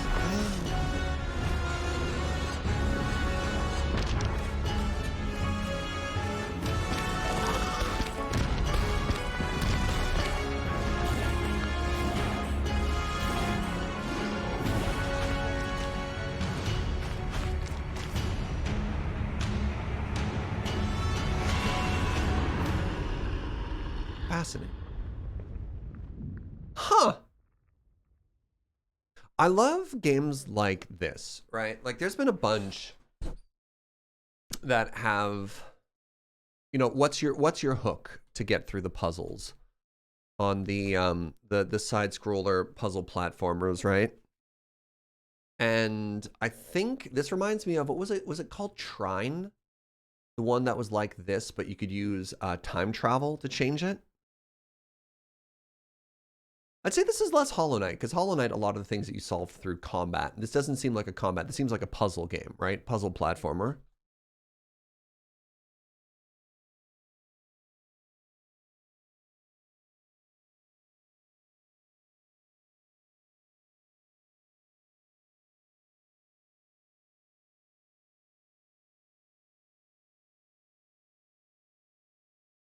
Oh, Trina's only had 3 characters. Yeah, Puzzle Celeste. This reminds me much more of like Celeste than like a Hollow Knight. Yeah. Especially those levels where, you know, the walls are all spikes and you have to air jump constantly. What was the time game? It's like super classic. It's this exact genre, except you manipulate time. Braid, yes, I was thinking of Braid. Thank you, chat. I think I always say Trine because Trine reminds me of the word time. Yeah. Cool. Very cool game. Thank you to whoever suggested that. Oh, that came out in 2021. No way. All right, let's check out Iron Will next. Iron Will is not on Steam.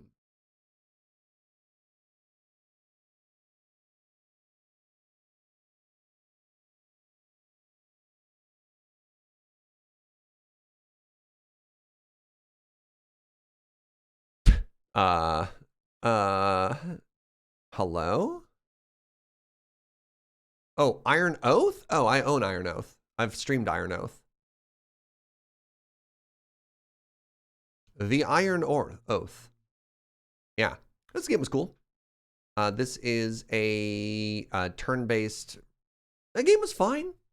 Yeah, it's sort of like a whatever. We'll watch the trailer for it.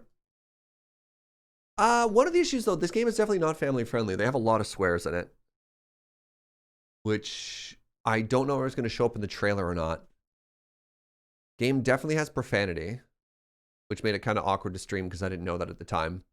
I'm going to take a pass on showing the trailer for that one. I'll just show some pictures just in case. So it is a turn-based kind of like XCOM-y sort of game where you have a fantasy party. You actually lead a mercenary company and you can go like city to city and pick up quests and stuff like that. It's actually pretty challenging, which is cool. People level up. You can swap them through, like your mercenary company has more people than get there.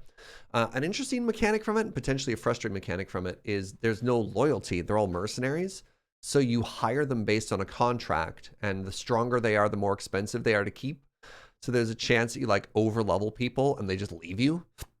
But yeah, you go into dungeon encounters, you go room by room. People have fatigue and food you have to manage. And then you have like a little town screen.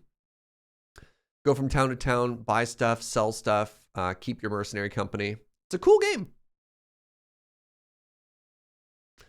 I'll actually remove that from the list. Sunnyside is next.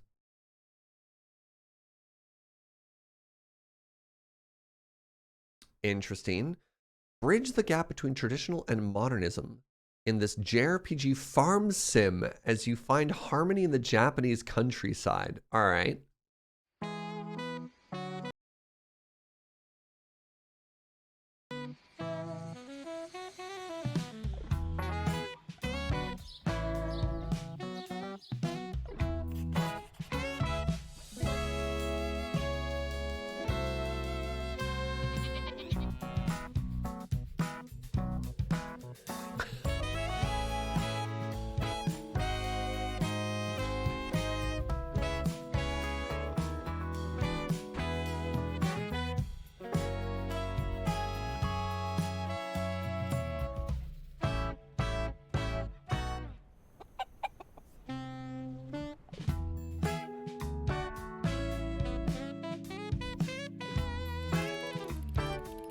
Fishing?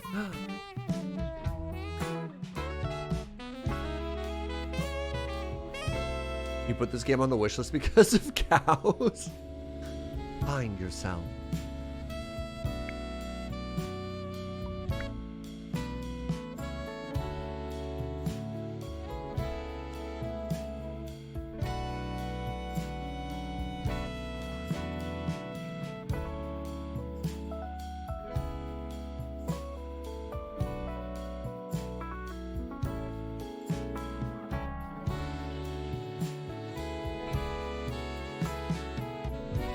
Stardew, but 3D and over the shoulder.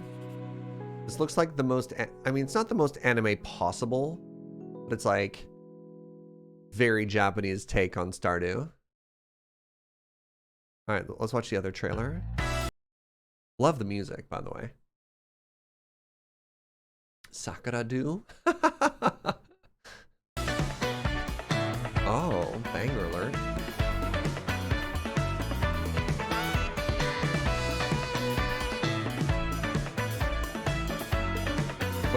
Wait, there's combat now? Hold on, time out. So when you go into the mines, just like in Stardew, it actually turns into a JRPG? Are you kidding me?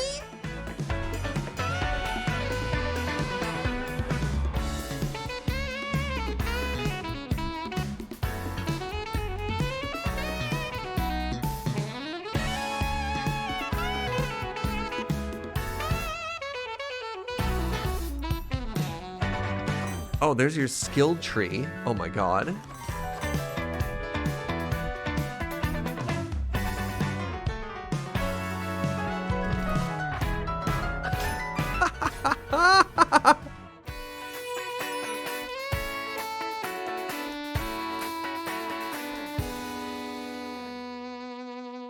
What in the world? Sunnyside. Oh my god.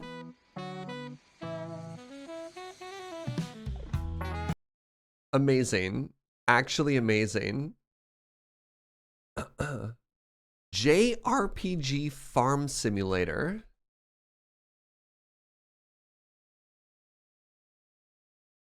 Incredible.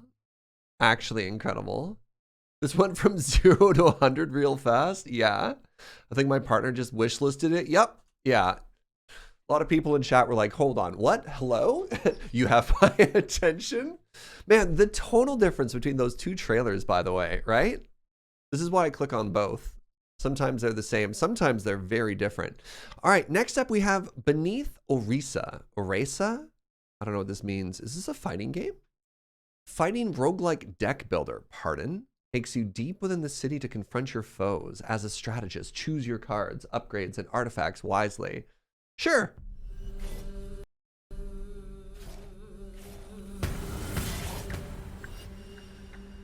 In a city deserted by the gods.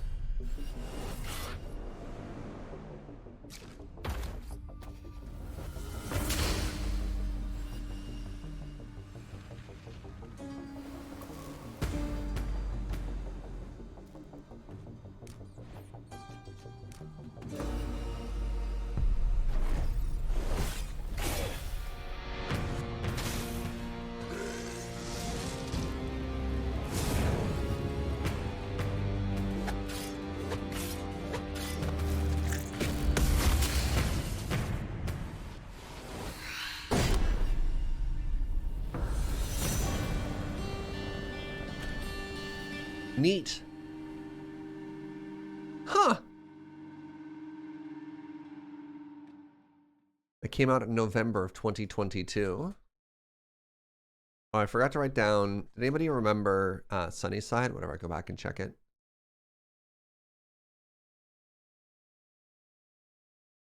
Coming soon.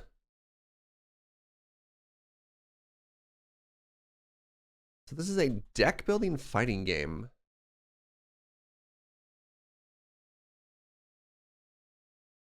That's interesting. I actually really enjoy the art style of this. Like, kind of a fun and different take on sort of the classic. I mean, I call Slay the Spire sort of the classic of this genre, right? It's kind of hard to not compare everything in sort of like the path and card and deck building games to Slay the Spire. So it looks like as you're wandering through the underground here, this is your pathing thing. So it gives you little events that you pick, different encounters. That's kind of cool. You've heard this favorably compared to Slay the Spire, but I haven't played it myself. Neat. Huh.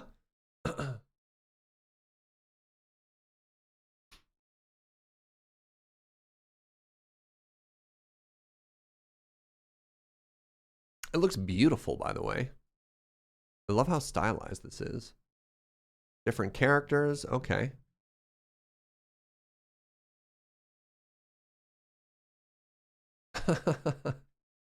Cool. Thank you for sharing that. All right, so Dredge is apparently a Lovecraft-inspired horror fishing game. Oh, all right. When I see Max has, actually, these are like a bunch of my friends who do game dev, and then Jason. Always like me a fishing game. Just 10 and up.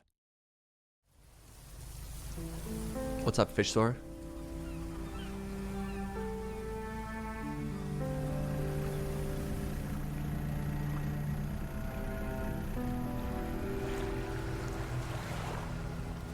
gonna put the hood up. The demo really hooked you? Get out.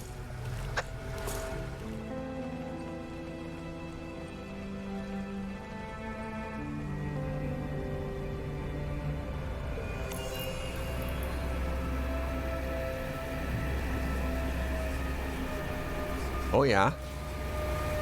Oh yeah. Oh God.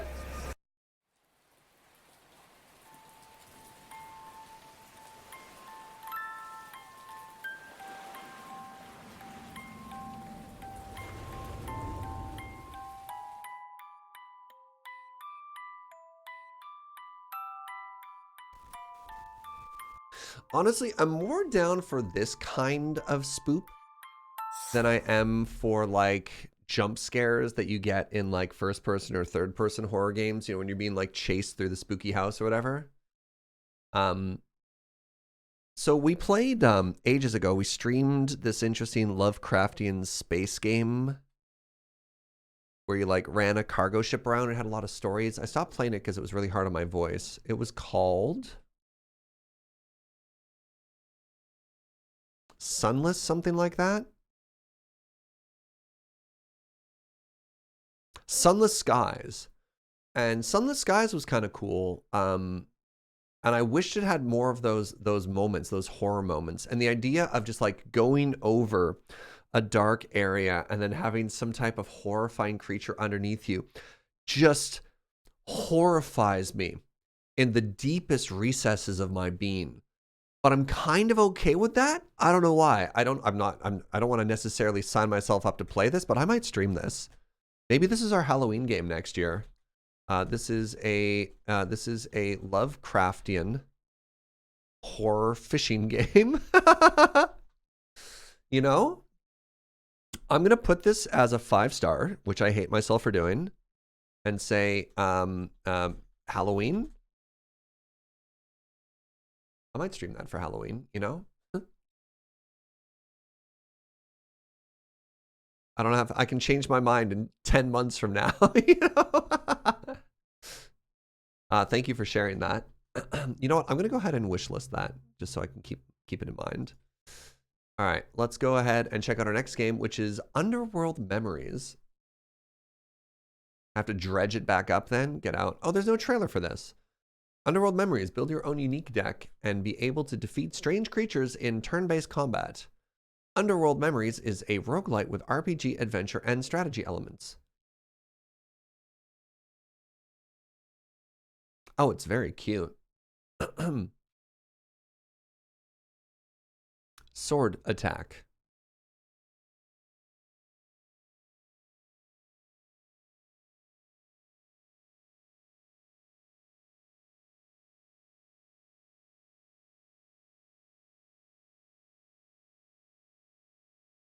Coming soon. Roguelike deck builder. I wish there was more information. This is the sort of thing. Whoever recommended this, let me know next time we're doing this if they have like a more detailed one. All right, somebody recommended Ozymandias, which I feel is probably an older game. Oh no, coming soon. Wait, no. What? Where's the start to this? Season Pass, the Andes. I'm just going to click on one of these and maybe it'll tell me where the base game is.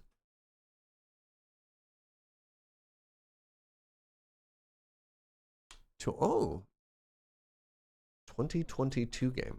Okay. Will this VOD be on YouTube? Yeah. That's my hope, Fisher. I'll talk to Joe. I think if we put this up and we demonetize it, like all the music and stuff that we use won't make us get in trouble on YouTube. That's often the only issue for putting these up is getting in trouble with, you know, big YouTube.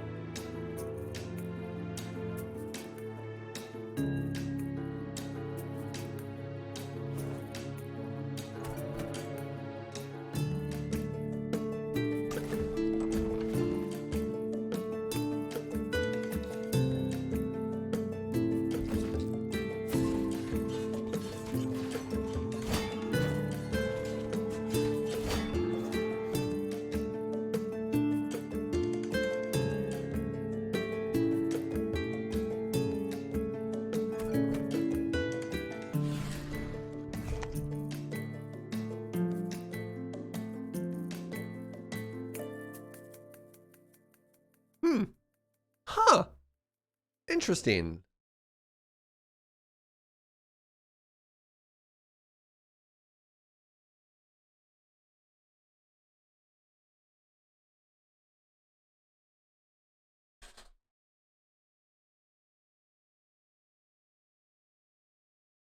What are my thoughts on this? This seems obviously very similar to a lot of 4Xs that I've played before. Like we're getting kind of, I mean, the way that you grab a territory instead of just putting down cities, no. I was going to say, I don't know if it's more of Civ or if it's more of the humankind approach of how you grab stuff. What's fascinating is how simplified it is, which is not to say that I think this is a simple game. But it looks like they've really stripped down a lot of the components that happen here, so that you focus more on the strategy aspect. God, I don't know if I'm smart enough for this game.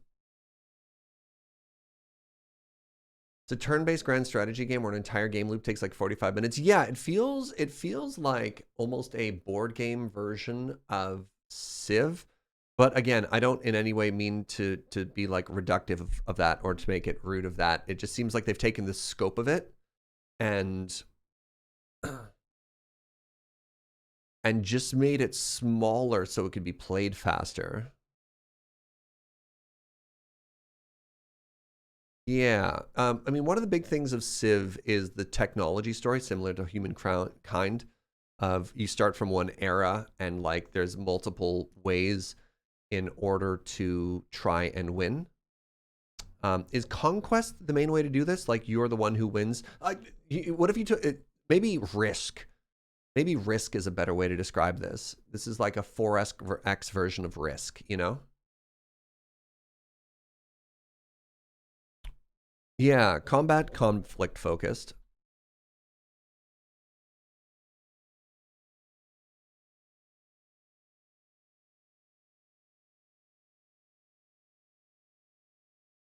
Very cool. Thank you for sharing that. Fascinating.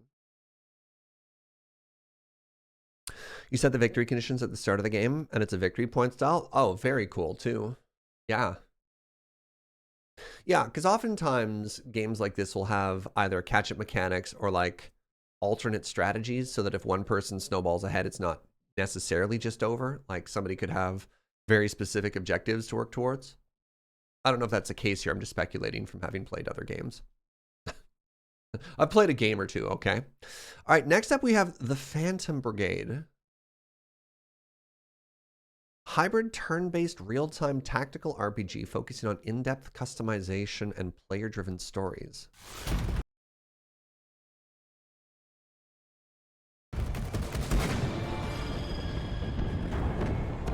Oh no!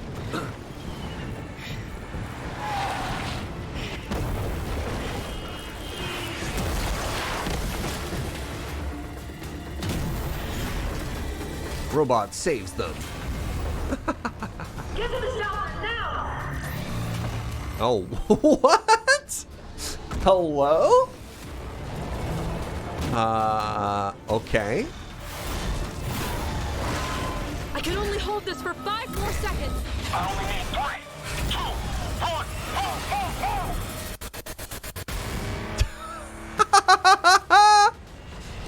1, What is this game? All local time threads are converging. There's nothing more we can do here.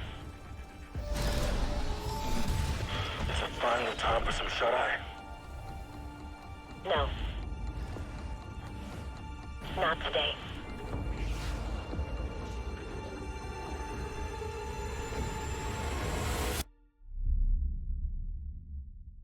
Cinematic turn-based mech tactics. Hello?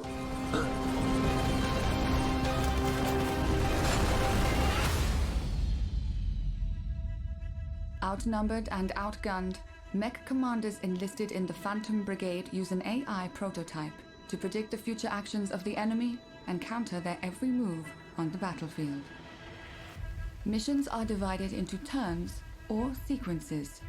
Each takes a few seconds of real time and consists of 2 phases. Commanders begin in the planning phase. Here, real time is suspended, and commanders take as long as needed to plot their squad's actions using the timeline. The timeline is used to visualize predicted unit movement, check for potential collisions, and issue orders to counter enemy plans at precise moments. An action like an attack or shield break. Battle tech with a Gantt chart. I was gonna say this looks like this looks like project management software I've used. You know, the execution phase. The Gantt chart. Oh my god, that's such a niche joke, and I absolutely love it. Commanders can see If you will consult the Gantt chart, you'll see how this combat is expected to go. But once physics takes over, there can be unintended consequences. Oh, that tank knocked them through the house. Commanders will need to adapt to these new outcomes at the start of the next sequence. There is much work to be done since the invasion. We must take back what is ours. We are counting on you, Commander. Man, what a cool premise.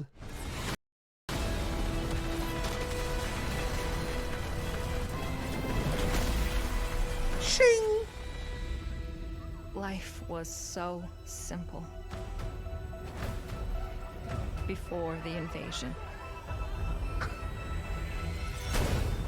But it seems those days are gone.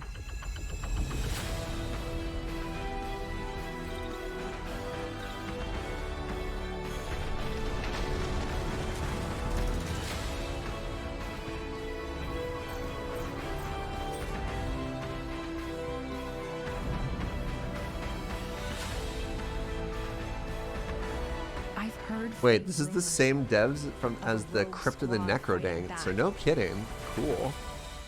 If it's true, then perhaps not all hope is lost.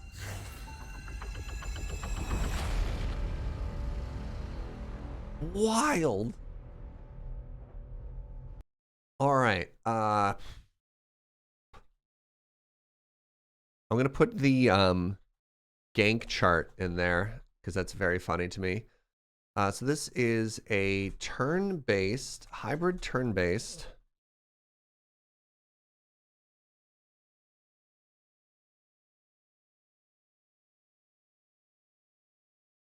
Tactics game.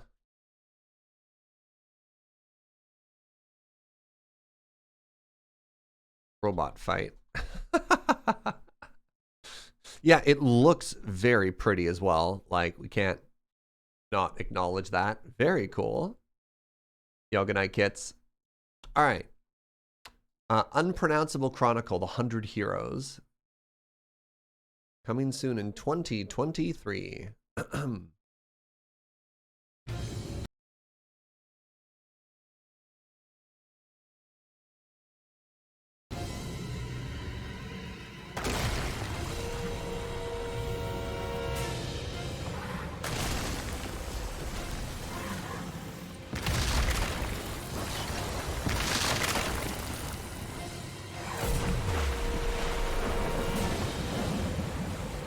Release the Kraken! Wait, we didn't release it. It let itself in. I'm confused.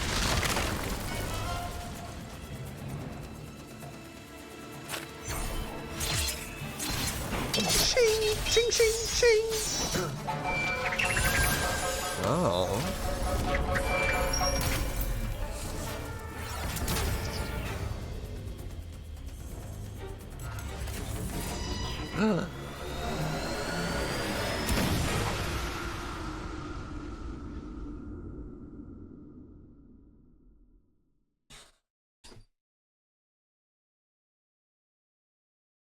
Peggy 12.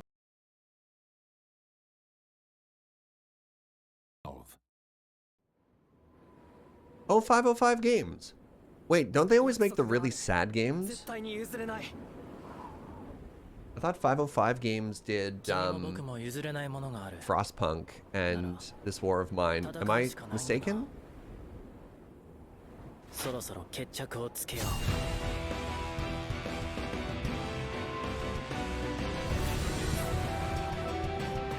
#1 funded Kickstart of 2020.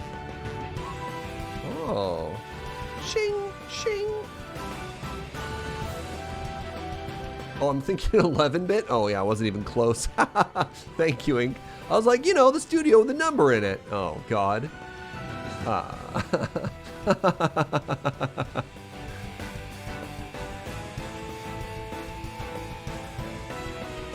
This looks like actually a very good modern take on like a retro JRPG. You know what I mean? In terms of how do you keep a simple art style? How do you have like Team 1 versus Team 2? But how do you do a modern take while still giving it that old feel? This looks like it. This looks great.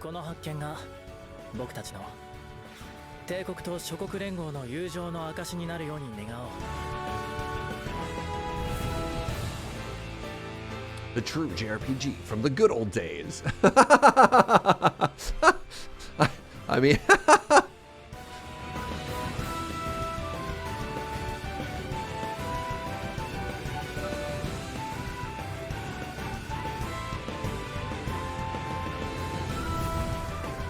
Deep story with 100 playable characters, including the sentient capybara.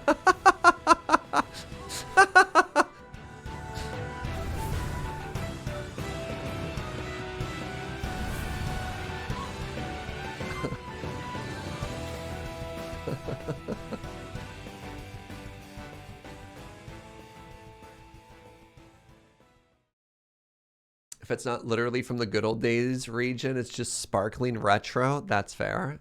This game actually looks kind of sweet. Let's watch this trailer too. I kickstarted this when it was first announced, and it's been such a hype process. Amazing.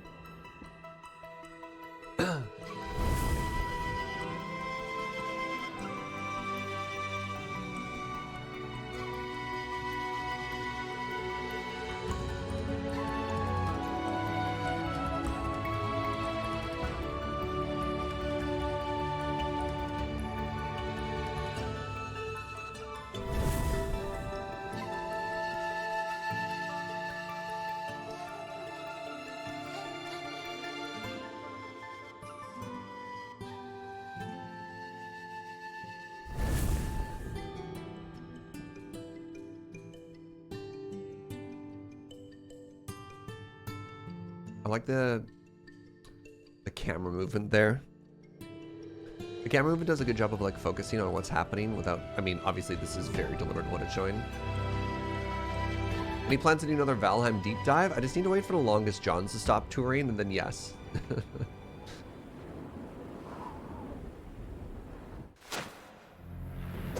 Ching!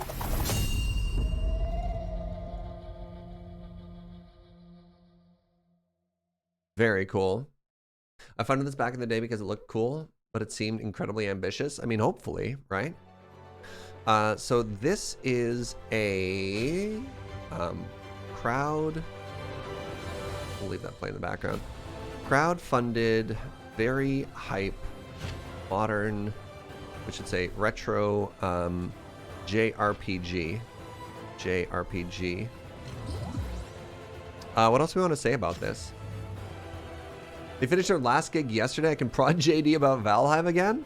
All right, let's talk. Let's plan. I mean, honestly, if you wanna give him a poke, I'd appreciate that, Darley Sam. I'd probably want to start in maybe January, because like I don't have time until after the holidays, you know. But yeah, I can fire him a DM. You played Valheim with the Longest Johns? No, I want to. We've been planning to. This is a future thing. So the reason this came up, if you don't know, the Longest Johns are an amazing group of touring musicians who sing sea shanties. And when I played Valheim, I did a full playthrough of whatever was available at the time. Every time I was on the boat, chat was like, sing a shanty. And I was like, yo, I can't sing a shanty. And for whatever reason, inexplicably, the Longest Johns were like hanging out in my chat. And they're like, yeah, we'd play Valheim with you, you know? Like, how cool would that be? And so I'll be in a boat and be like, if they feel like it, obviously, like they're not obligated to sing, but sometimes they'll stream just playing Sea of Thieves and just sing, you know? It's so cool. So yeah, we've had this long running like plan to hang out and play Valheim together when the update came out, and it'd be really cool if it happened. Obviously, They're very busy, and if they're not down with that, that's cool. But, you know, you got to shoot that shot, right?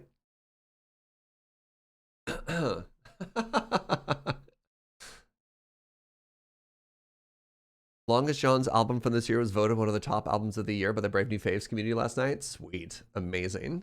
Absolutely amazing. Anything else we want to talk about? The Euden Chronicle, 100 Heroes. I mean, I think I kind of nailed it there. Crowdfunded, very hype retro JRPG.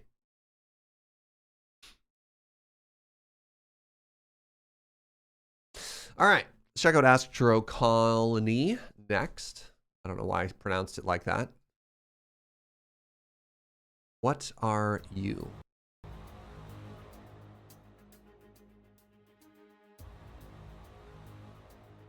Oh.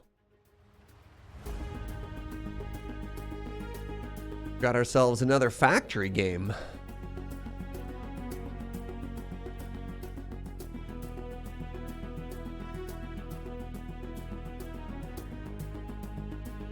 You make factories on asteroids? Is that what's happening here? I don't know if those robots are friends or not.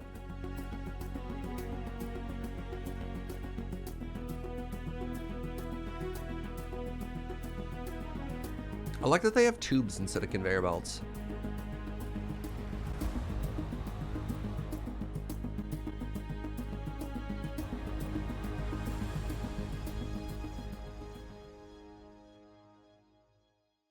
Thank you, Tim.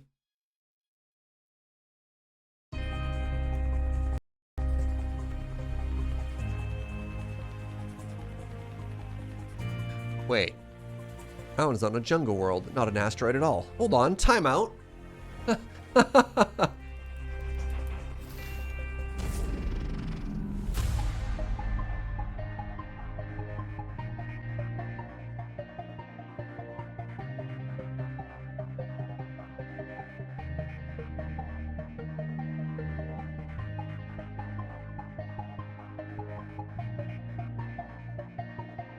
It looks like you can, here's my speculation. It looks like you can set up multiple mining worlds and then connect them via portals.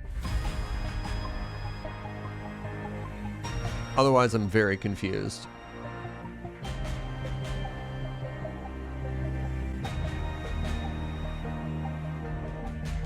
Like, why would so much of this game be focused in space?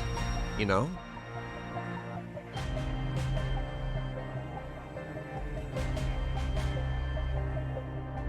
Who are these people? Who are these people? I am a bot.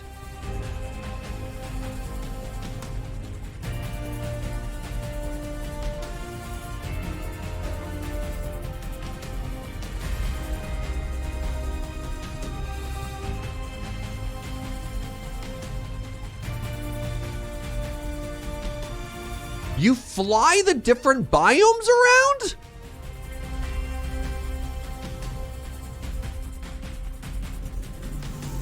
It's all in space.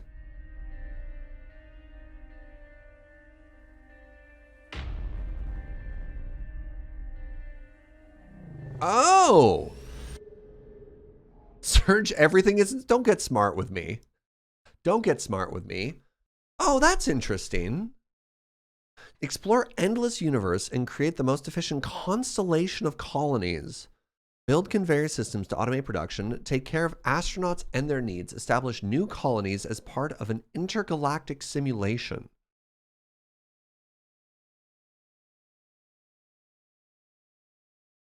This is like Raft, but you take the islands with you? I'm confused as to who the other people are.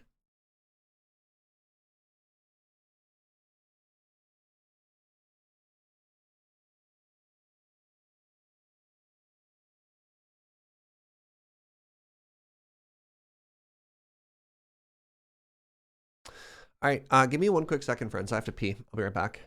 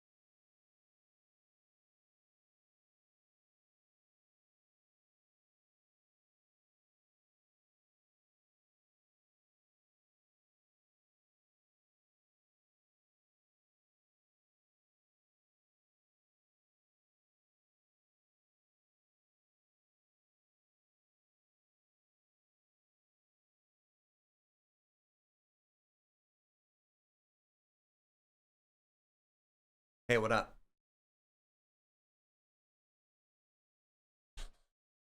I return.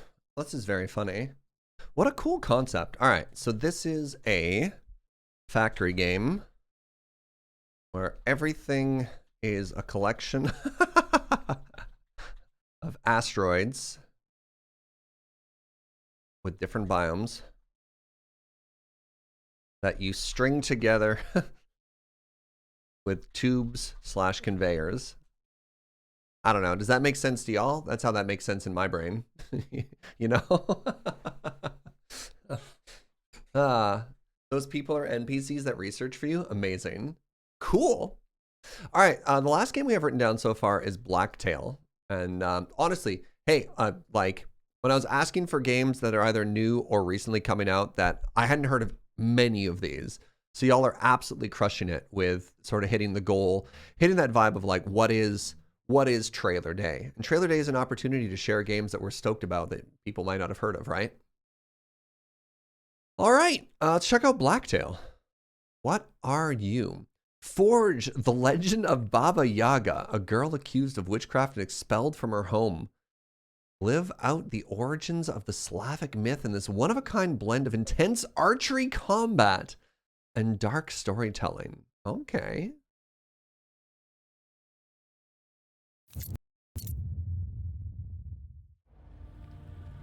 Don't blame yourself, sister. For my fate was sealed before you even left the village. Baba may have had no hand in my demise, but she still craves my soul. You can still save us. Zora, is that you?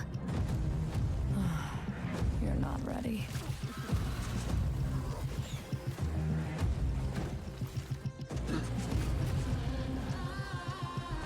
Man, forget Lara Croft, you know? Idols. They're means to a greater end. But you gotta walk the road. You're a mask to hide the face of a murderer. Help me avoid justice. What do you really want from me? I don't want to harm you. Of course, we've got a job to do.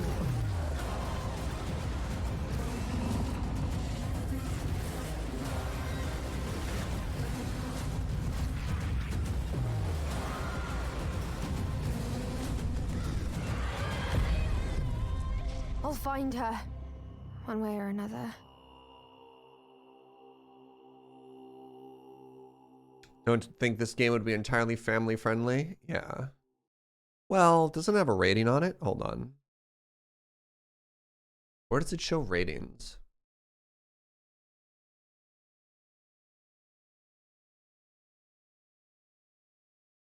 You played Fallout 4 and Portal 2.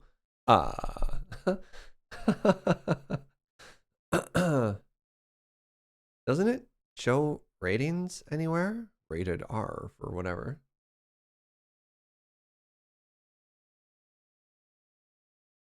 I have no idea where that would even be. I should know, because when I'm checking to see games, if I want to stream it or not, it'd be great to know that information. Any parents in chat know where that information is? I don't know, like, do you look at a Steam page before you get a game for your kid or something like that? Where do we find this? It's rated tag for teenage archery girl. Oh, it hasn't been rated yet. Fascinating.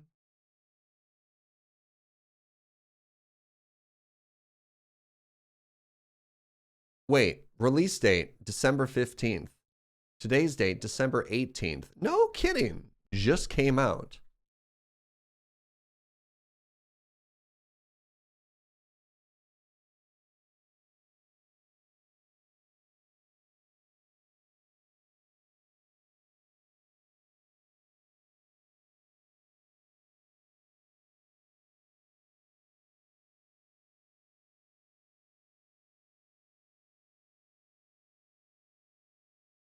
I play all the games before I let my kids play them. Nice. That's fair. On other games, it's between the Steam Deck compatibility and the Chivo box. So it would be right here. Look at that. Steam Deck verified.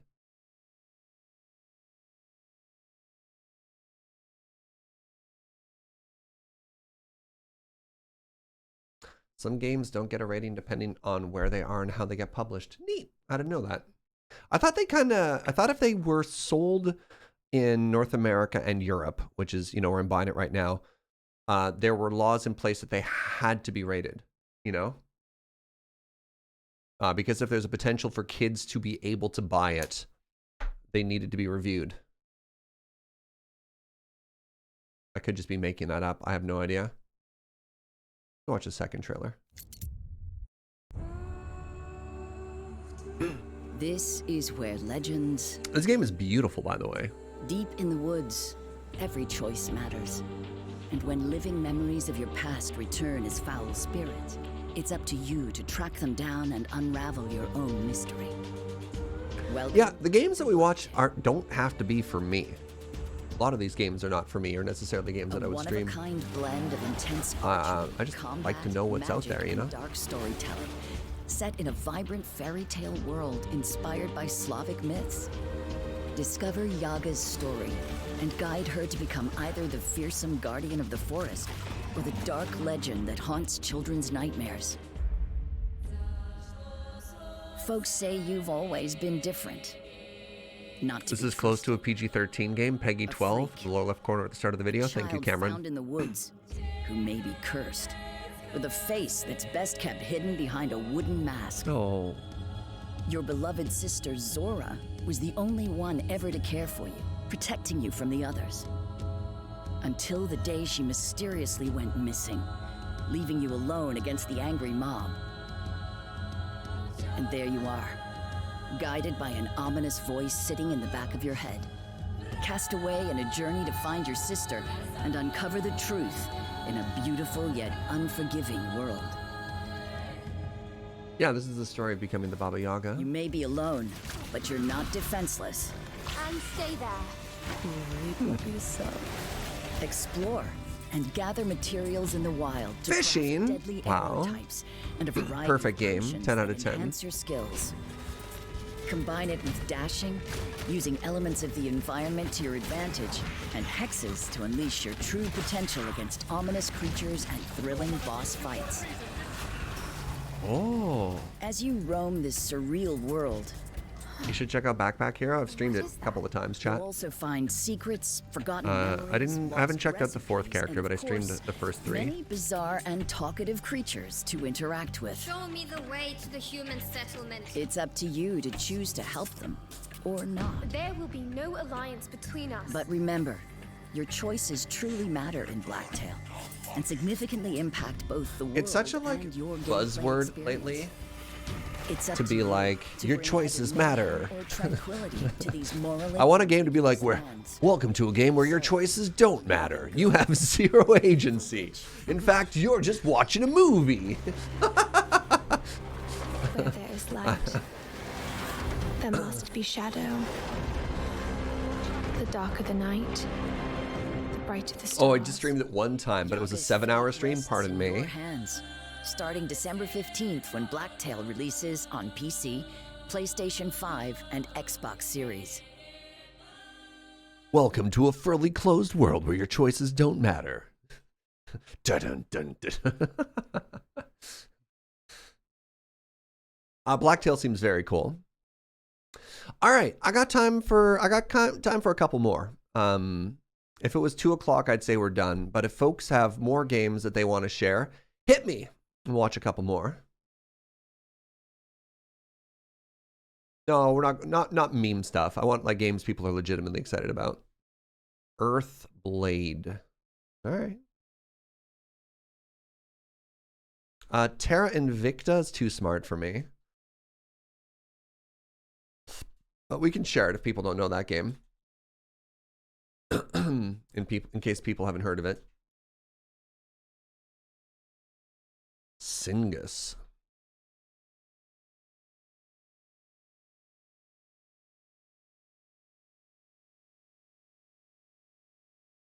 If my friends have streamed the game, I'm probably going to check it out. Like Potionomics, I know TQ did a whole thing about. Hey, good night, Vegetals. Little game called Minecraft. Hold on. Let me check Twitch tracker. Let's see if I've ever heard of this Minecraft game. Apparently I have broadcast 2,500 hours of it. I'm not entirely certain though, maybe.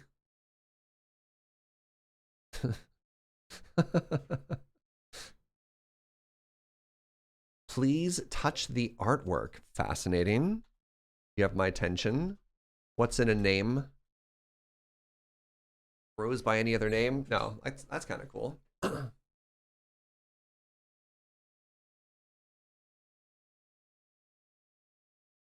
Tactic Ogre Reborn. Tactic Ogre Reborn.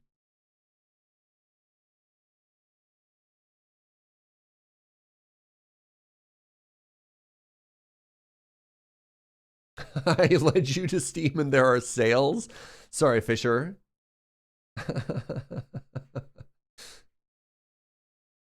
I'm looking for any game that looks like The Vanishing of Ethan Carter. The graphics are amazing. I can spend hours. I'm not familiar. I don't actually even know if I know the game The Vanishing of Ethan Carter. All right, let's check these out and we'll take a look at the time and we'll see how we're feeling. But I'm still not healthy, so I'm trying to do like slightly shorter streams. I'm so frustrated. 2 weeks in a row, and I still have a cold. All right, Earthblade. You are Nevoa, an enigmatic child of fate, returning at long last to Earth. In this explore-action platformer from the creators of Celeste. Okay. Okay.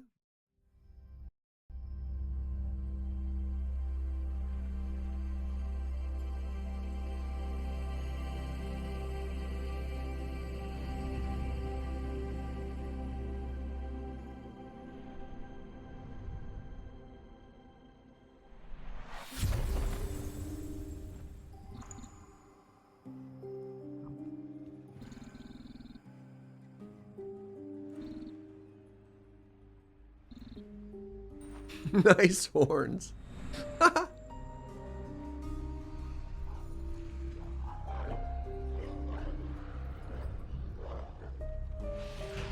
Do we have Lena Rain on the soundtrack as well? Because if so, holy moly. Oh, interesting. You attack in this game, as opposed to Celeste, which was just purely movement-based, you know?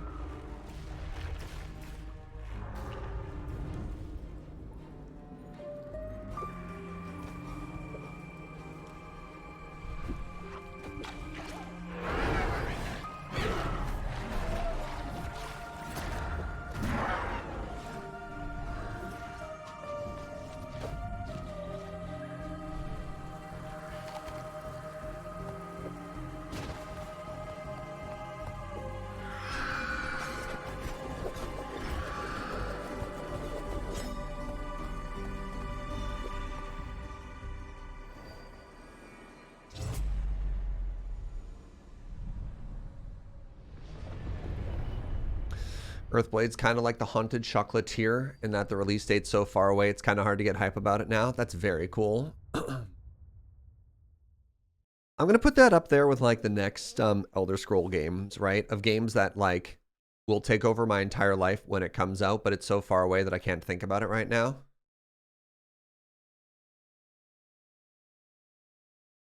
Makers of Celeste.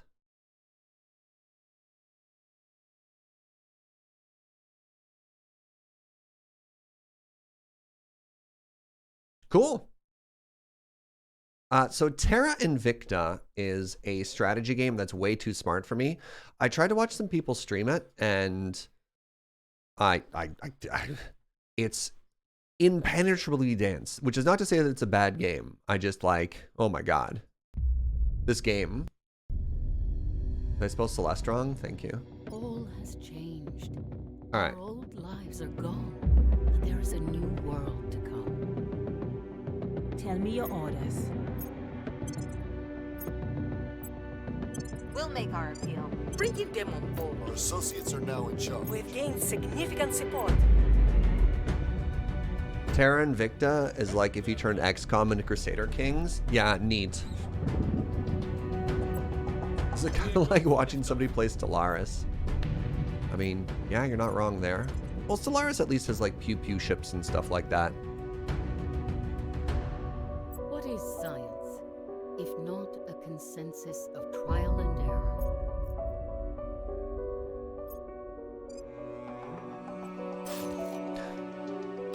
So this is like all of the strategy stuff from an XCOM game with none of the tactics, if that's correct.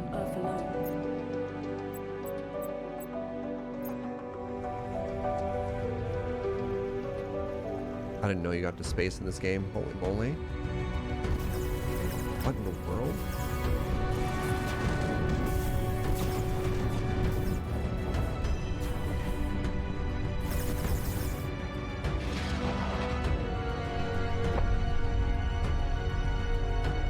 We must learn what these creatures are, where they came from, and what they plan to do on Earth. A lot of the manual combat, except for ship combat, is abstracted. Yeah, I have nothing bad to say about this game.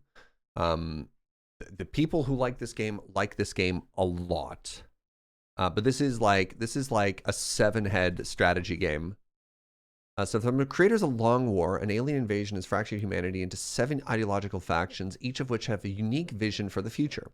Lead your chosen faction to take control of Earth, expand across the solar system, and then battle the aliens. XCOM envisioned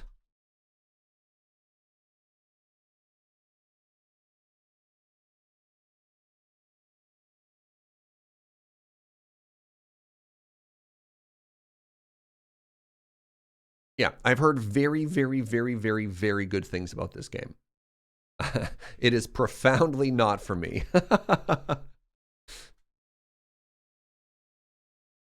Is a deeply niche game for people who are 120% all in on grand strategy. Oh yeah, absolutely. Absolutely. And power to you, you know? Dave the Diver is actually a game I'd love to show off too. This is a game I might stream at some point, depending on how like the schedule works together. We'll throw it in there. All right. Let's grab Singus now.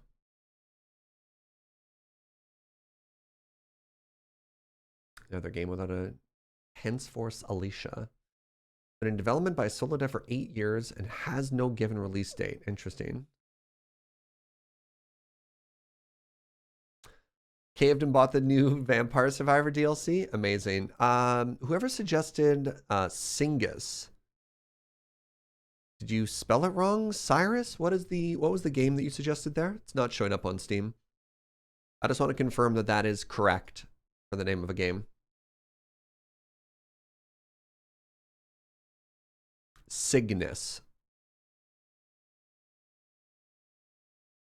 Is it Cygnus Enterprises? Cygnus Racing League? Probably the one that came out in December. Wait, the one that came out 2 days ago? Wow. Interesting.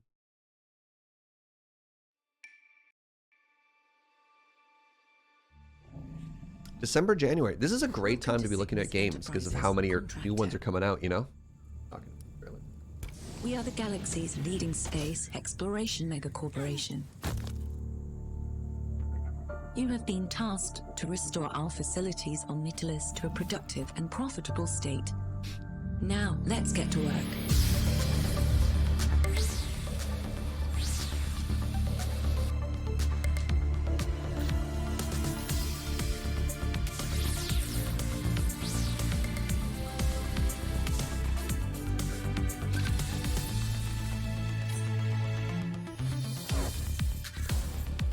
This is kind of interesting. So very mission-based, the company is like either repairs, automation, and base defense. It's kind of clever.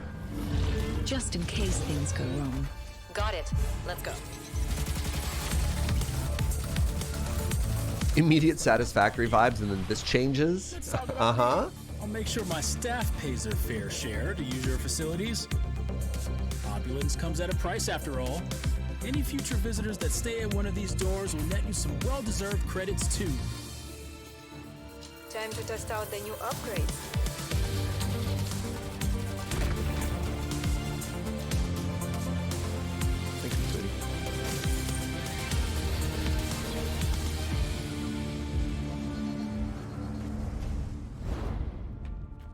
If you're hearing this, and we've failed, please finish what we started.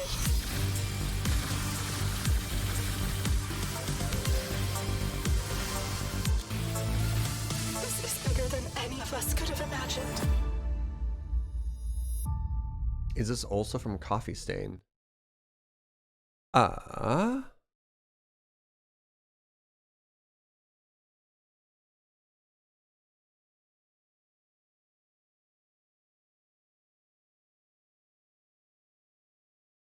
I did not see that, no. Maybe. Could their credits could be in there somewhere too.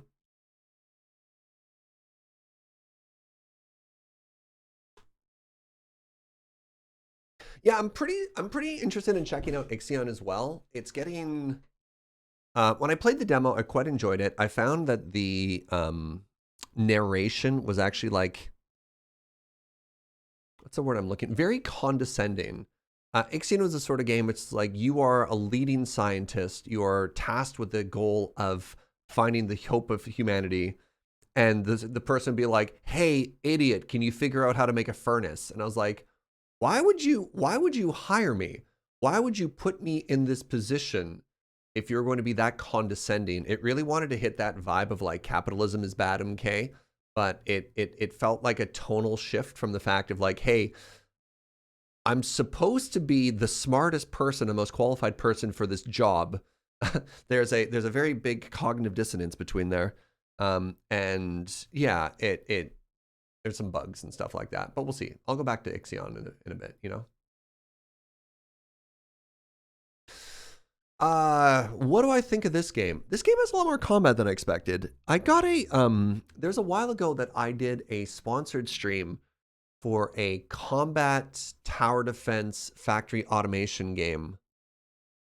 Do you know what I'm talking about? Man, what was that game called? Oh, Riftbreaker. It's literally right here. It kind of reminds me of the Riftbreaker. Do you know what I mean? That was a fun game. I think they've done a lot of work for this too. Yeah, major update. If you don't remember Riftbreaker, and like,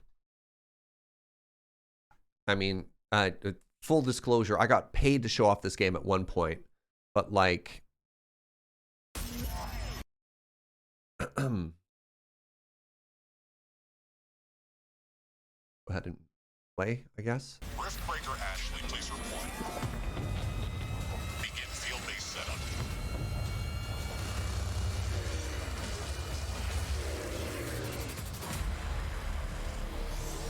Cygnus is like 90% combat. Yeah, it looked like that. It looked like more of an ARPG with a little bit of base stuff on the side.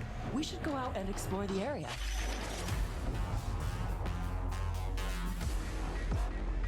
There's a large hostile infestation nearby. Kill it before it kills us.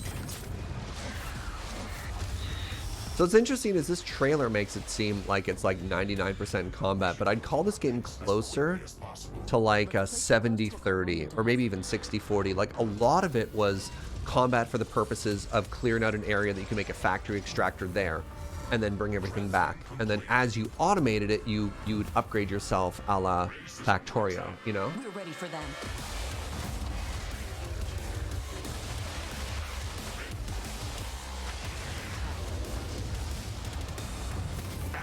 Use the rift portal to jump to the mining base. Rift jump successful. Wait, are they having dubstep right now?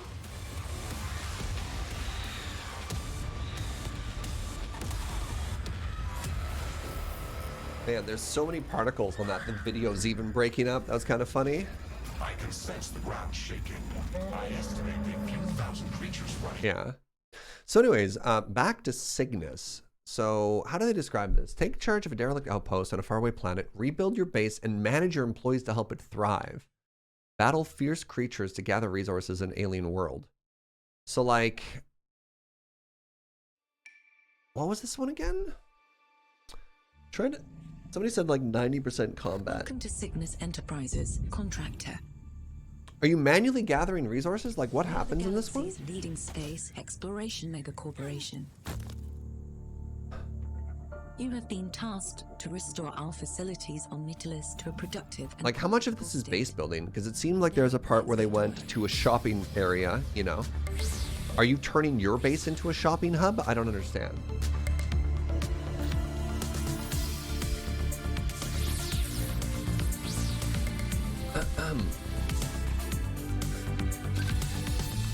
My god, more dessert?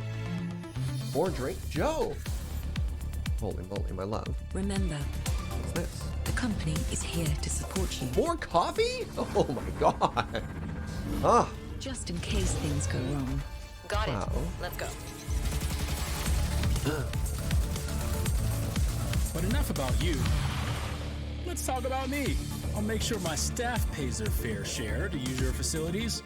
Oh, so they do show up. So you turn your base into a trade hub. I'll make sure my staff pays the fair share to use your facilities. Okay, so upgrade your base. You get merchants. You can use the merchants to level up your stuff. Oh, this is interesting.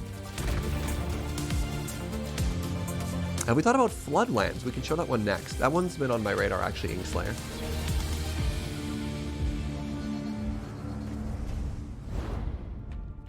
If you're hearing this, So far, resource gathering has all been manual.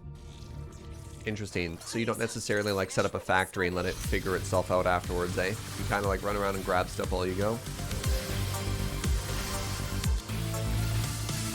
Now I'm not trying to say that like an action first game is bad, because obviously like that could be kind of cool. Like imagine imagine if this was a roguelike, right? Where you go on, you get all those resources and you upgrade your base.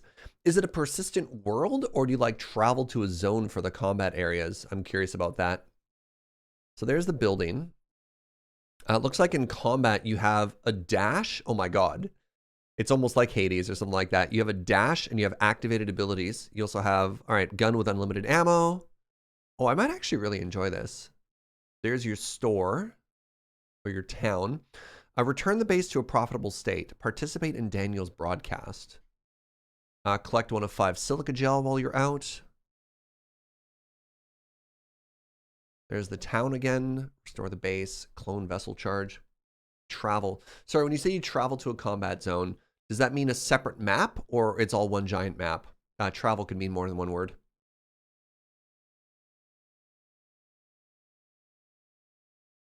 Like this could almost have a gameplay loop similar to Moonlighter, right? Like you upgrade your town and you go and you do a combat thing.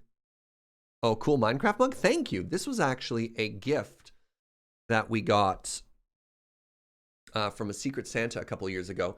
It's one of those ones where as it gets hot, you can see the stuff behind it. So you can actually see the line that there's hot coffee, and it shows Enderman standing behind them. So like once this cup is half full, only the Minecraft character shown the Enderman will vanish or whatever. It's a separate map. Cool. The missions are instanced. Fascinating. The more I think about this game, the more I like it, actually. That's kind of cool.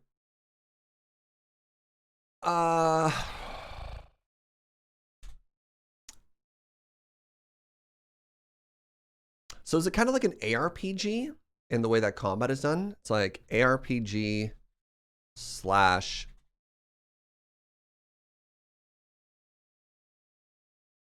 town builder.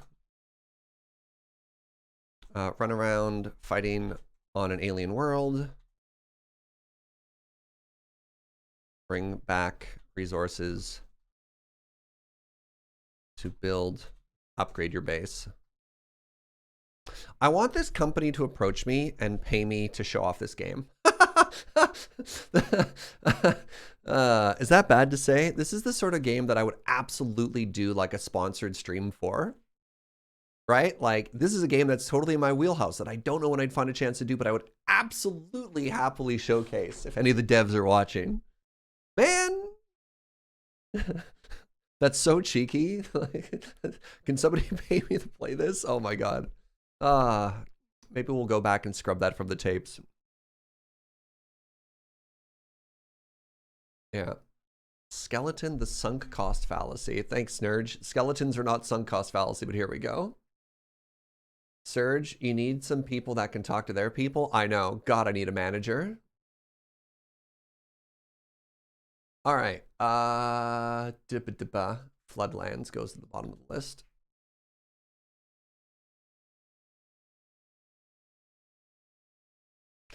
Please touch the artwork. Give that 4 stars. Really tempted. All right, what is this? Oh, interesting. What in the...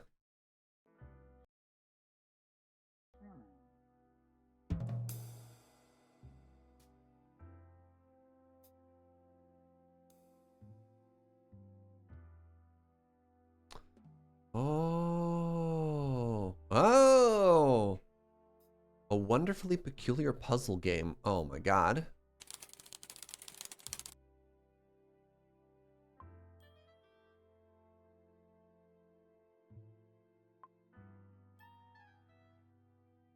Oh.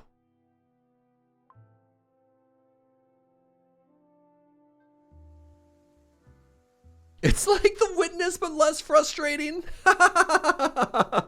Wow. Oh, that's so funny.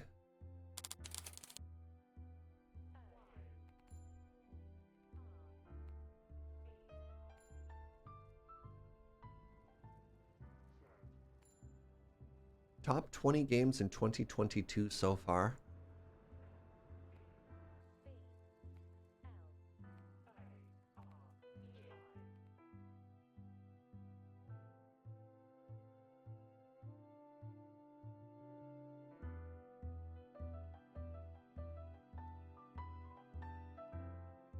Cozy puzzles and stories. Neat. Thank you for sharing this.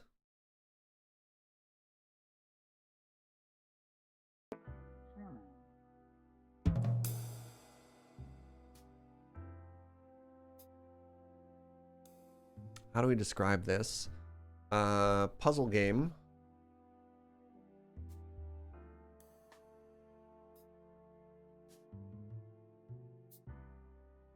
Yeah. All right, Tactic Ogre Reborn.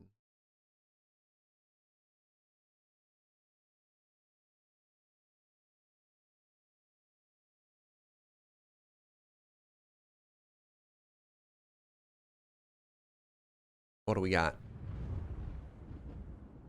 Squirks. I've shortened Square Enix down to Squirk. Wait, why is this in Italian? Why does this trailer have Italian subtitles?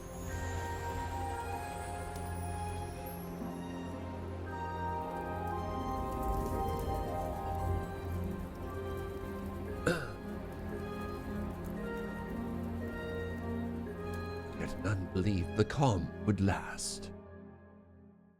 No, this is our fight. We seek only peace. A world free of war and strife. This is why we fight. This is the quintessential non-Final Fantasy tactic game? Okay. Ambition has poisoned you. It will be your downfall. You looked a lonely lot. Thought I might join you. Today I avenge my mother and father. Make peace with your gods, if any will have you. Lives taken without reason. That's the world we live in. Always you trust to steal for deliverance. But where has it led us? We are beaten. No, not yet. No, not yet. Far. Not like this. We should hurry. Ready the troops. Onward! We take back Almorica! We only know that you face a formidable foe. We've not heard from one of our companies stationed in Ashton for some time. So this is somewhere in between on the timeline of like... Innocence. This is massacre. But oh, what's that? To advance on our front Oh, gates. it's got like a bee in it. Take you for a thief. Come to stab us in the back. Man is not so slow. There's Final Fantasy Tactics, and then there's the weird dating game. Merely lack our strength. You know what I'm talking about? I accept the inevitability. And it's got the triangle of ranged melee magic. False piety can prevail. It's Fire Emblem. Yeah. The weird dating game, Fire Emblem. Yeah, so this is somewhere between Tactics and Fire Emblem. Thank you. Sorry. Real touch. I like that chat knew what I meant. Oh, wow. We fight to live.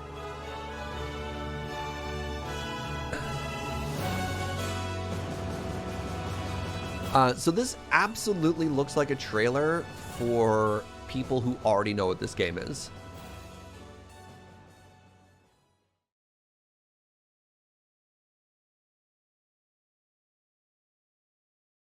Scrub through the VOD to see what I missed. Saw a game I liked, realized it's been sitting in your library for 5 years. Yeah.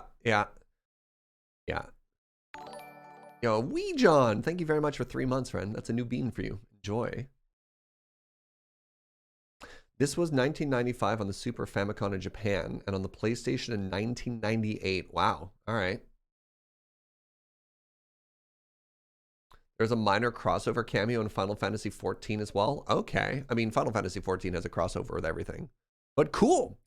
So this is based on the 2010 release. The game features improved graphics and sound as well as updated game design, bringing a new life to Tactics Ogre. Fascinating.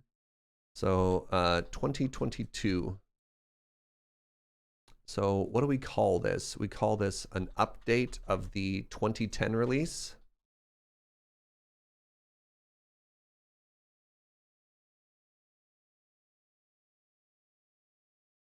The classic tactical RPG. Sure. All right, 2 more games. Dave the Diver. This is really neat. This is a game that I've tempted to stream. This is a fishing RPG where on the one hand, you go down and you scuba dive and you collect fish. And on the other hand, you're a cook. And this is my kind of game. It's still very early access, but yeah, this seems rad. You're listening.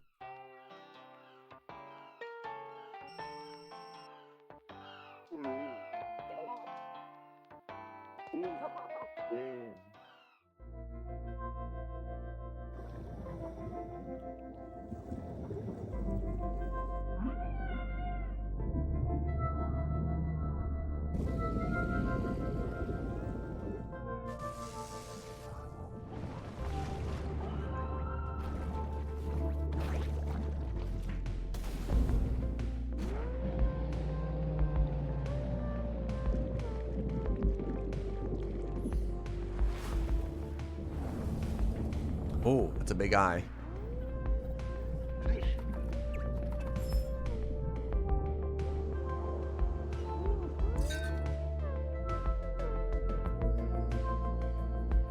Yeah, so underwater exploration and sushi restaurant management, you know? Hello.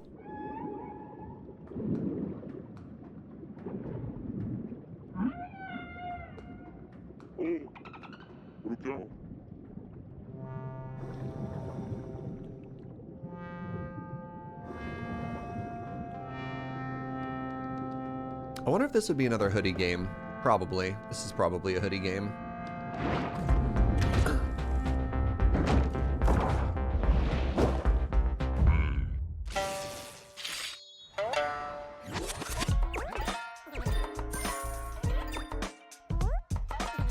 Or just the right amount of tea. Oh my god, that's so funny.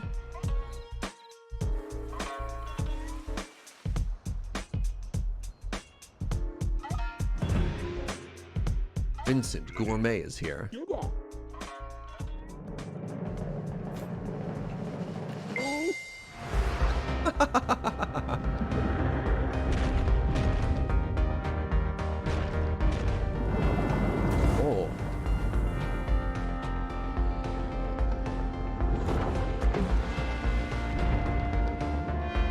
No!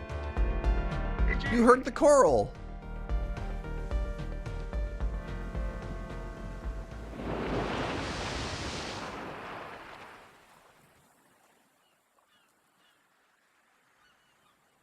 Underwater exploration / sushi restaurant management. Ah? So yeah, this has been on my radar. I don't know why I haven't checked it out yet. I think maybe because it wasn't done. Like this early access where it doesn't actually have like a story finish yet, but it seems very cozy. All right, finally we have Floodlands. This is a game in the realm of like survival city management games, you know?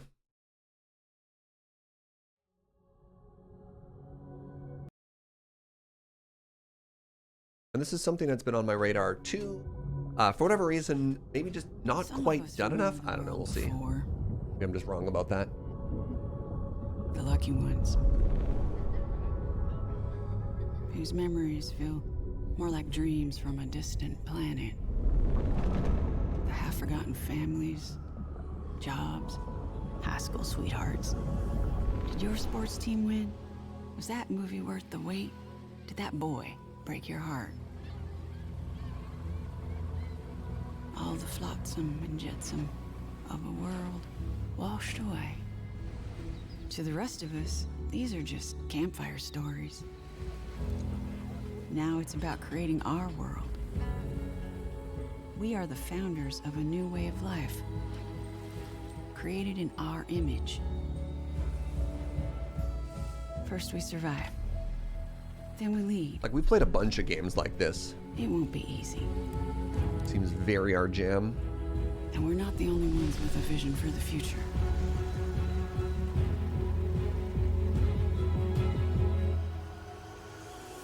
But with perseverance, judgment, compassion, we can build a new life from the wreckage of the old.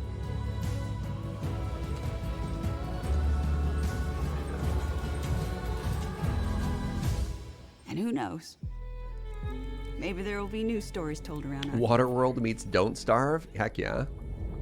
I mean, no, this seems pretty similar to a lot of the, like, not Against the Storm. Man, there's so many games in this particular genre of, hold on, let me go through and see if I can remember any of the names. End Zone, A World Apart, for example, right?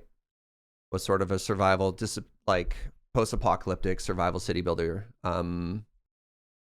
What else do we have? I think we played like 4 that are like that.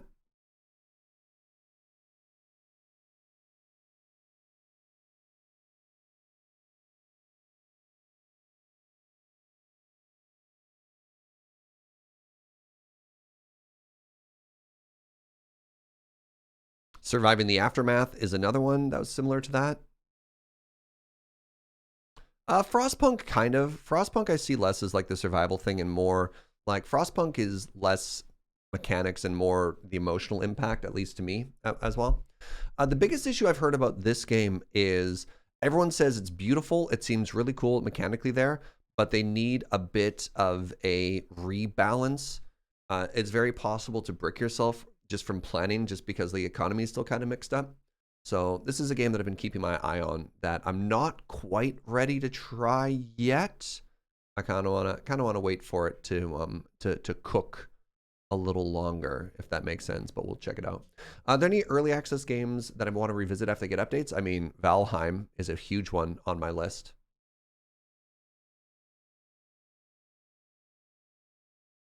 What else have I been playing? I don't know. That's tough, right?